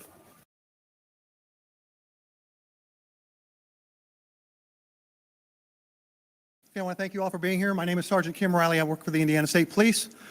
Before we get started, I want to do a few housekeeping deals. Make sure you've got your cell phone shut off or put on vibrate, please. We don't want them going off during the conference. And if you do need the restrooms or go down these stairs here, and basically the women's is at this end of the building and the men's is at the other end. So it's quite a walk for both ways. So just be aware of that. We want to thank you all for being here. I want to thank the Carroll County Commissioners for letting us use this building in this room down here. I would like to introduce you to the Carroll County Prosecutor, Nick McClellan. He will be the main speaker today. He'll be the one that you'll be talking to or be talking to you. But the other people standing up here, I want to go from one side to the other here. We got Sheriff Tobe Lesby on this side. Then we got Chief Steve Mullen with the Delphi Police Department. And we have Superintendent Carter from the Indiana State Police.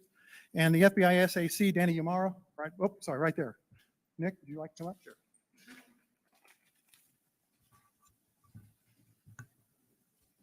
Oh, I think he planned it too. Sorry, I was getting more. Thank you, Take Mr. my Riley. little cape off. As you stated, my name is Nicholas McClellan. I'm the newly elected prosecutor here for Carroll County. I want to welcome and thank everybody I'm for trying being to see here if I can today. find that. This is an important occasion that we want to meet and talk about. Before we get too far into what I want to talk about today, I want to remind everybody this is not the only open case that we have in Carroll County. We also have an open investigation for the Floor fire that resulted in the death of the 4 little girls.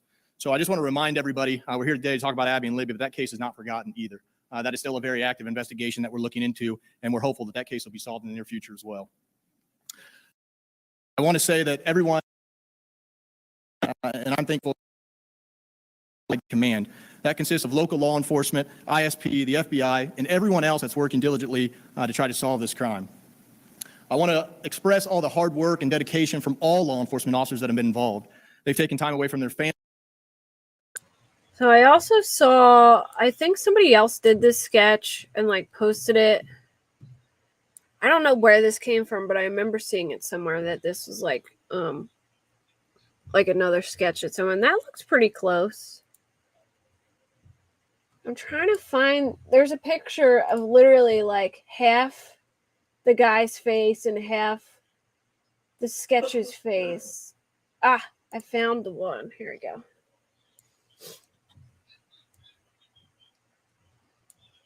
This one. That's pretty damn close too, I guess. Like, it depends on what like this photo of him looks a lot more like this guy. You know what I mean? Okay, so the guy in the Snapchat video was definitely not Kegan Klein. Erica, have you ever seen what Kegan Klein looked like? The guy in the Snapchat was not Kegan. But, like, in the video, they talk of that the bridge guy. That's not... Bridge guy is not Kegan. But Kegan... I'll show you... This is Kegan, what Kegan looks like. He's much larger than the guy on the bridge. Like, he's a lot... He's a big guy. Kegan was talking to the girls either on Snap or Instagram as Anthony Shots, which, all right, so basically, I'm trying to find a picture of Anthony Shots real quick. He basically stole this male model's photo and was posing as him. Come on, how do they not have a picture of this?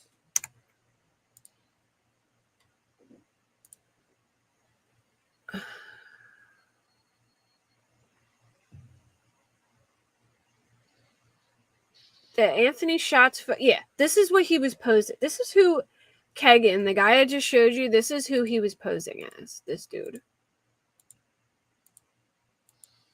He looks like freaking, what's it called? Justin Bieber, you know what I mean? Like, definitely. Will it take me to this post? No. But, yeah. He was posing basically as this guy who looked like Justin Bieber. And he was saying that he was rich and he had a Ferrari. And it's like, oh, it takes so long to warm up my Ferrari and bragging and everything. And Libby was just in love with this guy. And I mean, why not? You know, she's a young girl who is getting attention from someone she believes is this guy. You know what I mean? Like, he's hot. And he's rich in her mind. You know what I mean? She thinks he's some rich hot kid who likes her. I mean, why wouldn't she? But it was actually this guy, Kegan, him, who is a child porn monster. He's disgusting and deserves to be in jail for the rest of his life, in my opinion, from what I read. If you want to read about it, hold on, let me minimize this. Here is his interrogation. He is disgusting. Thank you. And guys, if you haven't subscribed, please subscribe. Tomorrow I'm going to be covering the press conference. And, you know, subscribe so you get notified. So hopefully you guys can be there in the morning and watch with us so we can see it. Why would Kegan do this? Is that what you're asking, Risk? I live an hour away from Delphi. I was there yesterday. Yeah, country boy. Oh, it's crazy. Are you going to be checking out the press conference? Come if you're not going there. Yeah. So Erica, I'm really confused too because I really thought Kegan has something to do with this. I mean, he still might, for all we know. But what I do know from reading the interrogation is that Kegan would often sell and share pictures of underage girls with other men. So maybe there could be a connection with them somehow there. But what's weird is Kegan was planning to meet them that day at, I believe, the Monon High Bridge, because it says in his interrogation, all right, so basically after they were killed, one of Libby's friends messaged Anthony Shots thinking that Anthony Shots was actually that young kid. said, "Oh my God, did you hear what happened to Abby and Libby?" And he answered, "Yeah, I was supposed to meet up with him, but she never showed up." So I'm pretty sure Kegan, like, and here's the thing about Kegan, he's creepy. And I wouldn't put it past him that he wouldn't show up because he was talking to another girl he was close with her family, and he was posing as Anthony Schatz, and he was messaging her, and she thought that it was Anthony Schatz too, and she gave him her address. And she said, "My parents aren't going to be home after school. Come over so we can hook up." And then she got home and went in her house, and there was a man standing in her window with a ski mask on. And that's the only person she gave her address to. So Kegan probably showed up there with a ski mask. So why wouldn't you put it past him that he wouldn't have showed up to Monon High Bridge that day, even if he wasn't Anthony Schatz? Allen is one of Kegan's internet pedophile buddies. Really? The girls were kidnapped and brought back after the search ended that night, and there were screams heard at 2:30 that morning. He took them to the house. So, you've heard that bridge guy abducted them, brought them to his house, and then placed them there later? Which, that wouldn't surprise me, because I have heard that people who were searching said that, like, they would have seen them because they were searching that whole area. So I never heard that theory, but I could see that. Yeah, there is a little memorial there. Kegan sent Allen to the woods to meet the girls. He didn't know he was going to kill them, but Kegan did send them to the woods. Oh my God. I don't, obviously, we don't know if that's a fact. It's a rumor, obviously, but I could see that everything's a rumor at this point, but I could totally see that going down that way based on, like, what I've heard. The girls were brought back after the search and killed. There was vomit found, which I believe linked Allen to the murder with DNA. There was vomit found. Yeah, I mean, all we know, all this is speculation at this point, because obviously it's not confirmed until police confirmed it. But I've heard rumors. I mean, obviously there's rumors that they were staged, that the bodies were moved. Like, I've heard that as well.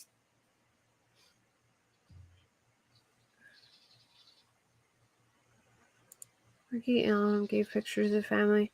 Yeah, I heard that too, that the family said they went to CVS to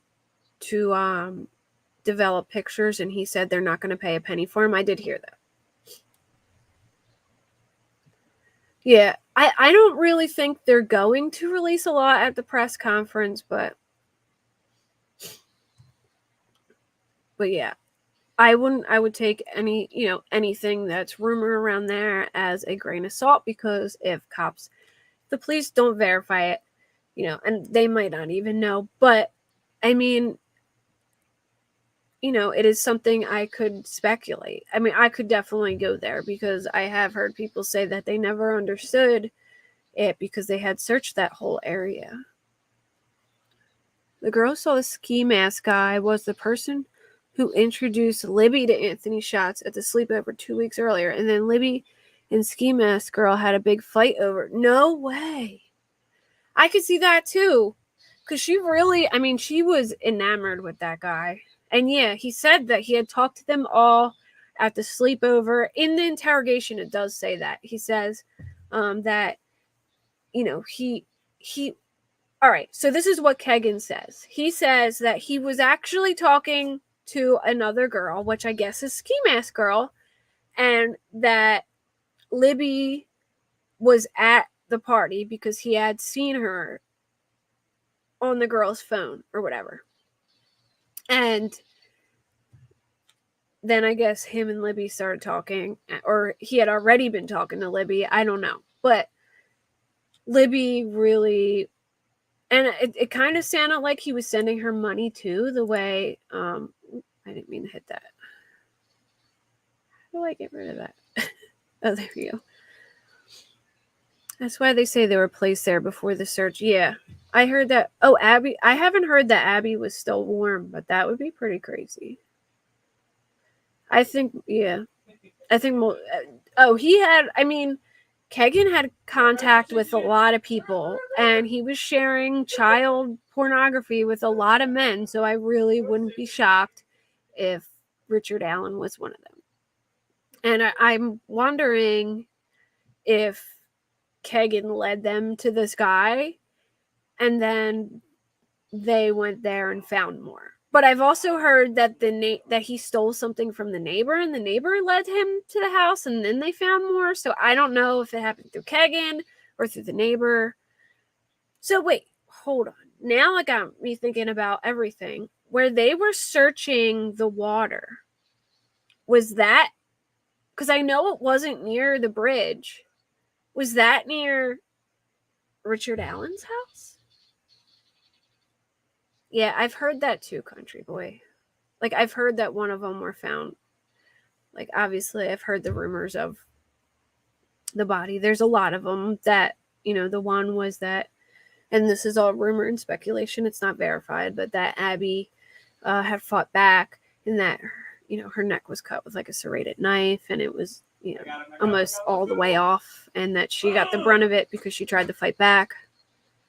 Yeah, I would be shocked if Kegan is not involved either, just because, I mean, how scary is that if he isn't involved? I mean, how freaky is that two grown men were targeting these girls, Can you imagine that? Two separate, unrelated grown men targeting these girls? That's terrifying.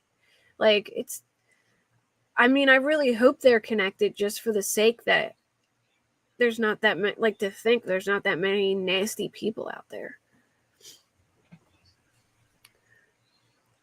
Ricky Allen gave pictures. Yeah. Hold on. Where was I? The cops have given 3 negative info, technically. Yep. Pretty much.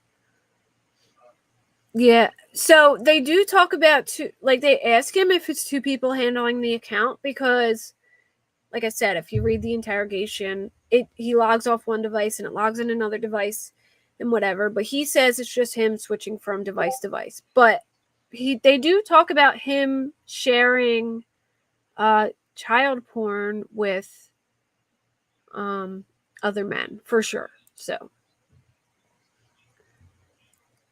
Richard's daughter looks like Libby. Yep, I think so too. She does look like Libby. Didn't she have like the one sweatshirt on that looked just like too? Oh, you haven't slept? You need to get some sleep. I was up really late last night, and now my sleep schedule is totally off, so I'm up really late tonight. I've walked and drove the distance from his house to the trail. It took me 26 minutes to walk and 4 minutes to drive. So, that's pretty. 4 minutes to drive. That's even closer than I thought. I thought it was like 6 minutes. Planning to go straight through myself. We're less than 9 hours away. Well, if any of you guys go straight through, video it and come on my channel so we can see it. What's that? Oh. It feels spicy. Oh, it's spicy. What did you just give me? Sorry. Just gave me something with horseradish on it. Well, that cleared up my sinuses. My eyes are watering.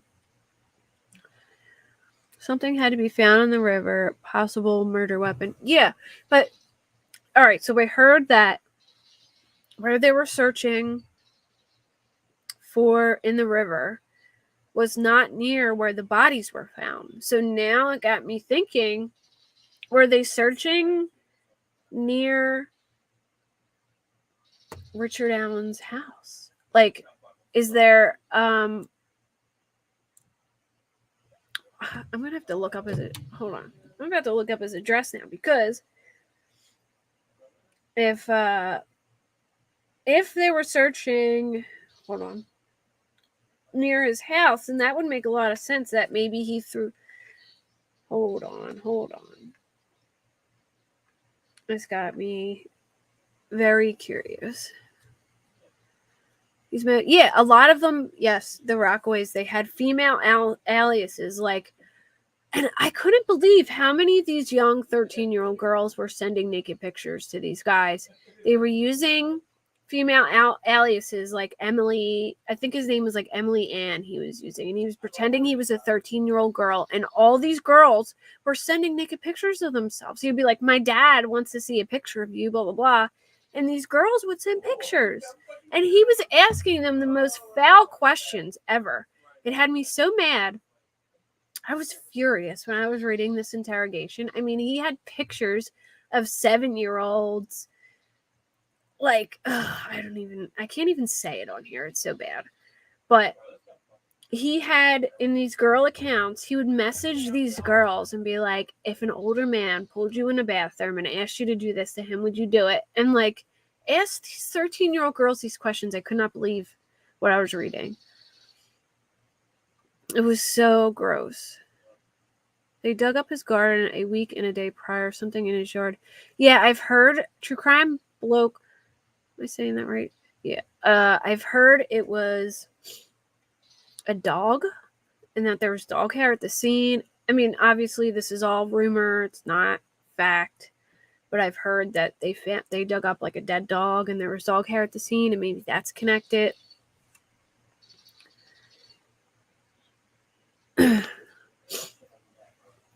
Yeah, so I do have a problem with that too, Country Boy. It makes me wonder, because I always thought, like, how does one guy kill one girl and the other one not get away? Unless the other girl just wouldn't leave her friend, or he kidnapped them both and took them somewhere and then did it. So, but it was a very, very frequented trail on a day off where people had off from school. You would think people would have heard screams or yelling, so I can see that, even though we have no idea if that's true. I'm just saying that, but still, that is a good point. Yeah, he may have kept the shirt as a memento. Yeah. Thanks, True Crime Bloke. Good night. 5:17 in the morning. God bless. It's 1:22 here. So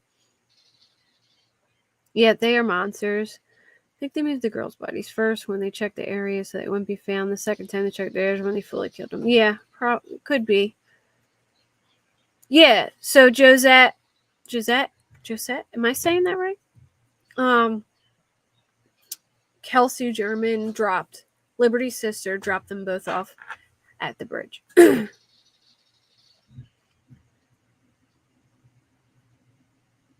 I don't think he get them right way. I think he was stalling until he knew he'd get them alone. Yeah, could be. Only one of the girls was supposed to show up at the trail. What, to meet Kegan, you mean, Country Boy?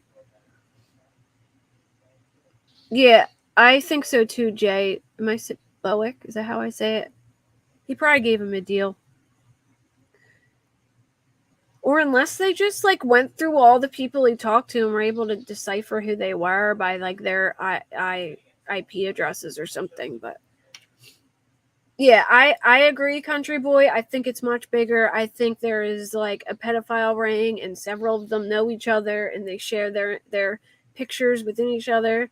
I'm pretty sure Kegan was making money off of it because the way that it sounded in the interrogation that he was like selling them through Kick Messenger. Like people would message him and say, do you have any pictures of, 5 to 7-year-olds? Do you have any pictures of 12 to 13-year-olds? Of course I got them, It's gross. What the hell is this, the 20th suspect? Yeah, there's a million suspects. They've pretty much gone over everybody. Sorry, I'm behind on the chat, guys. I'm trying to catch up. And yeah, I'm going to be covering the press conference tomorrow at 10 a.m. Eastern. So it'll be 9 a.m. Central, 8 a.m. Mountain, and 7 a.m. Pacific time. So if you guys, make sure to sub to my channel if you're not subbed already, so that tomorrow morning you'll get the notification and you can come watch it with us. And,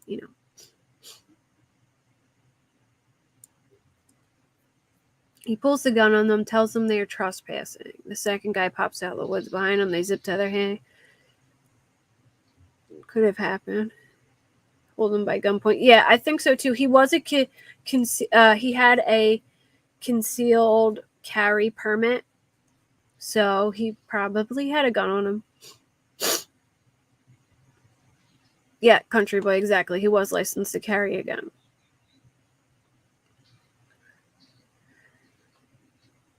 No, they didn't find nothing in the river significant. It's already been reported. Oh, okay. But were they searching by his house? That's what I wanted to know. Like, were they searching near his house, or were they just searching? Yeah, I did hear you. I looked him up. He used to live in Peru. He used to live in Mexico, Indiana, and what was the other one? I can't remember. Libby had actually invited a male friend to join him. He didn't show up. It appears she wanted to have friends in the area for the meetup. Oh, goodness. These damn... I should have put the subscriber mode on. Hey, Leanna Geyer. Yeah, definitely a pedo ring for sure. Thank you, Robert Warney. Taking a minute there. You talked to one of the girls that day. They was murdered. Guys, if you haven't subscribed, subscribe now, because I'm going to put on subscriber only mode, just because I have these like sex bots who come in and they're really annoying. And I don't want them in my... Hold on, let me move this so you guys... So I just want you guys to be... I'm only going to put it on for a minute, so just so you guys will be able to chat if you're not. What is it setting? There we go.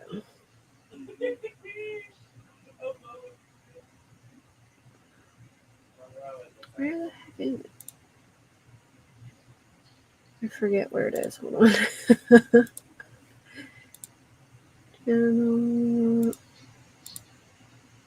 I'm in the wrong spot, I feel like.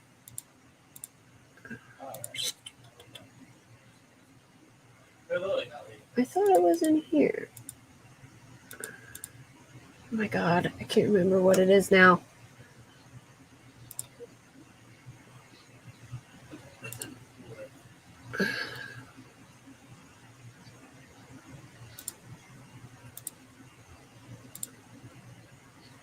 Okay, I found it. I'm just going to put it on for a minute because it just keeps them out, and then I don't have to worry about it. And I know it's getting late, and my mods are probably going to be hopping off, and I don't want to get them all in a rut having to worry about sex bots. Mimi, that's the name she gave me. I love it. Thanks, Mimi. Thanks all for all. Jeez, Adrian. What's your problem? Thanks, Mimi. I appreciate all the new subs. I appreciate it. Then again, I heard he was part of the search group too. I heard that too. I heard that Alan could have been part of the search group. So every inmate will be after this guy. Yeah, I hope so.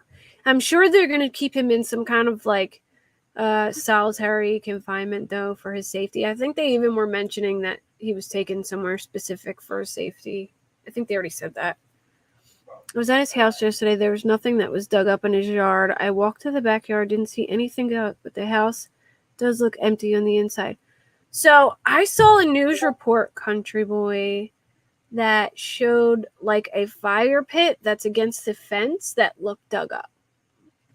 It was like a in a news, like a news thing. Hold on.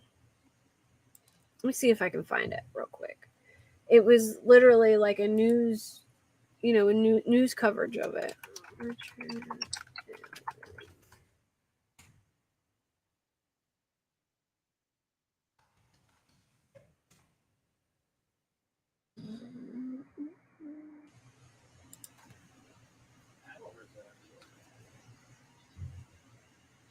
All right, so the families and friends. It's a small community, and these families. You love these families, and whether you're their best friends or not, they're still part of you. Alan was arrested on October 26th. Investigators converged on his house with a search warrant. Oh, seizing his car and digging through a fire pit out back. Whoa. They took his car. You might be onto something, Country Boy, because why would they take I mean, all right, don't get me wrong. He could have murdered them there and then tracked blood or something or hair in his car, and that's why they took his car. But what if they're taking his car because he did have them in his car?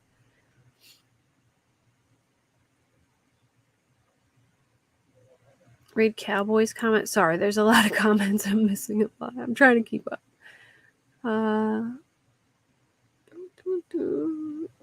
Country boy or cowboy? Hold on. Is there a cowboy?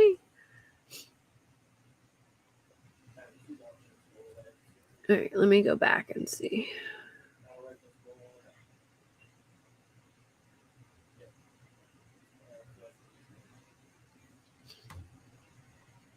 Much bigger than we think. If you, yeah. Right, I read that. Did I miss anything?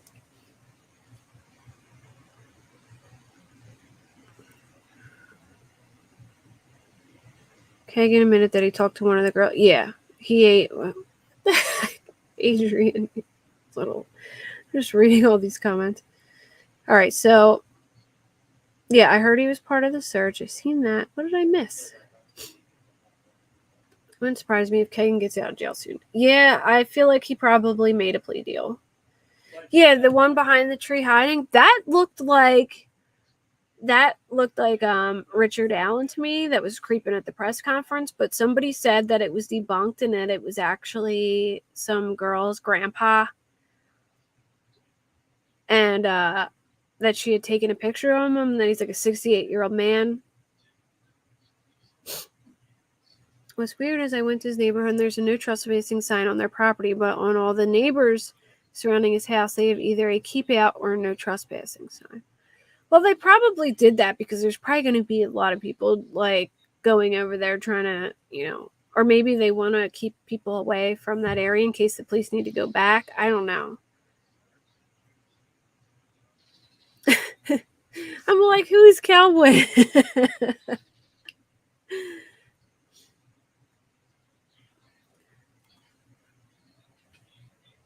Country Boy is now Cowboy, but only in Cait's chat. Yeah, Country Boy, you're Cowboy now.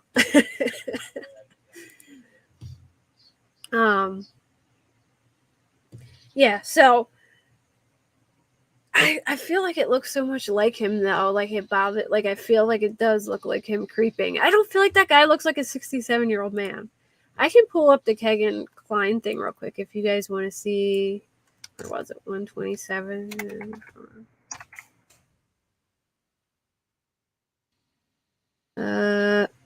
So he pretty much says that he like moved to Vegas for a while and then he lived with some guy, and he was kind of making it look like this guy may have had access to his phone, but he really didn't.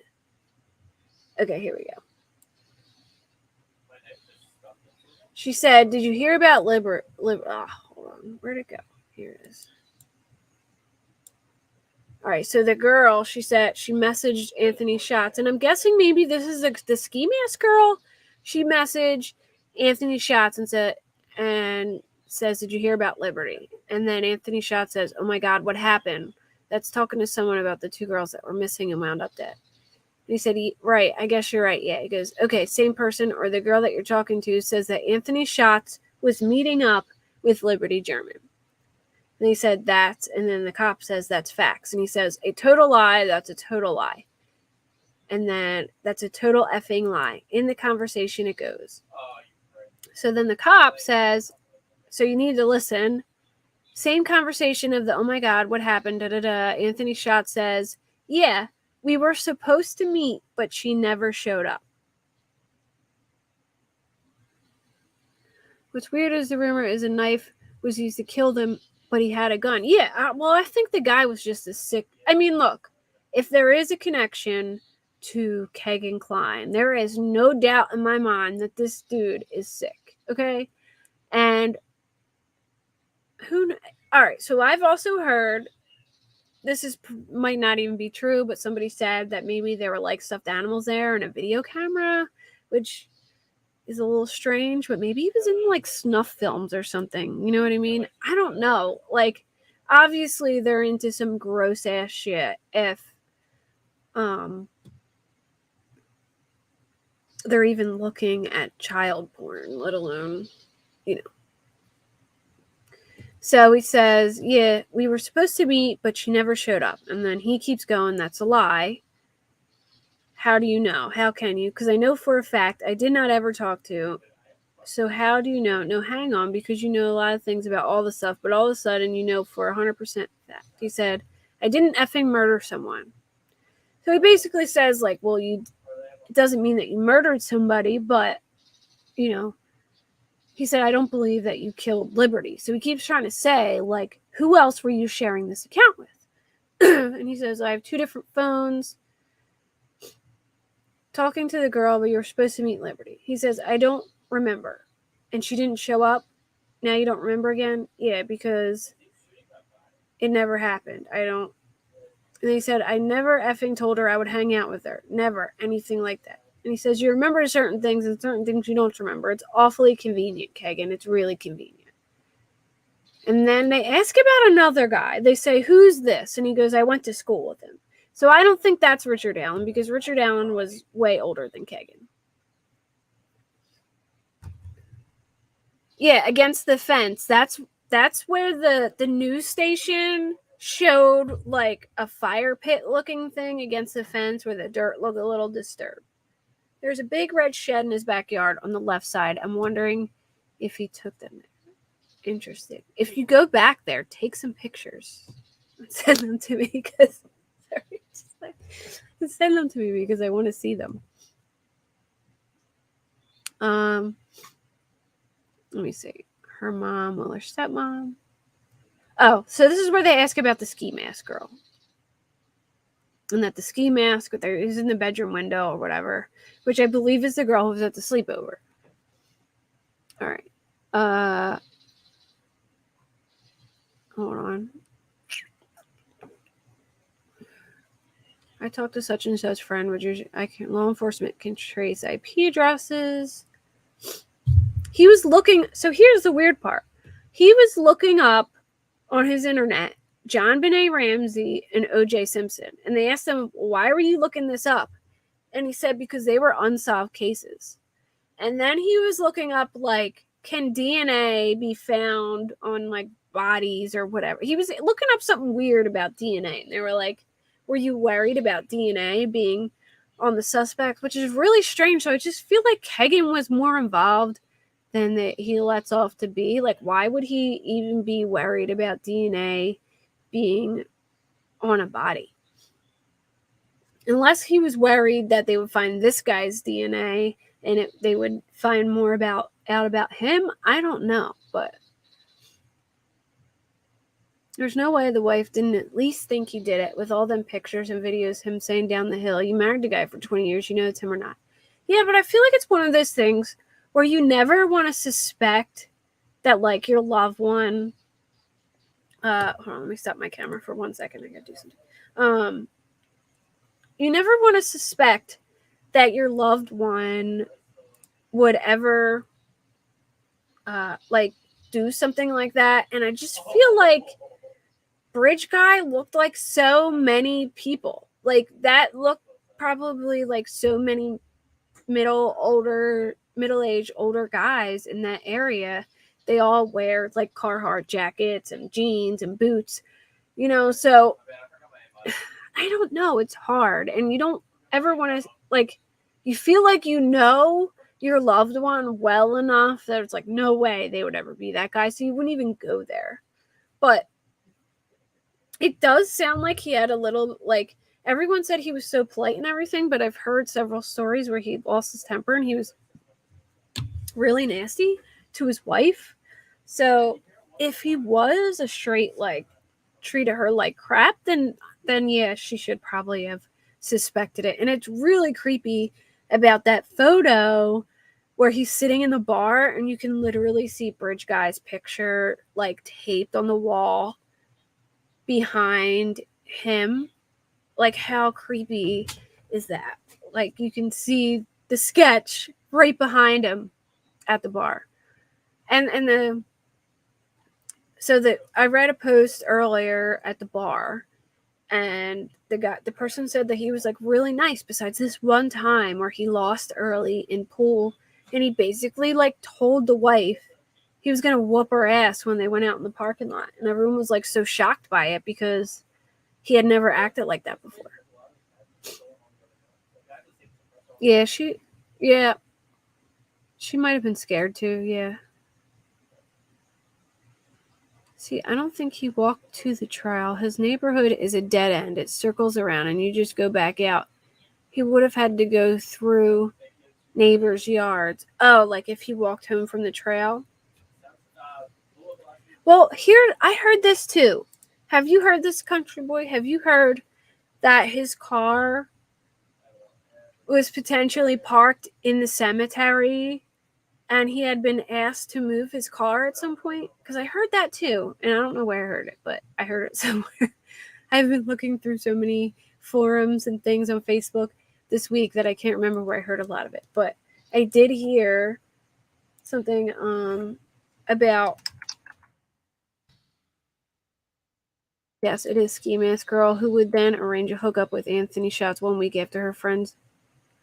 Oh, so the ski mask thing happened after they were killed. So why did it take so long to look into Kegan then? If, you know. Huh. Well, let me go on the Delphi.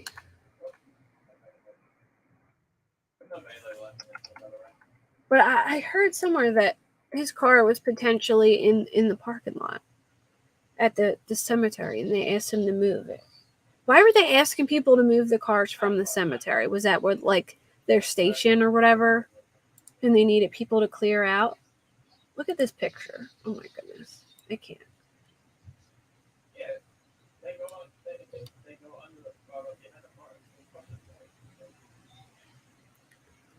Was that at the bar too? Yeah. Because look, it looks like a pool stick there and then a bunch of packs of cigarettes.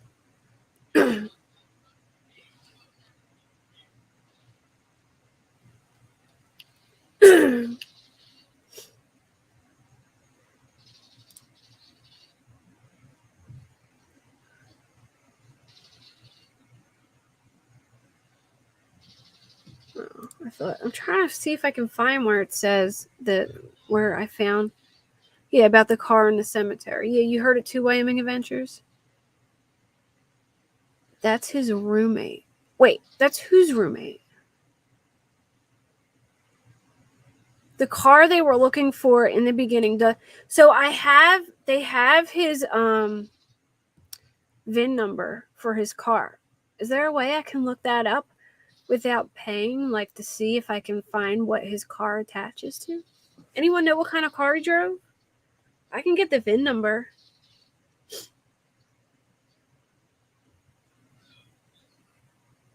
Hold on. I'll tell you right now. It's on his like on Truth Finder. His VIN number's on there. I wonder if I could just find out what. Yeah, it took a long time to get Josh Duggar as well, right? There was another guy who was just Richard. I really, really wonder if he's involved with the Evansville murders. I think we may, like a friend of Parker's, may have found a connection. We just haven't verified it yet, but that would be crazy. You know what? I don't think he was sharing the account with his dad, country boy. I don't. From what I read, it sounds like the police kept trying to like allude to that and see if he was sharing with his account. But okay. So the police kept like saying, like, do you share this account with your dad? And he was like, no, oh my God, I would never go show my dad a picture of like an underage person. He would disown me. So I feel like he was very, very adamant about his dad disowning him. And then they were like, well, we told your dad. And he was like, what? My dad knows? And they were like, yeah, we told him. And he was like, well, he's never said anything to me. And they're like, yeah, well, we told him about it. Abra, I'm gonna Does anyone remember the kind of car they were looking for in the beginning? Like the specific car they named? I don't remember what it was. But I remember them saying that there was like a weird, like, wasn't it like a silver, like, a silver SUV? Like, I feel like it was a silver SUV. Hold on. It was, I feel like I'm going back to a silver car. I have the picture of the red shed in the backyard when I took a picture of the house. Well, send it to me here. If you can. If you don't want to, that's okay. There's an also connection to the murder of Nicole Bowen. Like, you think he's connected to that? Who's Nicole Bowen? Hold on. Let me look it up.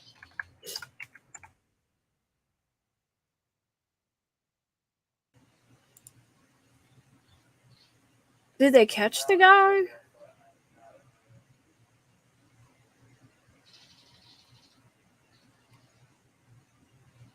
Who are all these people? I have to look into this.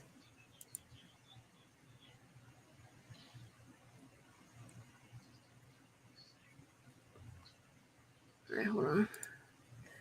Let me get the VIN number. Hold on.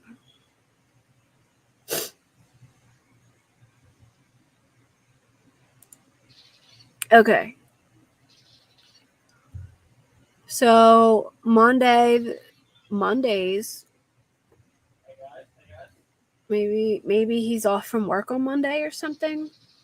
I wonder if we could talk to somebody. There was somebody who worked at CVS in Reddit. I wonder if we could find that person and ask him if he was off on Mondays. Because if he was doing stuff on Mondays, it might be because he was off from work. You know what I mean?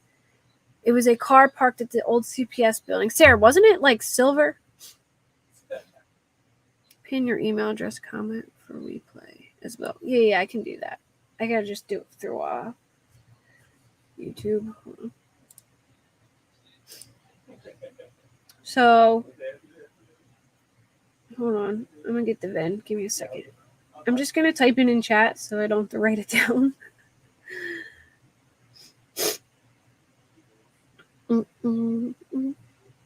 I haven't found a record on him, and I feel like he wouldn't be allowed to have a concealed weapon if he had a felony, at least. All right, so it says Ram. I don't know if that means like it's a Dodge Ram, but it just says Ram, and then it has 3C. Yeah, I think it was a silver car. That's what I remember. Something silver. 3C6 JR 6R G8 DG 53707. All right, let me just make sure I did that right. 3C6 JR 6 G8 DG 5. Yeah, okay. That's the VIN.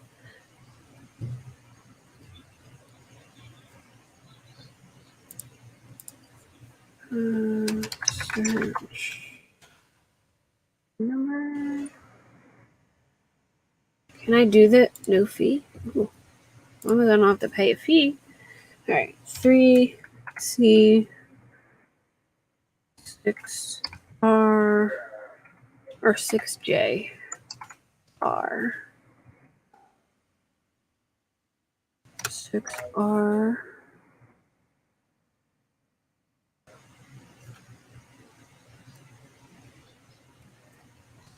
8 EG. Sorry, I have my glasses on, but I'm still having trouble. EG 53. It's so small. 707 4. Okay, I think that's it. They make me pay if they're just typing that out. Hold on. Let me copy this just in case. Yeah, I heard that too, that his car is parked at the cemetery. I remember the desktop icon for the case on the police computer is a red Jeep.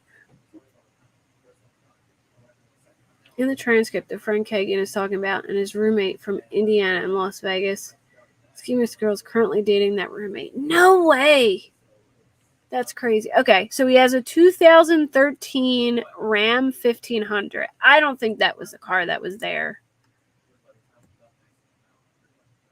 That's why it says Ram, obviously. So it's a truck, right? A Ram is a truck.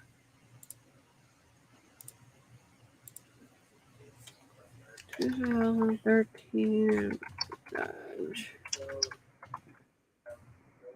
this.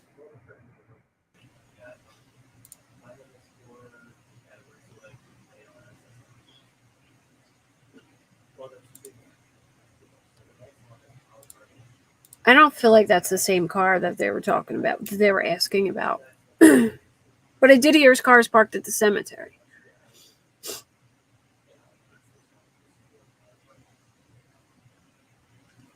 Can look up the VIN number. Emailed you. Okay. Thanks, Nancy. You're in chat. Okay.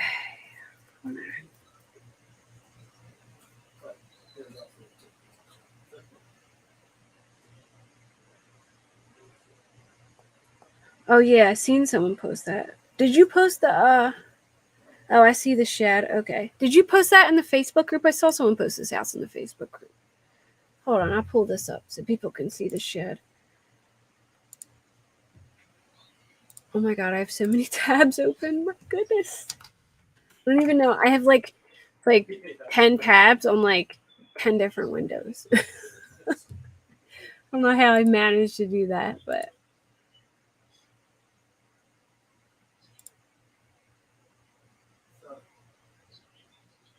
download.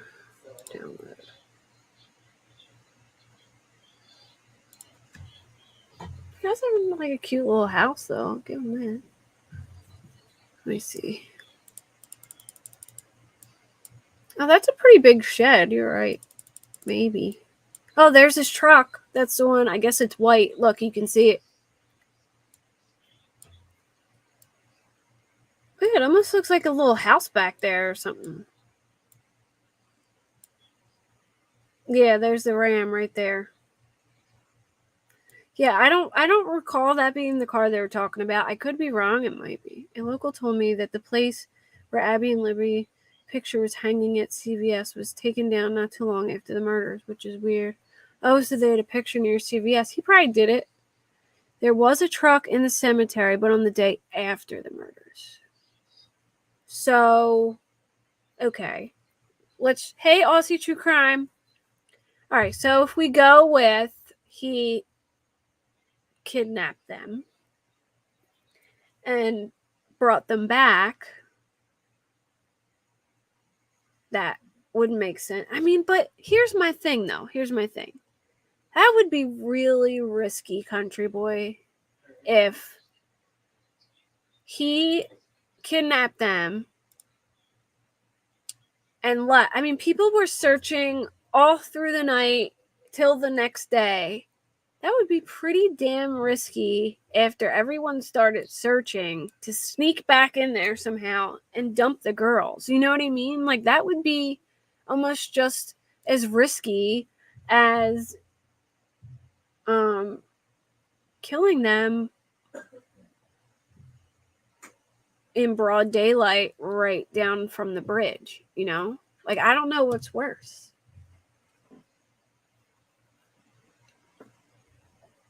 I'm wondering, did Kegan work? I wonder how he had the money to take these trips. Okay, so this is what he says in the interrogation. Yeah, I agree, David Clayton. Definitely a pedophile ring thing going on. We'll never know about Ron Logan because Ron Logan's dead now, unless they uncover something later. But, you know, not so far, I don't think. A red truck with a black trim at Richard Allen's house. Interesting. All right, so this is what Kegan says. They asked him, like, how do you make money? So he supposedly had a girlfriend. I don't know who the girlfriend was. And he would stay at her house or whatever. And his dad worked for Chrysler, so he would do a lot of work for his dad on the computer because his dad wasn't tech savvy, supposedly. And he claims that he would do like website design, and he would do all right. So he even mentions I use Canva to make my thumbnails, and he says that he would make menus and stuff for restaurants, things like that, through Canva, and he would charge people for it. Like, he said people usually charge like $1,000 for some graphic design of a menu, and he would charge like $200, and he would do everything through Canva. So supposedly that's how he made money through doing internet stuff. I'm telling you guys, I feel like if I do have time to read through all of his interrogation, that there might be some clues in here, because here, I'll share the link again. Here's his interrogation. Didn't they find Libby's phone, right? Because that's how they got the video and the audio of Bridge Guy. I don't know about what's it called though. And thank you, Country Boy. I appreciate you emailing the picture. Hold on.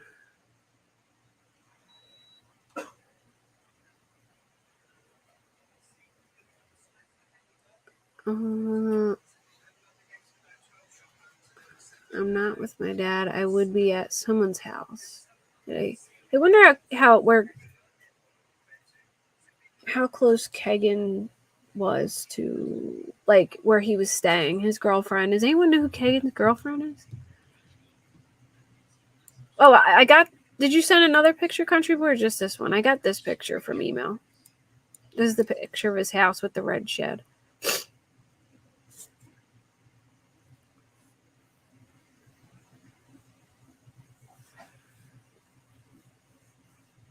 Oh, she might have added it to her Snapchat. But they have the audio of her putting the thing in her pocket. I don't know. I think she added the picture of the guy to the Snapchat story, but I don't know about the 42-second audio. But I wonder if there is a connection with, like, where Kegan would stay, like his girlfriend and Richard Allen, or I'll have to look into Kegan's addresses. Let me see. I can look it up right now. All right, so wait, let me get this address. Let me write this address down so I know where it is, just to have it. So I can do it on a map real quick. Give me 1 second. I'm gonna see if they have. Is the house you went to Country Boy, is that the one on Whiteman Drive? Like, is that the one that you recently lived at? All right, hold on.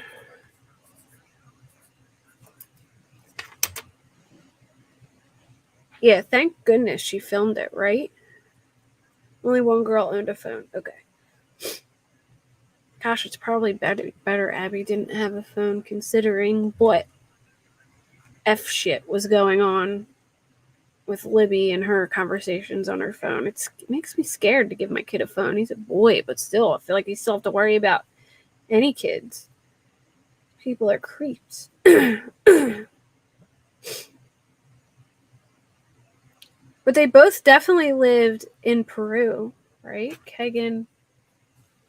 I should look up his Peru address, too.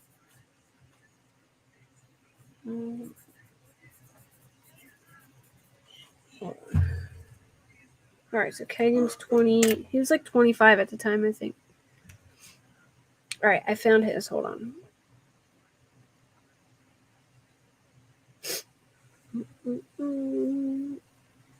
I'm just trying to find, is it under Associates Bart Craning or Dustin Hamilton? You guys recognize any of them names?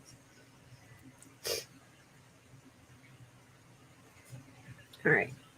So in Peru, Kegan lived on Canal Street.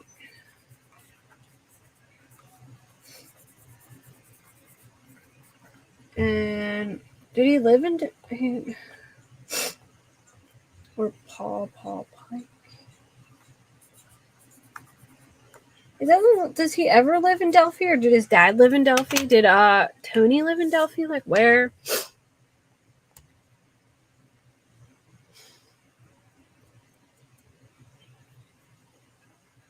Yeah, I don't see either, Country Boy, but I also can't see him risking coming back and hiding the bodies after everyone's searching. I mean, there was like the whole town out there searching. Unless it was like, a really small frame of time where like people gave up and went home, but I'm sure there's people out searching all night, I don't know. Yeah, I feel like somebody would have heard something too, because in broad daylight there. All right, so what if he like took them somewhere like close by, but like not home, and then brought them back right away before the search party started? You know what I mean? Like, what if it wasn't like he brought them home overnight or something? But then I did also hear the rumor that Abby was still warm, so that's confusing as well. Ricky Allen lived 2 miles from Kegan in Peru. Okay. Yeah, he's originally from Mexico. You're right. Mexico, Indiana. Not Mexico, the country, Mexico, Indiana. He's originally from there, and then he lived in Peru, and then in Delphi, and maybe somewhere else. I forget where the other place was. Yeah, Kegan knew they were going there. Wyoming Adventures. Kegan was talking to Libby that day as Anthony Schatz. And supposedly they were supposed to meet up. So Kegan absolutely knew they were going there. He was, talking to Libby as Anthony Schatz, the Justin Bieber looking kid. So absolutely someone knew they were going there. My question is, how the hell did he afford a $200,000 house working at CVS? Selling child porn, maybe? That's what Kegan was doing. Well, Kegan never admits that he was selling it, but the cops alluded to it. Kegan admits, because they kept asking, well, how do you make money? I think they were trying to get him to say, I make money through selling porn, but he wouldn't say that. He kept saying, I make money through doing like online, like menus and things like that. But they do bring up points where people ask them, he asked them like, okay, this guy asked you if you have any pictures of a person between 11 and 13. And he was like, yeah, dude, I have them, and sent them to him. But like, I don't know if they ever talked about I don't know if they ever had them talking about an exchange of money. So I don't know if maybe they exchanged money in person, or if like they never, I didn't get all the way through it. So there might be later talk about him selling it. But from where I seen, they never discussed an exchange of money, but he did exchange pictures with other names. And most of the other people that he exchanged photos with, when they would ask him for photos of certain ages, they were under female names as well. I think Kegan went by Emma and Emily, and then, the guys who would ask him for stuff would be under female names as well. Yeah, I agree, David. I think Klein is involved to some extent. I just don't know how. I was told most people ended the search at 10 p.m. that night. But don't you think there would still be a lot of people who just like didn't want to go home and keep looking? You know what I mean? I don't know. I wonder if we can look that up. What time Delphi search party, maybe? See if they say anything about that.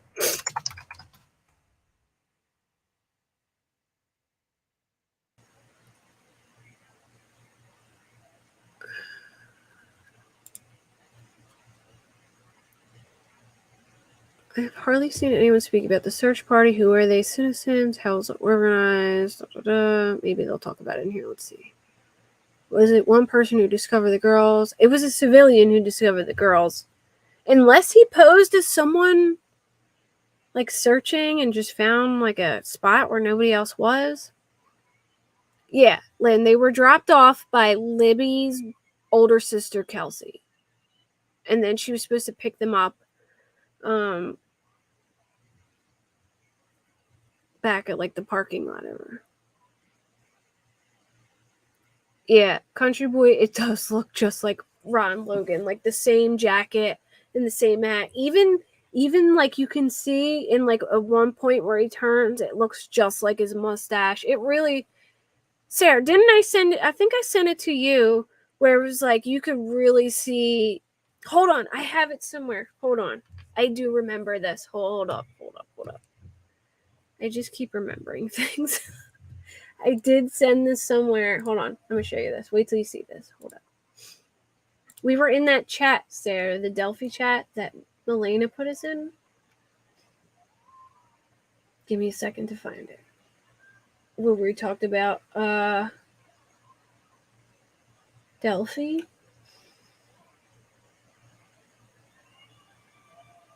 Was it called Delphi or just this one?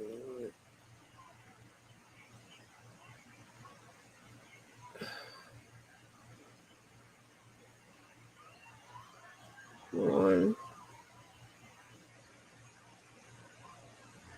No, this isn't the one I'm looking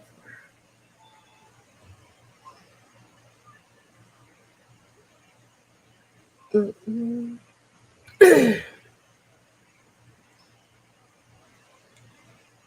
What is that? You know what I'm talking about. There's a chat. I don't remember the name of it, but it was like a Delphi. Here it is. I found it. Delphi case. Okay. Wait till you see this.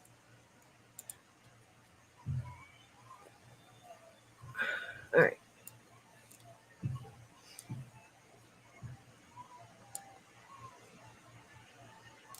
Tell me that look, you can even see the divots in the hat. Like, see how it folds in here and there?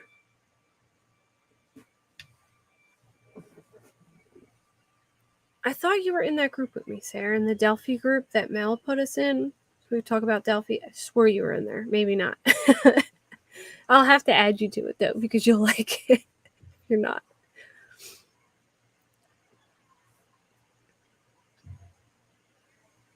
Because look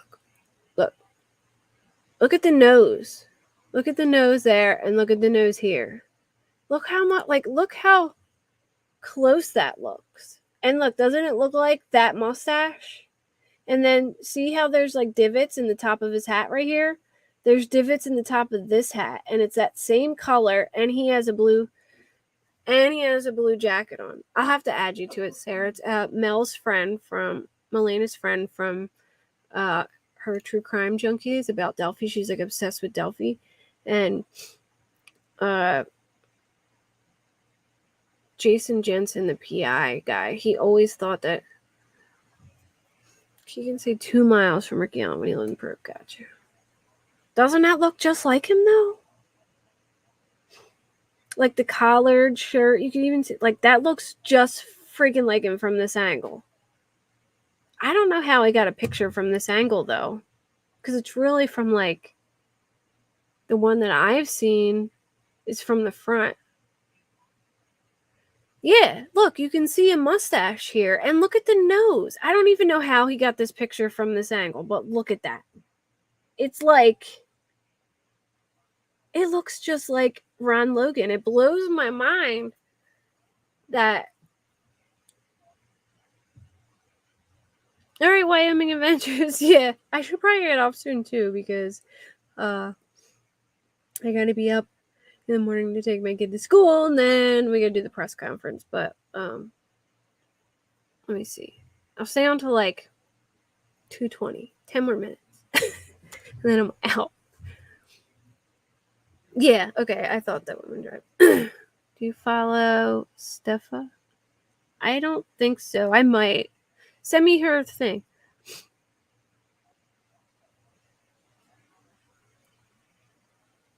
Yeah, but I think Bridge Guy looks taller and older. But I mean, would Ron really have been able to, like, you know, I don't know. He's an older guy. Would he really been able to do, like, handle two girls? Delphi. No, I've always called it Delphi, but I'll say Delphi. You know. He was Liberty's grandfather, Mike Patty, who was to pick them up, not Libby's sister. Oh. Well, Libby's sister dropped them off, right? I thought they asked, or maybe Libby's sister left work and ran over there after she found out, but Libby's sister dropped them off.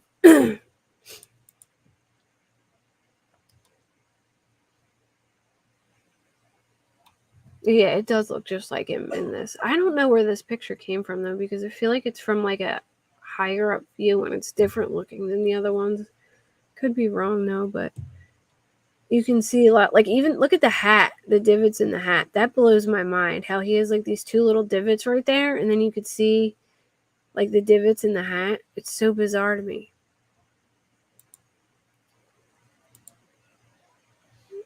Yeah. And Knife is Shyamalan. I like M. Night Shyamalan. He's from Philly. That's where I'm from. The hat looks cocked. Yeah. It just looked like... I mean, unless it could be the angle. Like, his head does look a little turned here. I don't know. But regardless, it's crazy to me how close it looks. No, definitely not the one in the sketch, but I've always thought the hat looked like a baseball cap, not a flat. So, like, a lot of people think it's like a flat brim hat, you know what I mean? Like those Irish looking ones, but I always thought it had a brim like a baseball cap. This has probably been asked already, and if so, my apologies for asking, but do y'all think, yeah, I think the police have DNA evidence for sure. I do. Especially if he used a knife. A lot of people cut themselves, or, you know, of that nature. Or I'm sure maybe I heard there was like, they may have found like cigarette butts and things like that around there too. Ricky Allen lived in Peru. Kegan never lived in Delphi. Okay. Does someone in his family live in Delphi? I know he lived in Peru. All it says is he's lived in Peru from what I've read. And then I think he did mention somewhere else in the interrogation, but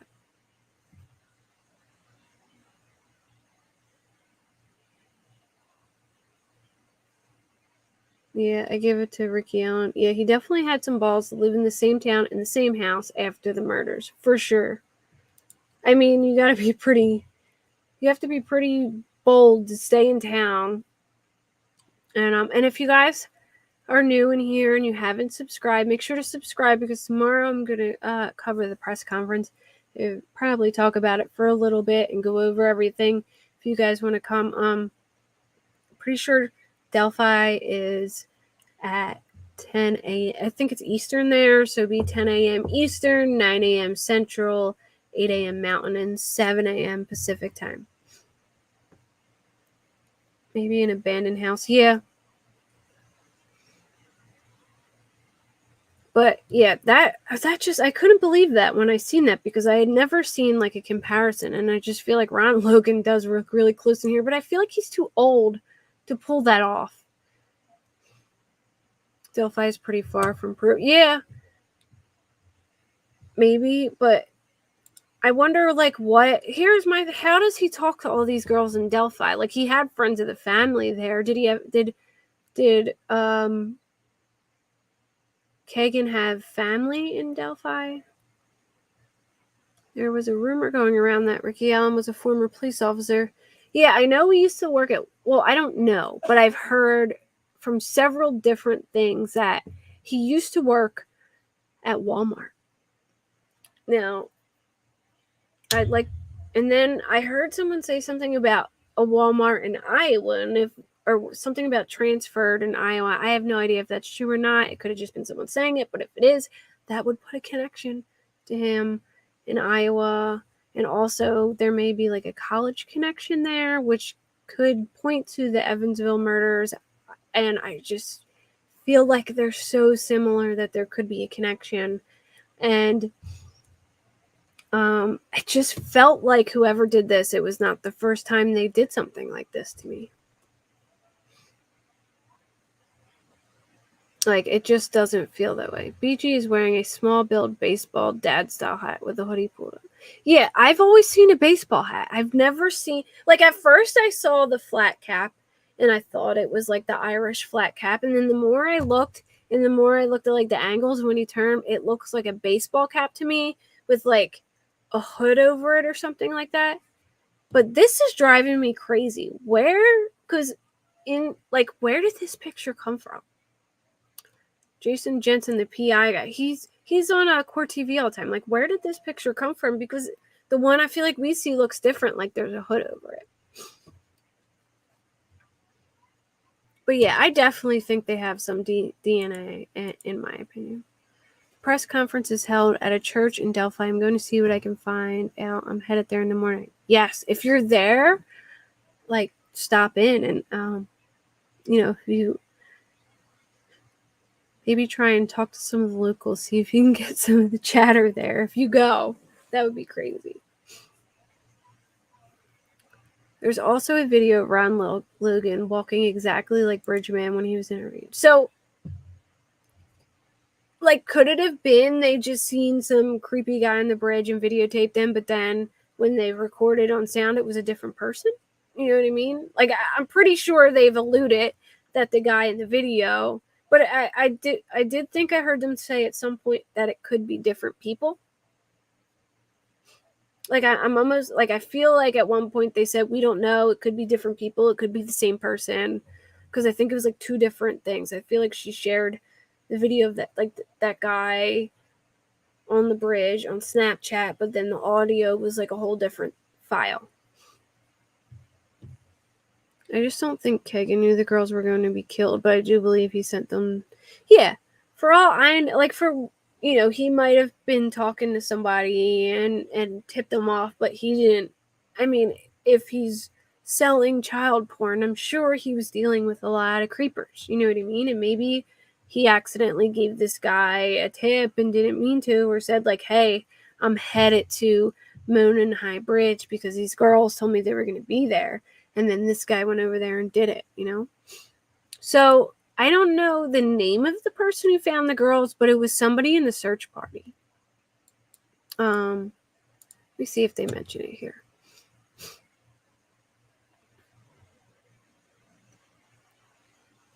Here's an article with the description of the police found. Well, it was definitely a citizen who had. So from what I heard, they were on the other side searching, and they had their camera out or something, and they zoomed in and accidentally seen something. If I recall correctly, I could be saying this all wrong, but this is what I remember. It's been a very long time since I've deep dived into Delphi, probably like a good year. So I'm trying to remember I'm pretty sure they talk about it on Down the Hill, that one of the searchers had seen them from a distance. Yeah, we really don't know if the bridge guy is actually the killer. So what if bridge guy was just Ron Logan walking around and has nothing to do with it, Because it really does look like Ron Logan to me. All right, so police found two bodies on the edge of Deer Creek in Delphi around midday Tuesday after hundreds of volunteers have spent the morning scouring the region for two Carroll County teenagers who went missing the day before. Officers from multiple law enforcement agencies released limited information in the press conference Tuesday afternoon. Said the bodies were located at 12:15 p.m. Tuesday, about a half mile upstream from the Moden High Bridge, which is pretty, like, a half mile is pretty far upstream. Oh, I'll listen to her for sure. Yeah, and found a shoe. Yes. Remember, all right, so he had his camera out, right? And he, zoomed in. He accidentally saw something. He zoomed in, and it was a shoe. And then he, moved the camera and saw something, and then they went over, and it was the girls. He saw something and then zoomed in with his camera. That's what I remember hearing, yeah.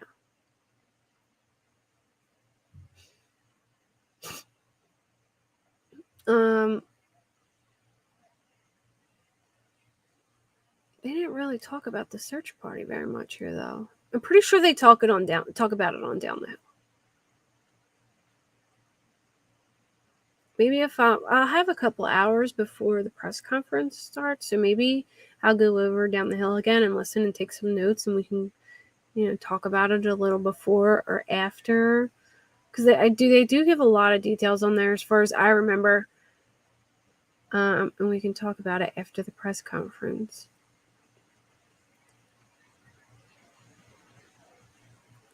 Search fields in the school 2 miles away. Wait, hold on. Having girls of our own, we just wanted to do whatever we could. 2 arrived at the fire station shortly after 11 a.m., gathered maps of the search area, and set out with teams of strangers to search fields near the school. They had been instructed to stay away from the area where the girls had last been seen because search dogs were out. They didn't want anyone contaminating the scene. At first, they couldn't understand why they weren't searching where they went missing, but they explained it and made sense. The fields were muddy. Nobody was even talking. It was very somber. After the discovery of the bodies, Riley said the search for the missing girls was scaled back, but it's still ongoing. Bodies have not been identified.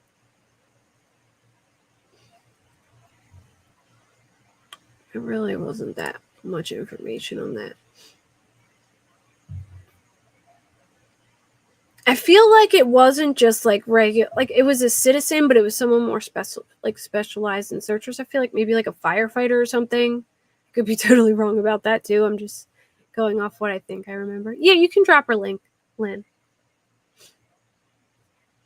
Yeah, Kelsey was I'm pretty sure. Yeah, Kelsey was with them because I'm pretty sure they interviewed Kelsey, and Kelsey explained kind of like how it went down, if I remember correctly. But Kelsey was like right there with them when they seen the shoe, and then he noticed the shoe on his camera, and they kind of panned out and saw them.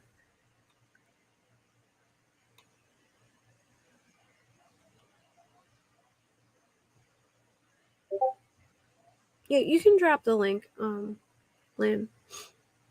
Yeah, it does look exactly like Ron, doesn't it? The picture. It's crazy, right? Look at. Oh, wait, hold on. I lost it. Hold on. Where was that picture at? Is this it? Yeah, look. Looks just like him. It's creepy, right? It looks exactly like him. Like, first I was like, no way, it's Ron Logan. And then when I saw this, I was like, oh my goodness. It just looks so much like him. And the reporter did the interview with him, asked him to say Down the Hill sounded pretty similar to me. Yeah, it did sound similar too. Yeah, you're right. I don't know, but I feel like he's like too old to pull that off. Maybe he was just walking across the bridge and had nothing to do with it at all, because we don't even know if they were,